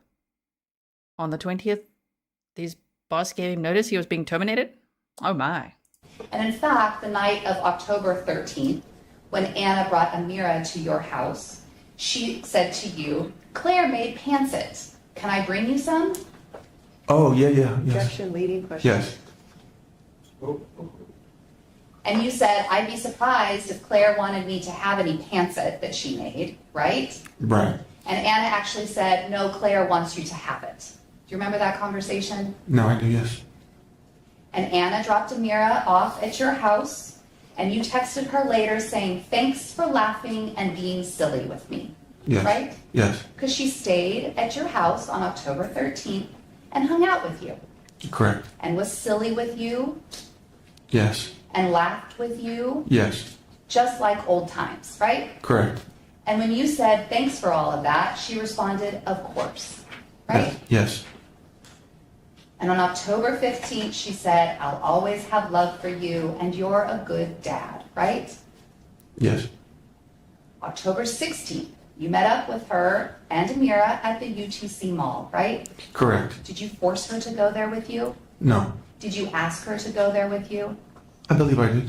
Could she have said no? Yes. Could she have just dropped Amira off with you at the mall? Correct. Did she do that? No. Did she stay with you? She did. And did she hug you at the end of that encounter? She did. Later on the same day, October 16th, when you were thanking her for doing that and suggesting to her that maybe there would be a time in the future where you could hang out, Ana told you, maybe someday I'll leave, right? Yes. This was all happening during the exact same time period that Ana was also sending you messages about being done with you, being over with you. Is that right? That is correct. Did this cause you to feel confused? Very. Explain that to us. It's so confusing because I already feel bad for a lot of things. I'm just trying to move forward. I'm just trying to correct things. But when I'm getting mixed messages, she would say things like, I hate you. I don't feel comfortable around you. You'll never see your daughter. I haven't loved you for 5 years. But then, just like you said, she would just show up and act perfectly fine. And all that does is just leads me on and it makes me think that things are okay. And what do you do to repay someone who's so kind to you? Oh, murder her. It puts me on this roller coaster ride of like walking on eggshells. Am I good with her? Am I not good with her? You know what I mean? I never at one point, I was never really sure. At no point did I think that we were really split up. I just knew she was angry at me and she needed time away from me. And that's all. That's all. All the talks of divorce and TROs, it was just dust. It's just wind. And between July of 2021 and October of 2021, Ana, before violence in July, Ana had said things to you like, I fucking hate you, right? Yes. So before there had been DV in San Diego, Ana was saying these things to you. Correct. And then a domestic violence incident occurred in January or July of 2021, right? Correct, right. And then Ana came back to you, right? Yes. What did that indicate to you? That we could move past it. And on September 8th, when the incident happened that we watched on the footage from both what you recorded, when Ana called the police, the 911 call, the BWC, and when you made that live video, what happened after that? Did Ana come back to you? Oh, yeah, eventually, yes. Like the next day, I think. The next day? Yeah. And when that happened, what did that signify to you? That we're just being toxic. We're in a bad state right now. But that I never really believed that. I knew that we were still in love with each other. Things were just getting bad. I was losing myself. And I noticed that she was changing as well. And on September 11th or 12th, the night of Julia's party, when there was an issue with the two of you, Ana came back to you after that, right? Correct. And a question was posed to you about whether what we saw, what I showed with you, that video of you and Ana arguing over the phone and Ana saying her thumb's in the door, even though the door is clearly closed, you were asked about whether that was from a different night, and in fact, not from the night of Julia's party. Do you remember that by Ms. Rast? Right, I was really confused about that. Okay. But in fact, that was the night of Julia's party, right? Right. And we know that because in that conversation that's recorded, Ana says, I'm going to tell Julia to tell security that you're not allowed at the party, right? Correct. That's how we know that that was that night. Is that right? Yes. After September 11th or 12th. Michelle's like, I'm cackling at G's snarky faces. It's this hearing all this is hard. It's hard for me. Just like, yes, she did. No, she bought me breakfast. Oh, baby boy. Okay. When that incident happened, did It's all Ana her come fault. back to you? She did. Did you apologize to her? I always do. And did she accept your apology? Yes. How do you know that she accepted your apology? Well, because we move past it. We don't talk about it anymore. We start to talk about things we could do together, or we talk about Amira. It's like we just move on. At any of those times, July 21st, September 8th, September 11th or 12th, could Ana have left the house? Yes. Were you holding her hostage in the house? I was not. Could she have gone to Claire's?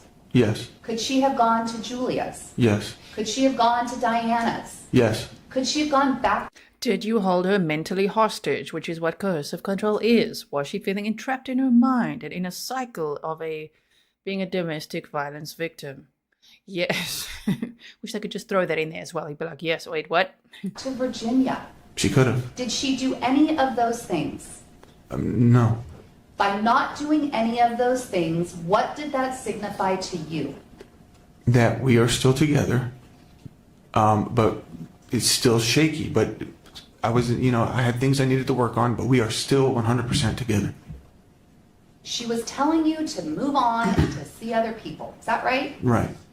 Was that confusing to you, given that she's back in the apartment with you?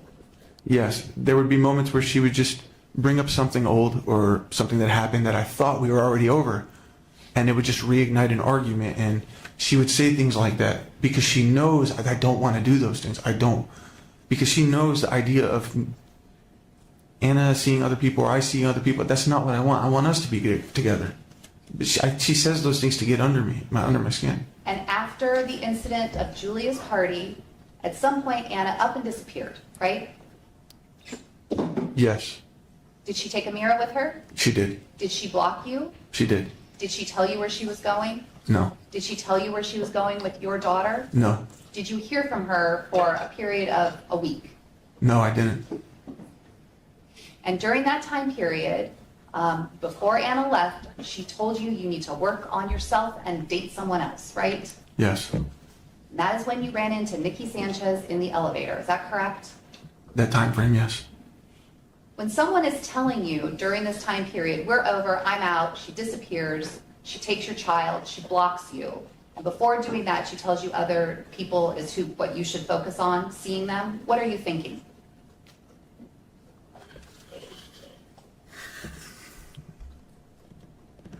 Well, it scared me because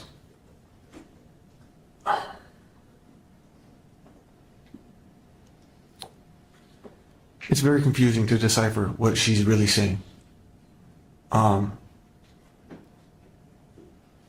It just confuses me. I don't know what to do with that information.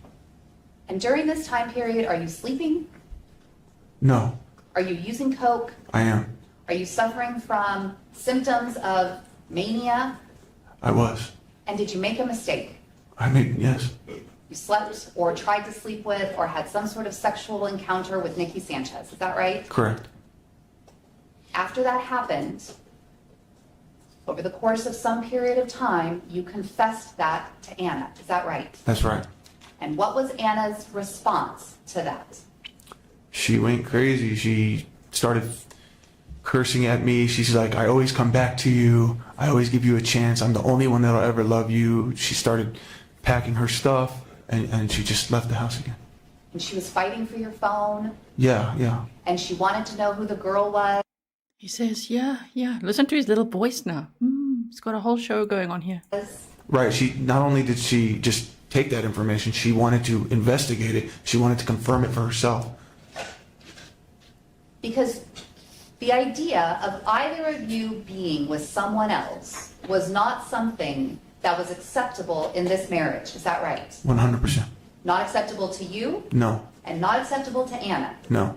And we heard a 45-minute recording of Ana coming into the apartment asking, where is she? Where is she? Who is she? Right? Correct.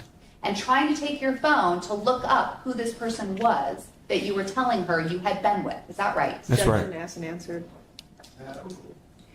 And based on that conversation that continued, you and Ana both had pretty much an emotional breakdown, and you came back together at the end of that. Is that right? Yes. And did you think at the end of that, which culminated in the two of you making love, that you were back together? 100%. And that Ana had forgiven you for that terrible mistake you made? Yes. September 21st, September 22nd, September 23rd, Ana is saying, I love you. You're saying, I love you. She's taking you to the airport. Is that all correct? That is correct. She's telling you, you better not do anything stupid. Yeah, taking him to the airport. Bye. See ya. Love you. Bye. In Miami, right? Right. And you went to Miami and she blocked you while you were in Miami, right? Right.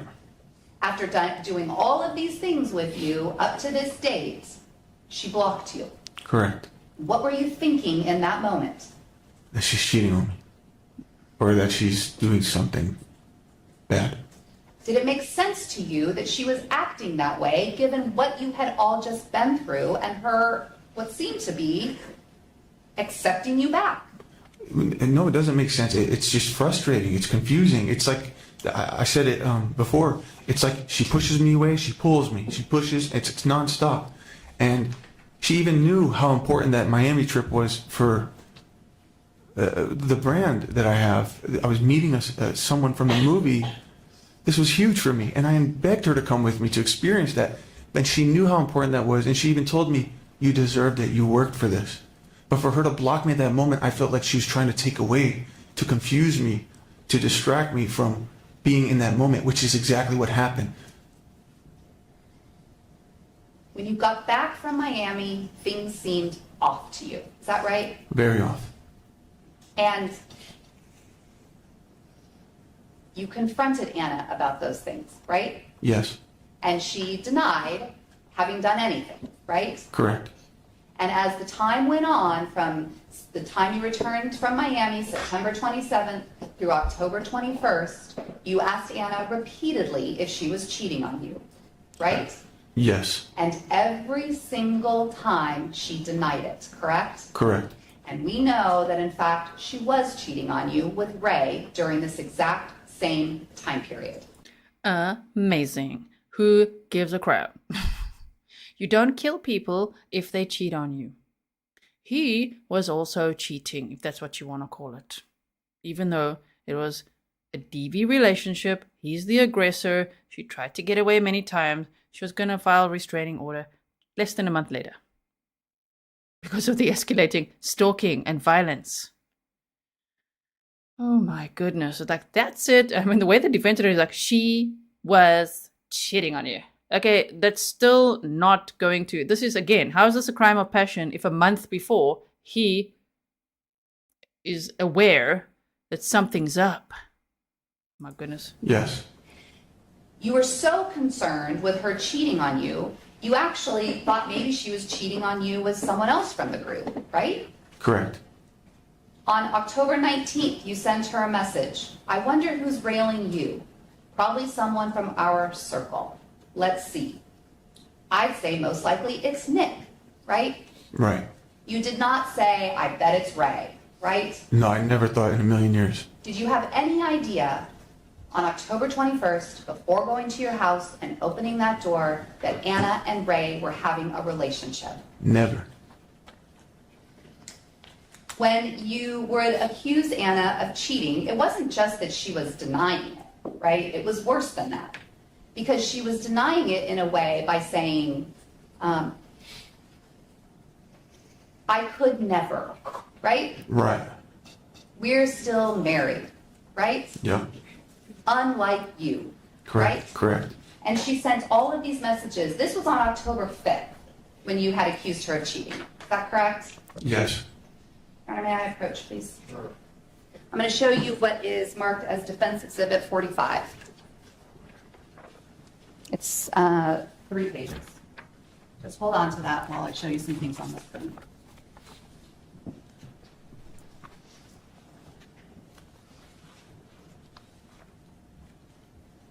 Oh, he's getting thirsty now again. The judge, he's like, The judge is like looking at that clock. How long is this guy going to be on the stand? Oh, man. Pierrette, you make a good point. You said, I'm sorry, I know these lawyers have a job to do, but this is part of the problem, is still feeding their client's ego and making them think that they did nothing wrong. And others watching who are not educated on the topic, right? On domestic violence and coercive control and stalking and how often this actually ends in homicide. Just like this case. The victim blaming is so uncalled for. It's just, it's very difficult to listen to. Okay, we've got 35 minutes left of trial footage for today.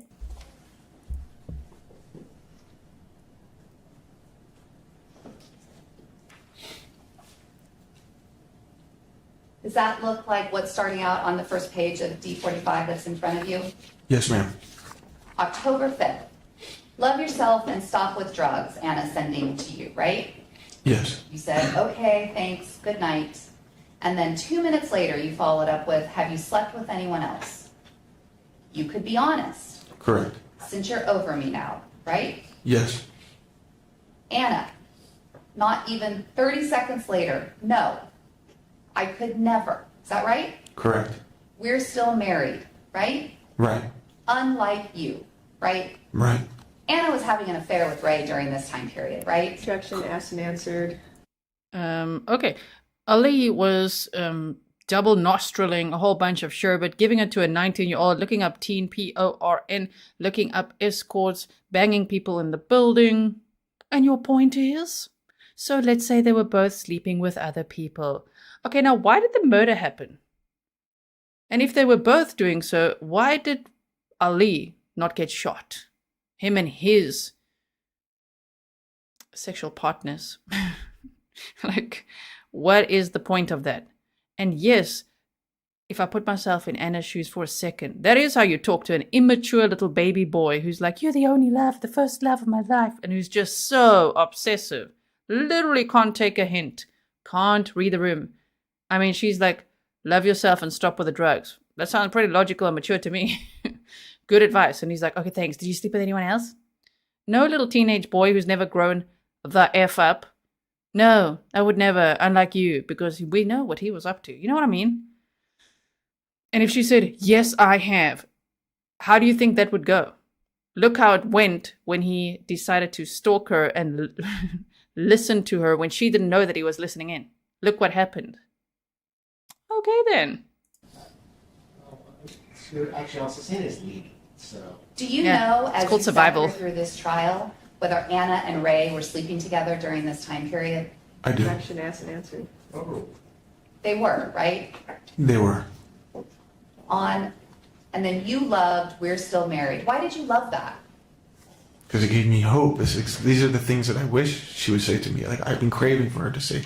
It's assurance for me that we're still good. And that's why she said it, baby boy.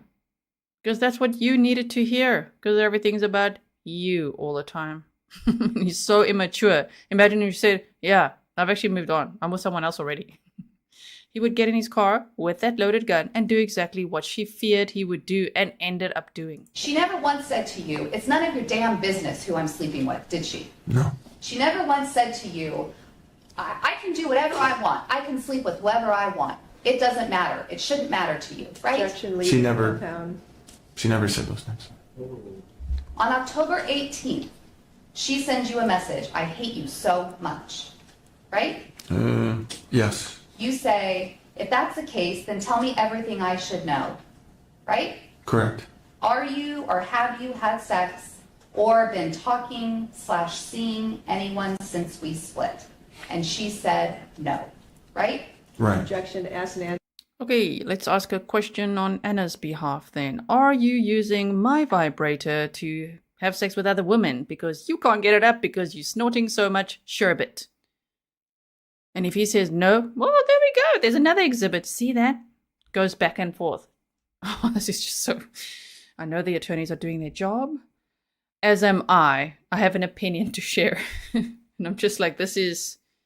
Oh, I hate it. You know, from when we watch other trials, if they victim blame, hate it. These statements have been read into the record already. And then after she said no, that wasn't enough. She said, I can't do that, right? Right. You said, just need the truth. And she said, I told you already. Correct. Let's read that one more time. If she says, I can't do that, why does it have to mean that she's coming from a place of a moral high ground? I would never. Maybe she's saying, I can't do that, because the rest of the sentence is, because you'll kill me. You know what I mean? We could also look at that many ways if we like. Jeannie says, in my opinion, if you ever pushed to the point of hitting relationship over, and I mean, that's a far point. Domestic violence, it can be verbal, you know? It's not just like, if you ever push to the point of hitting, yeah, that's way too far. Run! Safely, though, safely. Got to have a safe exit strategy, because the most dangerous time is leaving an aggressor. I do not and will never do that, right? Right. I'm still married, right? Right. Unlike you. Objection, ask and answer. Correct.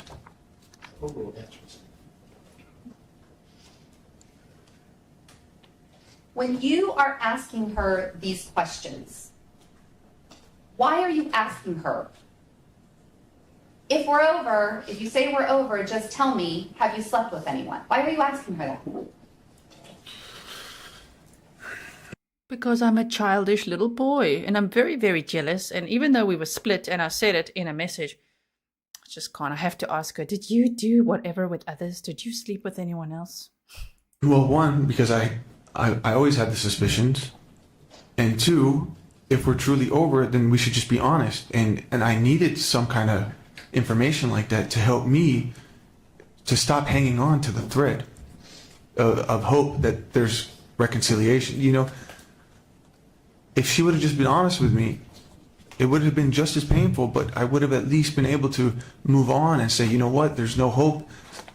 You know what I mean? And in fact, you sent her a video that we watched where you said just that, right? Correct. Be honest with me so I can leave, right? Right. We also saw another video, which was that TikTok video where he said, I'm the one who brought you to this country. There goes your citizenship, Miss Filipino. If you call it, oh, you're on the phone to the police. Well, if I were petty, I would tell them that you beat me too. Yeah. If she had said, you know what, we're literally, she did try to say it many times. But based on this little narrative that they have here, if it's like, no, we're done. I've actually moved on with someone else. He would hit her, let alone kill her, which is exactly what he did. And 4 days later from that, you're asking her again, and she's still not just denying it, but I could never and would never do that to you, right? Right.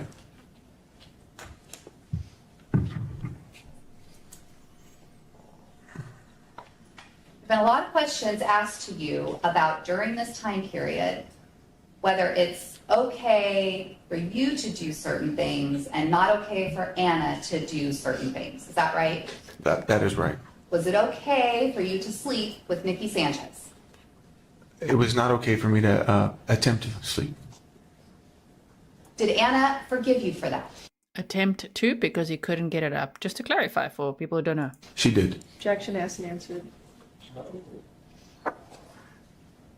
After that moment of sleeping or having, however you define that, having sex, attempting to have sex, whatever that means to you, from that day forward, was there anyone else that you physically had sex with, touched, massaged, used a vibrator with, anything that could be under the category of sex?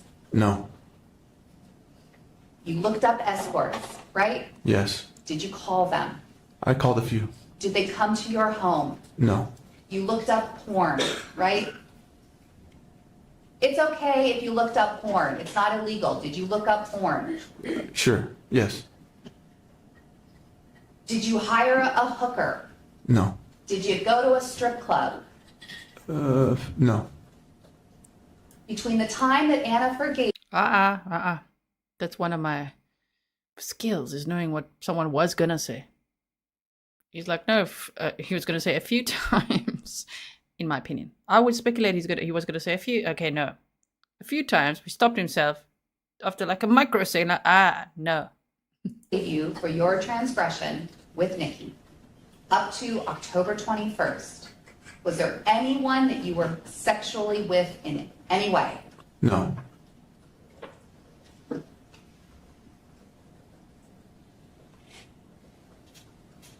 I think I might have to read this out. Leslie said, gee.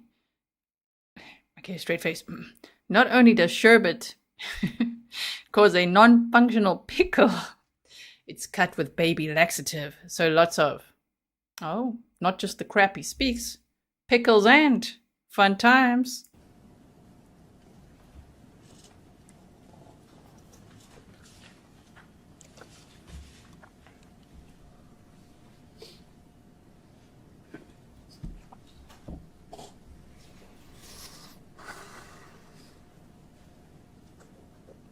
Did you call Ana terrible names? Yes. Did you say vile things to her, and sometimes did those things happen in front of Amira? I did, and they did. Were you planning at any point in October to kill Ana? No. Were you planning at any point in October or any other time to kill any man that Ana was with? No. You were asked questions about when you turned on the Discord app. Did you turn on the Discord app before October 21st to listen in on Ana? No. You moved out of the apartment on October 17th or 18th? 18th. Did you turn the Discord app on then? No.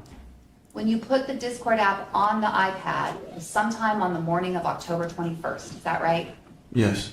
Prior to going to the apartment and having a phone conversation with Ana, you were texting with her, right? Correct. And you were asking her why she ignored a FaceTime call that you tried to place with her, right? Yes. Going to the apartment that morning was not the first time that you had had contact with Ana that day, right? Yes. When you went to the apartment, what was the point of putting the iPad behind the bed? It was to catch her in the act of having sex. When you left the apartment, you had information that Ana had blatantly lied to you. Right? Correct. Correct. What were you thinking when you had this information? I was thinking that she is in fact cheating on me, and she's probably with him right now. And also, everything else that she had told me up to this point have been lies. Did you stay in the apartment to ambush her when she came through the door? I did not. Did you hide in the elevator or in the stairwell to ambush her and this person that you thought she was having an affair with? No. No, because he said he had to go home for a nap because he was snorting so much stuff. He didn't sleep for a long time. He had to go home and nap first. He made it clear. Okay? It was nap time before the ambush. He just was there that morning to vandalize the apartment when he knew Ana would not be home because she was dropping Amira off at school. Okay, so he went there to vandalize things, mark his territory, which wasn't his, anymore. And then activate that Discord voice channel so he could listen in after his nap time. Then he was going to do the ambushing, which to me says premeditation. Did you follow her in any way, attempt to find out where she was that morning to track her down? I did not. You just sent groceries to her house and tracked the groceries. When did the groceries arrive? Let's see if she replies. Ooh, she didn't thank me or praise me for these roses. Damn it. I'm going to call her. Where is she? She says, I'm at Dunkin' Donuts. Like, just leave me alone. He's like, turn the camera around. Are you with anyone? Do you remember that? Because I do. We spent probably about 30 minutes talking about trash cans in this cross-examination of you. Did you search for trash cans? I did. Did you take one of those Google images and replace Anna's picture in your contact with a trash can? I did. Were you calling Anna trash in that moment? I was. Did you look up trash cans to hide bodies in them? No. Did you think when you looked up, Googled decapitated heads plus cartel, that you were planning a cartel hit on Anna? Absolutely not. Were you planning a decapitated head cartel hit on anyone that Anna was with? No.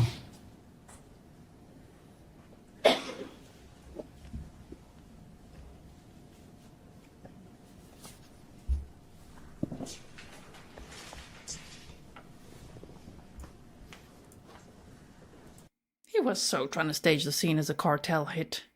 With a baggie in Anna's hand of sherbet, you know what I'm saying, in her hand, and the unspent rounds by her feet, and just the way they were shot and everything.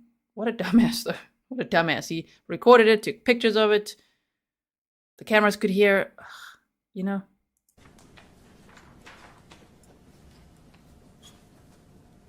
You were asked about messages that you sent to this person, Mediterranean, saying, I will go to jail. Who is Mediterranean? He's one of my followers on Instagram. What's his name? I don't know. You don't have any idea what his actual name is? No. Have you ever met this person? I have not. Do you have any way to contact him aside from this like IG Instagram account? No, I do not. And you told him, if I see Anna with a guy, I will go to jail? Correct. Why did you say that? Again, it's just me just spewing out words to vent. Okay, I will play it again. Don't worry in full. Don't freak out. I just want to say, wait for this. Just hear it. Okay, we got to catch him in his BS right here. So he said, if I catch Anna with another man, I'm going to be in jail. And now he's trying to explain why he said that. It's just him spewing out some, words, exaggerations, whatever. Okay, wait, 3:30. Wait, 5. We've got 25 minutes left. Got to just find the spot. There. Okay, here we go.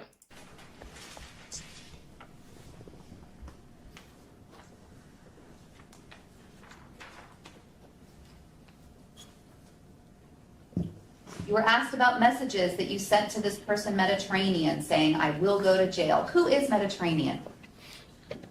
He's one of my followers on Instagram. What's his name? I don't know. You don't have any idea what his actual name is? No. Have you ever met this person? I have not. Do you have any way to contact him aside from this like IG Instagram account? No, I do not. And you told him, if I see Anna with a guy, I will go to jail? Correct. Why did you say that? Again, it's just me just spewing out words to vent my frustration. It was in no way intending that I'm actually going to do something that will wind me in jail. I'm just venting because I didn't have anybody to really vent to. You were asked. And did you do exactly that? Did you end up in jail? Because you caught her sitting on a couch with another man. Yup, committed double murder. Again, I call that premeditation. It's about a flirtatious conversation you had with some sort of medium. Do you remember that? I do. Okay, so you saying you're my healing Egyptian goddess, is that how you flirt with people? No. Who is that person? She's some woman who follows me. She commented on one of my videos. Her name stuck out to me. I clicked on it and I followed her. And then she messaged me with an audio message telling me that I'm a spiritist and the spirits are telling me to tell you this. What I had already said.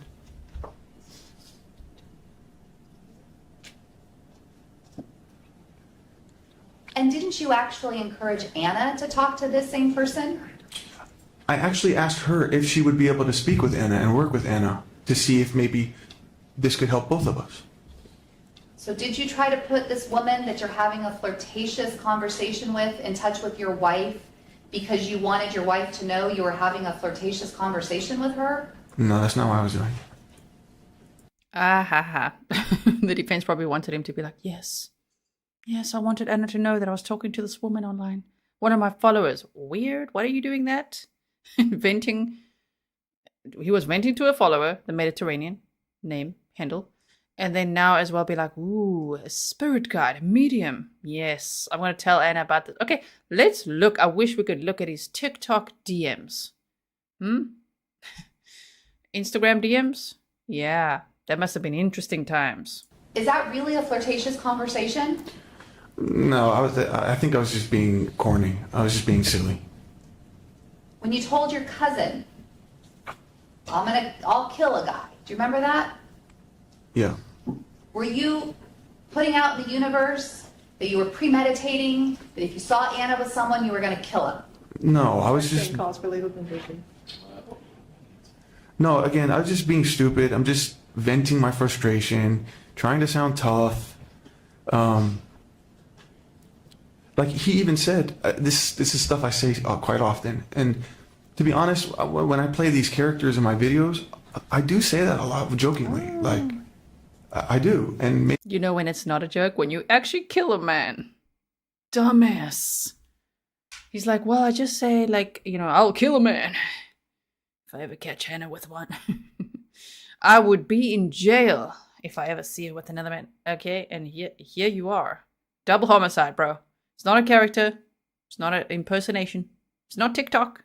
It's not Instagram or YouTube. No, it's literally real life. You're sitting in a courtroom.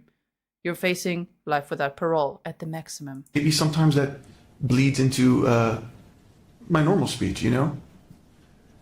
When you were asked that you convinced Ana multiple times not to get a TRO, did you tell her you would hurt her if she didn't get a TRO?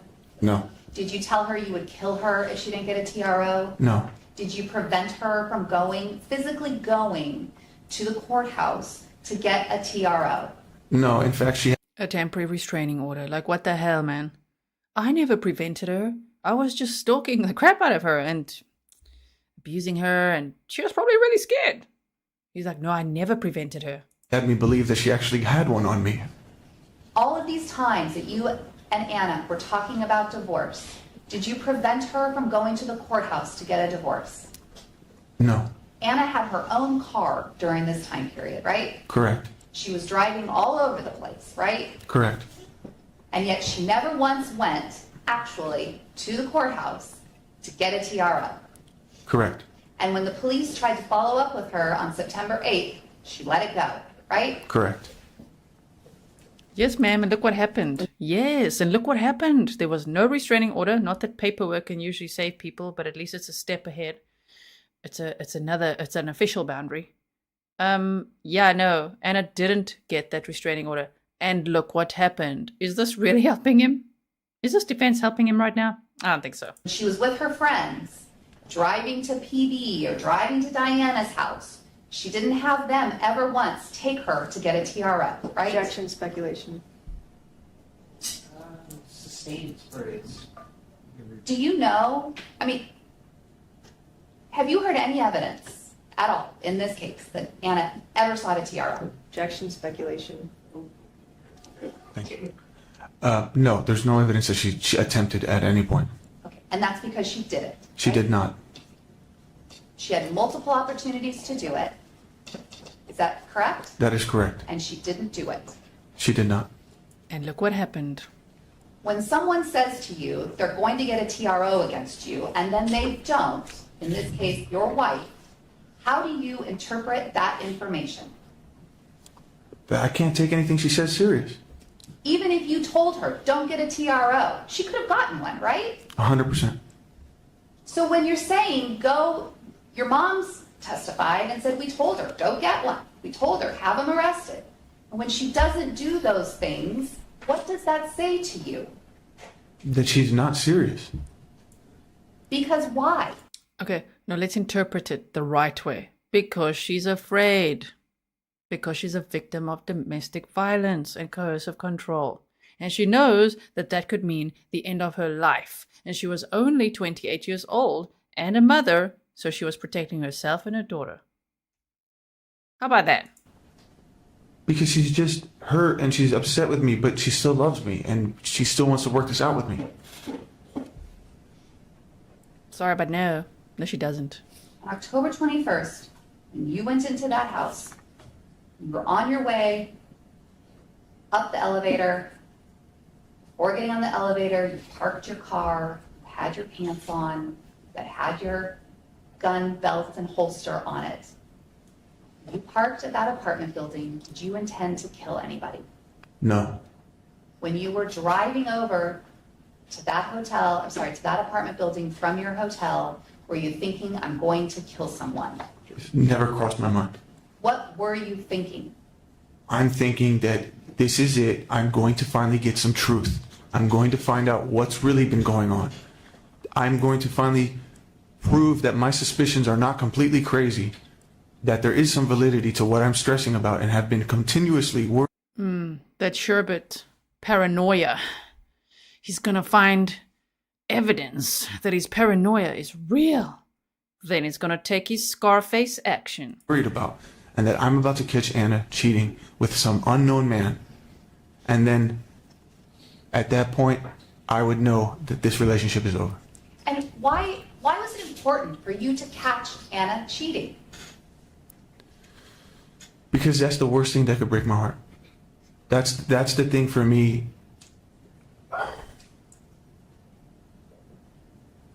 It also, she had turned I don't want to blame her. Yeah, you do. Everyone was calling me a cheater. My dad was calling me a cheater. My sister's calling me a cheater. Everybody's calling me a cheater. Even her girlfriend's saying, you lost us the moment you brought that girl in your apartment. Everybody was shunning me as this terrible person. Would you have preferred another label? Abuser, abuser, abuser. Dumbass. We can come up with some other labels if he doesn't like cheater. And I just wanted to prove that she's doing the same thing. And it's not fair. It's not fair because I'm over here being told, oh, I'm the cheater. I could never do what you're doing. But yet she's doing it. And she's been lying to me. And she's been toying with my mental health. Toying with my vision or our vision for the future of our marriage. She's telling me, You said my vision. My vision for our future. Also, I know a lot of people feel disheartened by getting protective orders or temporary restraining orders because, sometimes bad things still happen. But at least if that is in the system, then the police can respond differently than they would if there was nothing, no record. The record is important.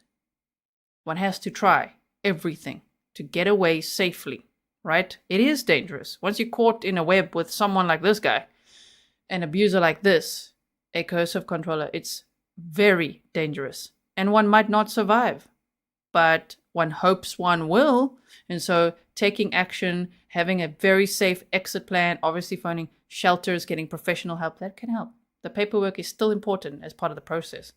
Then at least the police can say, okay, here's a record for this. And it starts stacking up and they can see a pattern. still thinking she's with me.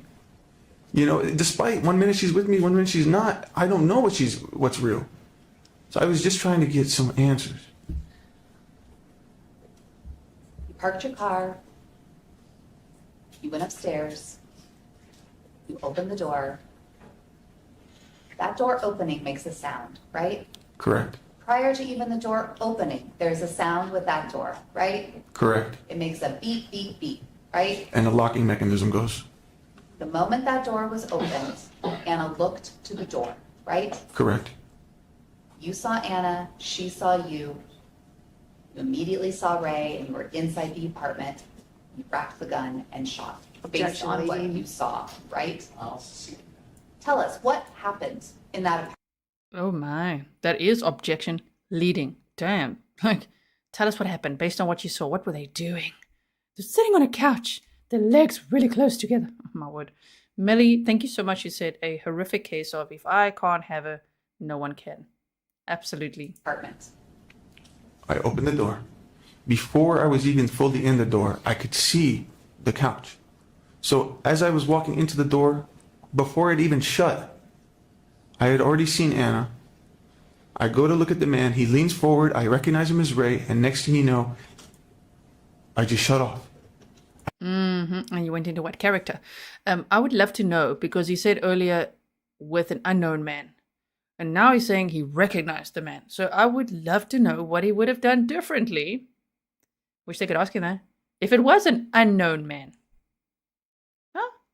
I felt like I got kicked into like some strange secondary passenger seat of my body where I'm just seeing these things happen, but I'm not doing it. And I can't stop it. And that's it. I want to show you what is People's Exhibit 91. This was taken and testified to by Detective Escalante, standing really even outside of the door frame. When you're standing even outside of the door frame, you look right into the couch. Is that correct? Correct. Is this the same door you went through? Yes. Is this the same line of sight you had from the moment you walked inside that apartment? Yes, Did you see Ana and Ray cuddled on the couch? I did. When you saw that, were you thinking, I'm going to kill them? No.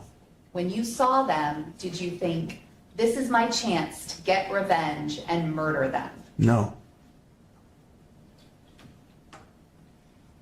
We know that this happened in a Why would you need to think that? Because you'd already said that if you catch Ana with another man, you're going to end up in jail. You know what I mean? Like, why would you have to think? He's premeditated so many times. He said things like that to his cousins. He's vented to one of his followers on Instagram. He's going to end up in jail.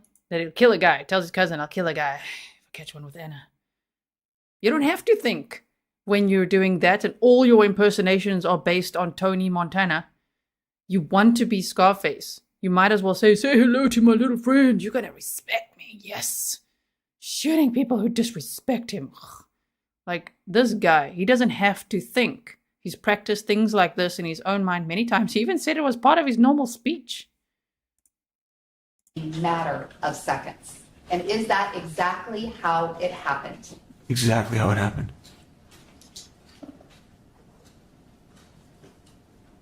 All right, ladies and gentlemen, good time for us to take our afternoon recess and see everybody back here in 4 minutes.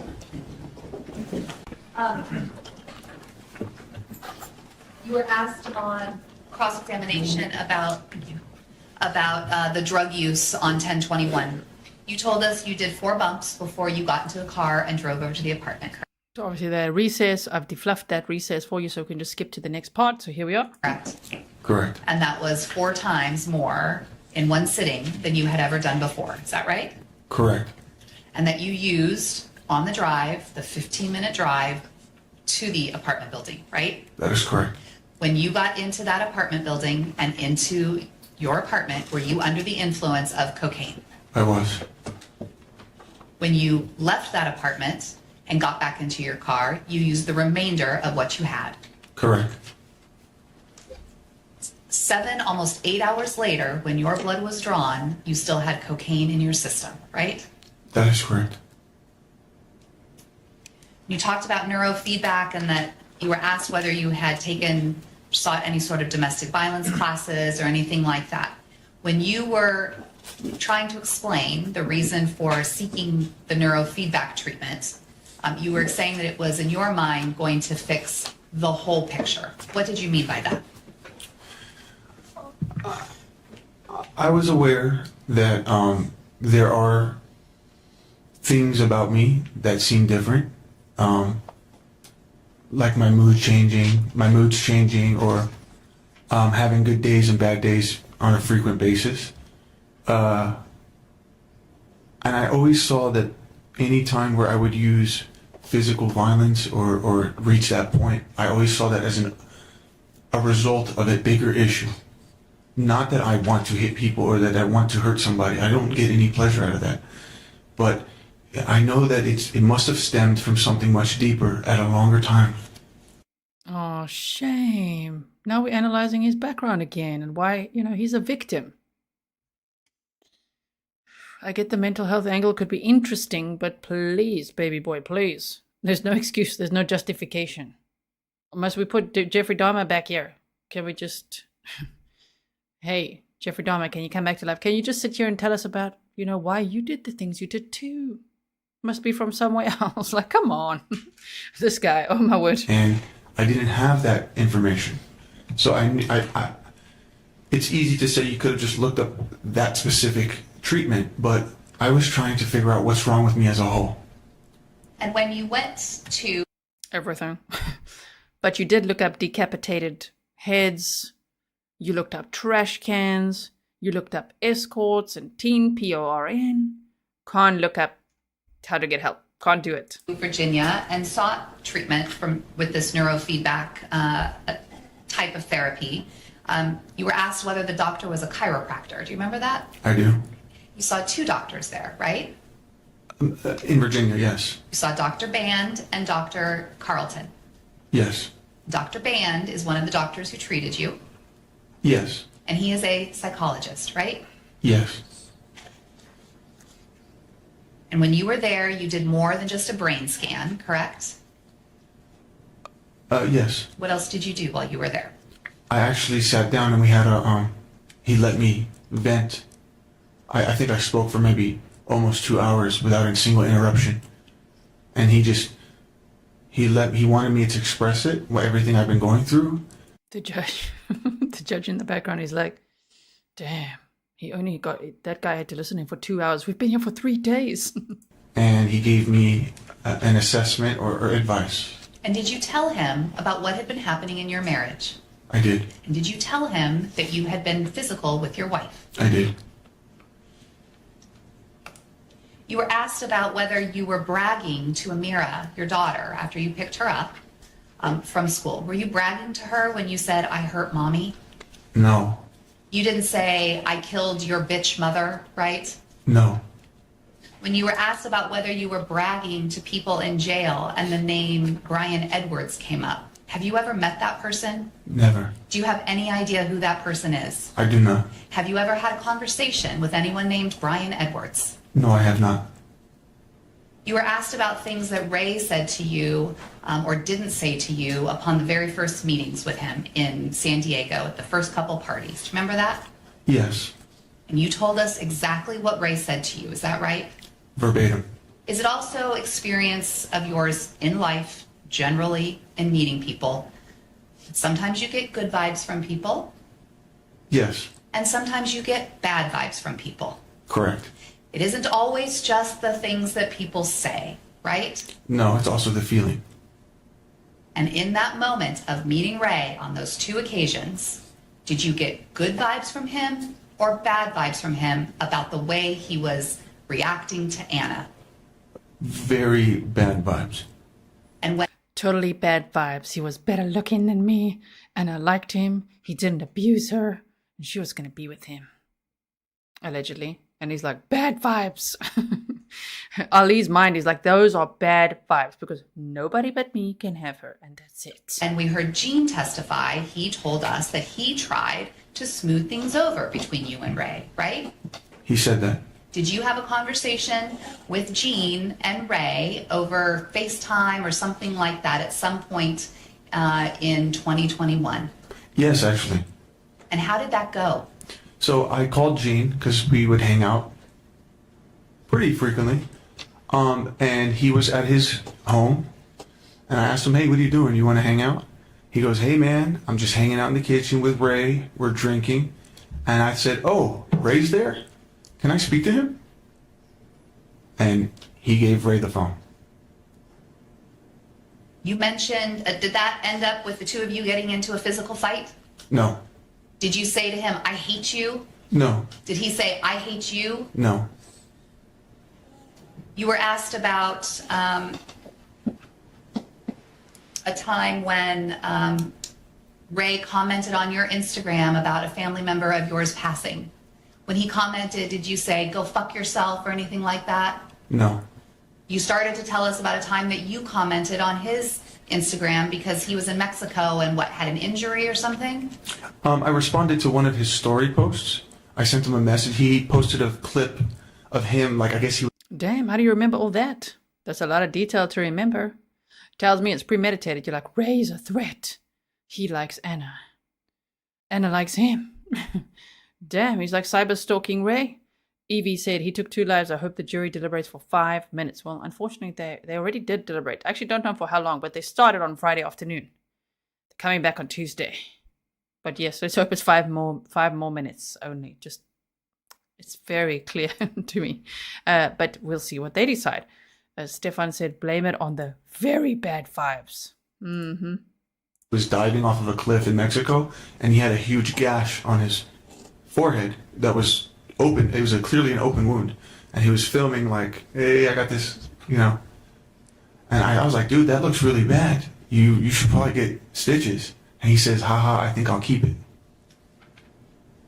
So, I mean, I tried. Did he block you on Instagram? No. Did you block him on Instagram? No. Did, after that response of, haha, I think I'll keep it, did you say any bad words to him? No. Did he say any bad words to you? No. Did 1021 start off when you sent that apology message to Ana in the morning on a good note in your mind? Yes, because I felt that it was a moment of me taking responsibility for things I could have done better. It was a moment of clarity. And were you planning to go to LA that day? I was. And then he double nostriled a couple of baggies. Were you planning to make more videos with your friend Sammy? Yes. You sent items to Ana? Yes. Food? Groceries. And roses? Yes. And it was the lack of response to what was your romantic gesture that started to turn 1021 into the day that it was? Correct. When you received no response about this romantic gesture, what was the first thing that your mind jumped to? Something's not right. She clearly ignored that.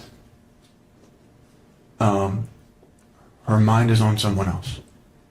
You went to the... And that's okay, because it's allowed to be. You do not get to send her things when it's already over.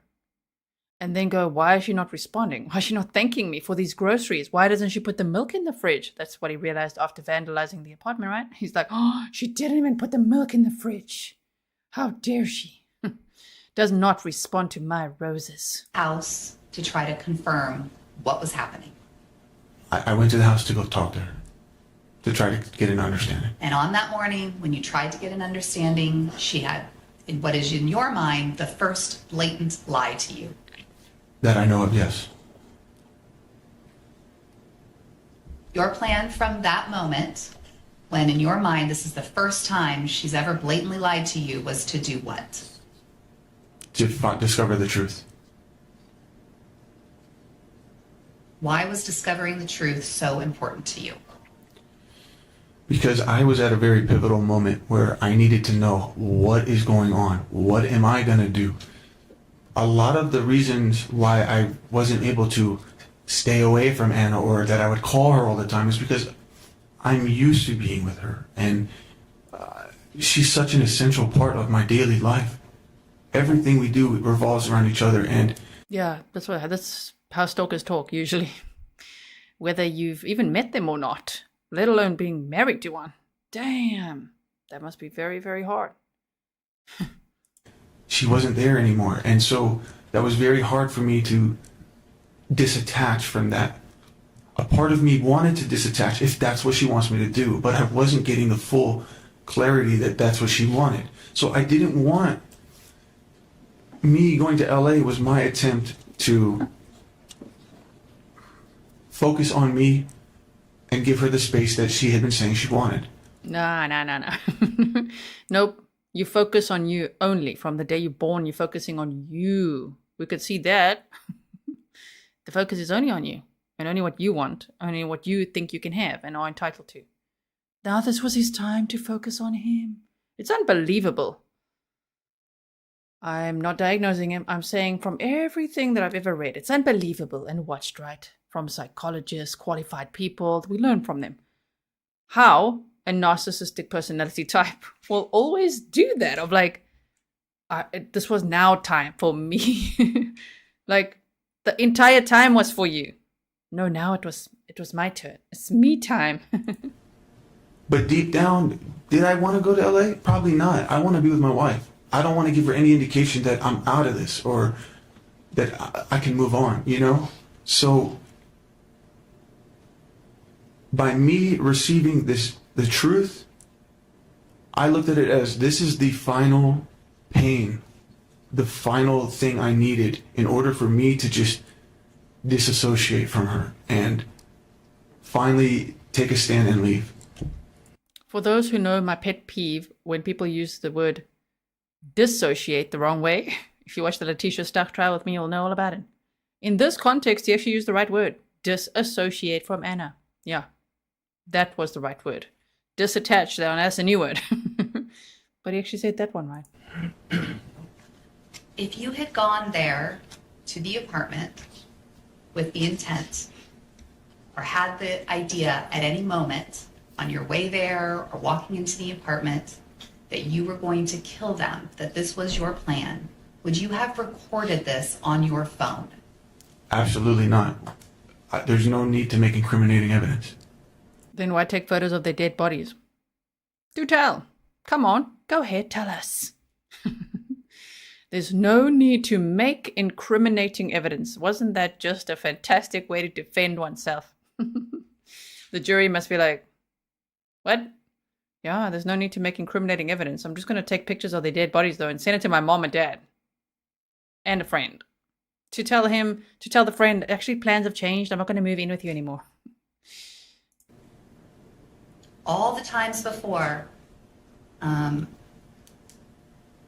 you had recorded your interactions with Ana, it was to protect yourself. Correct.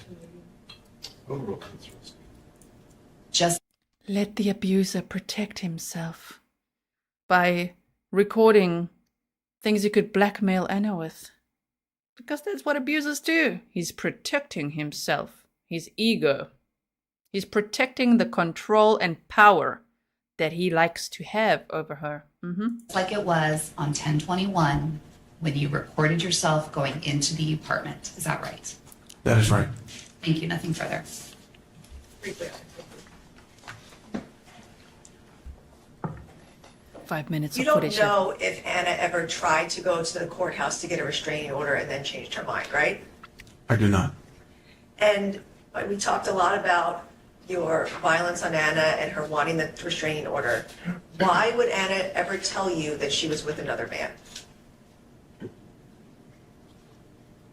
Yes. Jack this phrase to speculation. Overruled, if you know. I don't know. Why she would tell me that? Yeah, Ana why? was scared to be honest with you about another man because of your violence, right? Judge Connor calls for speculation. Sustained. Ana has told you that she's scared of you, correct? She has said that. Ana was trying to move on from you and you didn't want to let her go, right? Correct, yes. I don't know that she actually wanted to. She would say things that certainly seemed that way. But she told you that she wanted to move on and told you to move on too, right? So Correct. you knew that she wanted to move on from you, correct? She has told me that before. Right. But you didn't want to let her go and do that, correct? Correct. And you were asked about some recordings that you made. In fact, you did make recordings that had bad information or, evidence on it, correct? Ultimately, yes, it resulted to something that would not be favorable for me, but that was not my intention by starting the recording.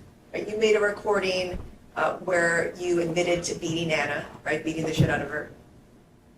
Or, I'm sorry, that's why you get your ass beaten, bitch. You made a recording where you said that, right? That was a statement I said during one of our bad interactions. Right, but that's an incriminating recording that you made that you kept on your phone, right? Right, but my intention wasn't to have an incriminating moment. It was to prevent an incriminating moment, or should it become a moment like it did, at least I have the evidence. But it doesn't always guarantee how it's going to play out. What do you mean? Again, everything's a game to him. How it's gonna play out. I mean, what he's saying now makes no sense either. I was just recording it because, like, it wasn't meant to be incriminating evidence, but at least, you know, you'd have the evidence. Evidence of what? Double homicide? And then you also took pictures and sent it to people? I think he was proud of it. Right? Like it did, you were recording an argument that you were having with Ana. Right, because Ana had gotten into the habit of manipulating facts or threatening to call the cops and put me in jail only to scare me to run off, or she would break my stuff, or she might scratch me in the neck. I just wanted to have records of that. I would argue that even the fact that I have recordings that shows incriminating stuff shows that that's not my intention. Darvo. Darvo is what aggressors, domestic violence abusers do, criminals, all of those are the categories, right? Deny, attack, reverse victim offender. That's how it would have ended. You have no recordings where Ana was violent with you, correct? There is a recording where I said, don't touch me, don't touch me, don't touch me. She wasn't touching you. She was just looking at your phone, right? My phone was in my hand. She was attempting to grab it from me. But that's what you guys were arguing about. You kept telling her that you had slept with someone else, and she was trying to get your phone to see or call that woman, right? I'm not sure, but she was reaching for me and she was grabbing me. But she wasn't being violent with you. You never recorded anything where she was violent with you, correct? During the September 9th, when she tried to unpack the suitcase that I was trying to leave, she clawed me in the neck before I pushed her. That is not on any recording, correct? That was during the scuffle. Or I don't know if it's on the recording, but... And you made a recording the morning of October 21st where you were essentially vandalizing the apartment, correct? That wasn't why I made the recording, but yes. But you have incriminating recordings on your phone. I do. And then that also includes the shooting, correct? Correct. All right, thank you. Nothing further. Just briefly, do you feel like in the months of September and October that very often Ana's words did not match Ana's actions? Correct. And when you were asked why would Ana tell you she was with another man, Ana said to you, not just, I'm not with another man, but I can't, I never would, we are still married, right? And she didn't ask and answered. Exactly. It was already asked and answered. We've been through this. Overruled. It's leading, but I'll allow. Go ahead and answer the question. That is correct. She never said to you, I'm not going to tell you this because I'm afraid of you, right? Correct. She said it's not, she never said it's none of your damn business, right? Correct. She was telling you in a way, responding back to the fact that the two of you are still married. Is that correct? Objection, leading, ask and answered. Go ahead and answer. Thank you, Your Honor. Yes.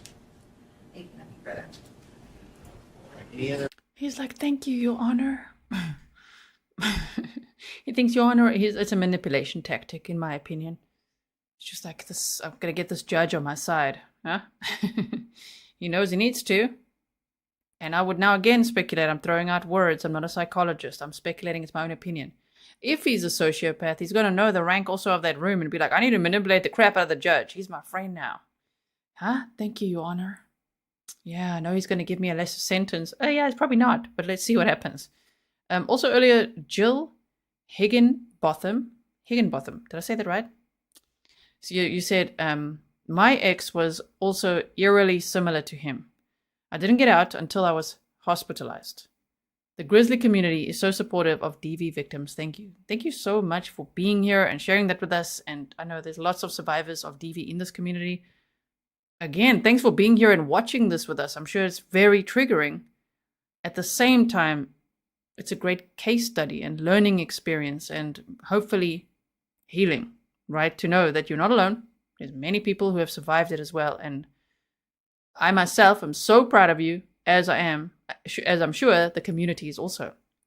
Also, Jill, you said, G, you are correct. The TRO didn't stop, the protective order, temporary protective order, TPO, didn't stop my abuser, but helped with my case later. Yes. So it can help, if you get a temporary restraining order or a temporary protective order, it can help so that the cops know how they can actually respond to this, right? Stefan's like, that was a poor attempt to manipulate the judge. Thank you, Your Honor. Yes.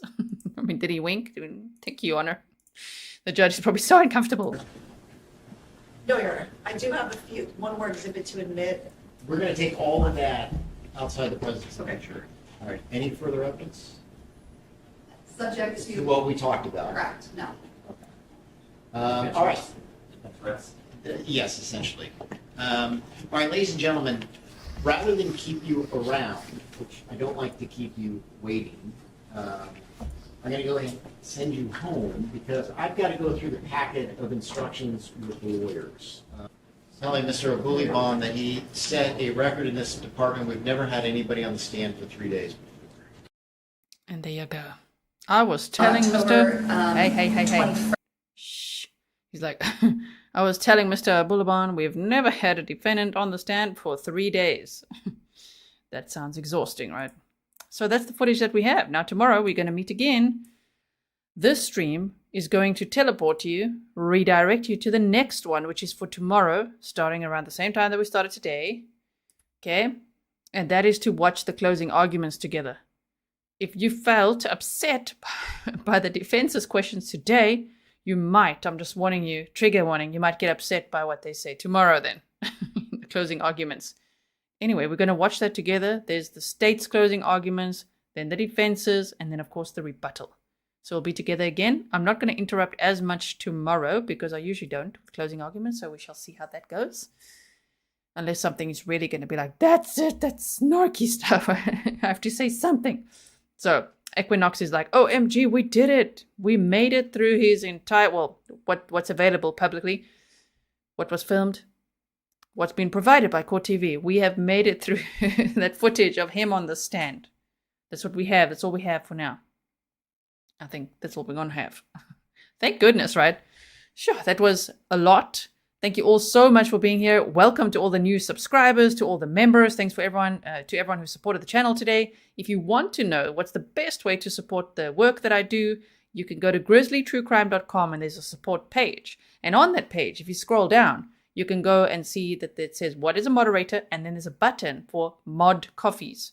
You can spoil the moderators over here. We have the best mods with coffees as well. So thank you so much to everyone who does do that and for buying me coffee because I certainly need it. Okay. I'm sure you do too.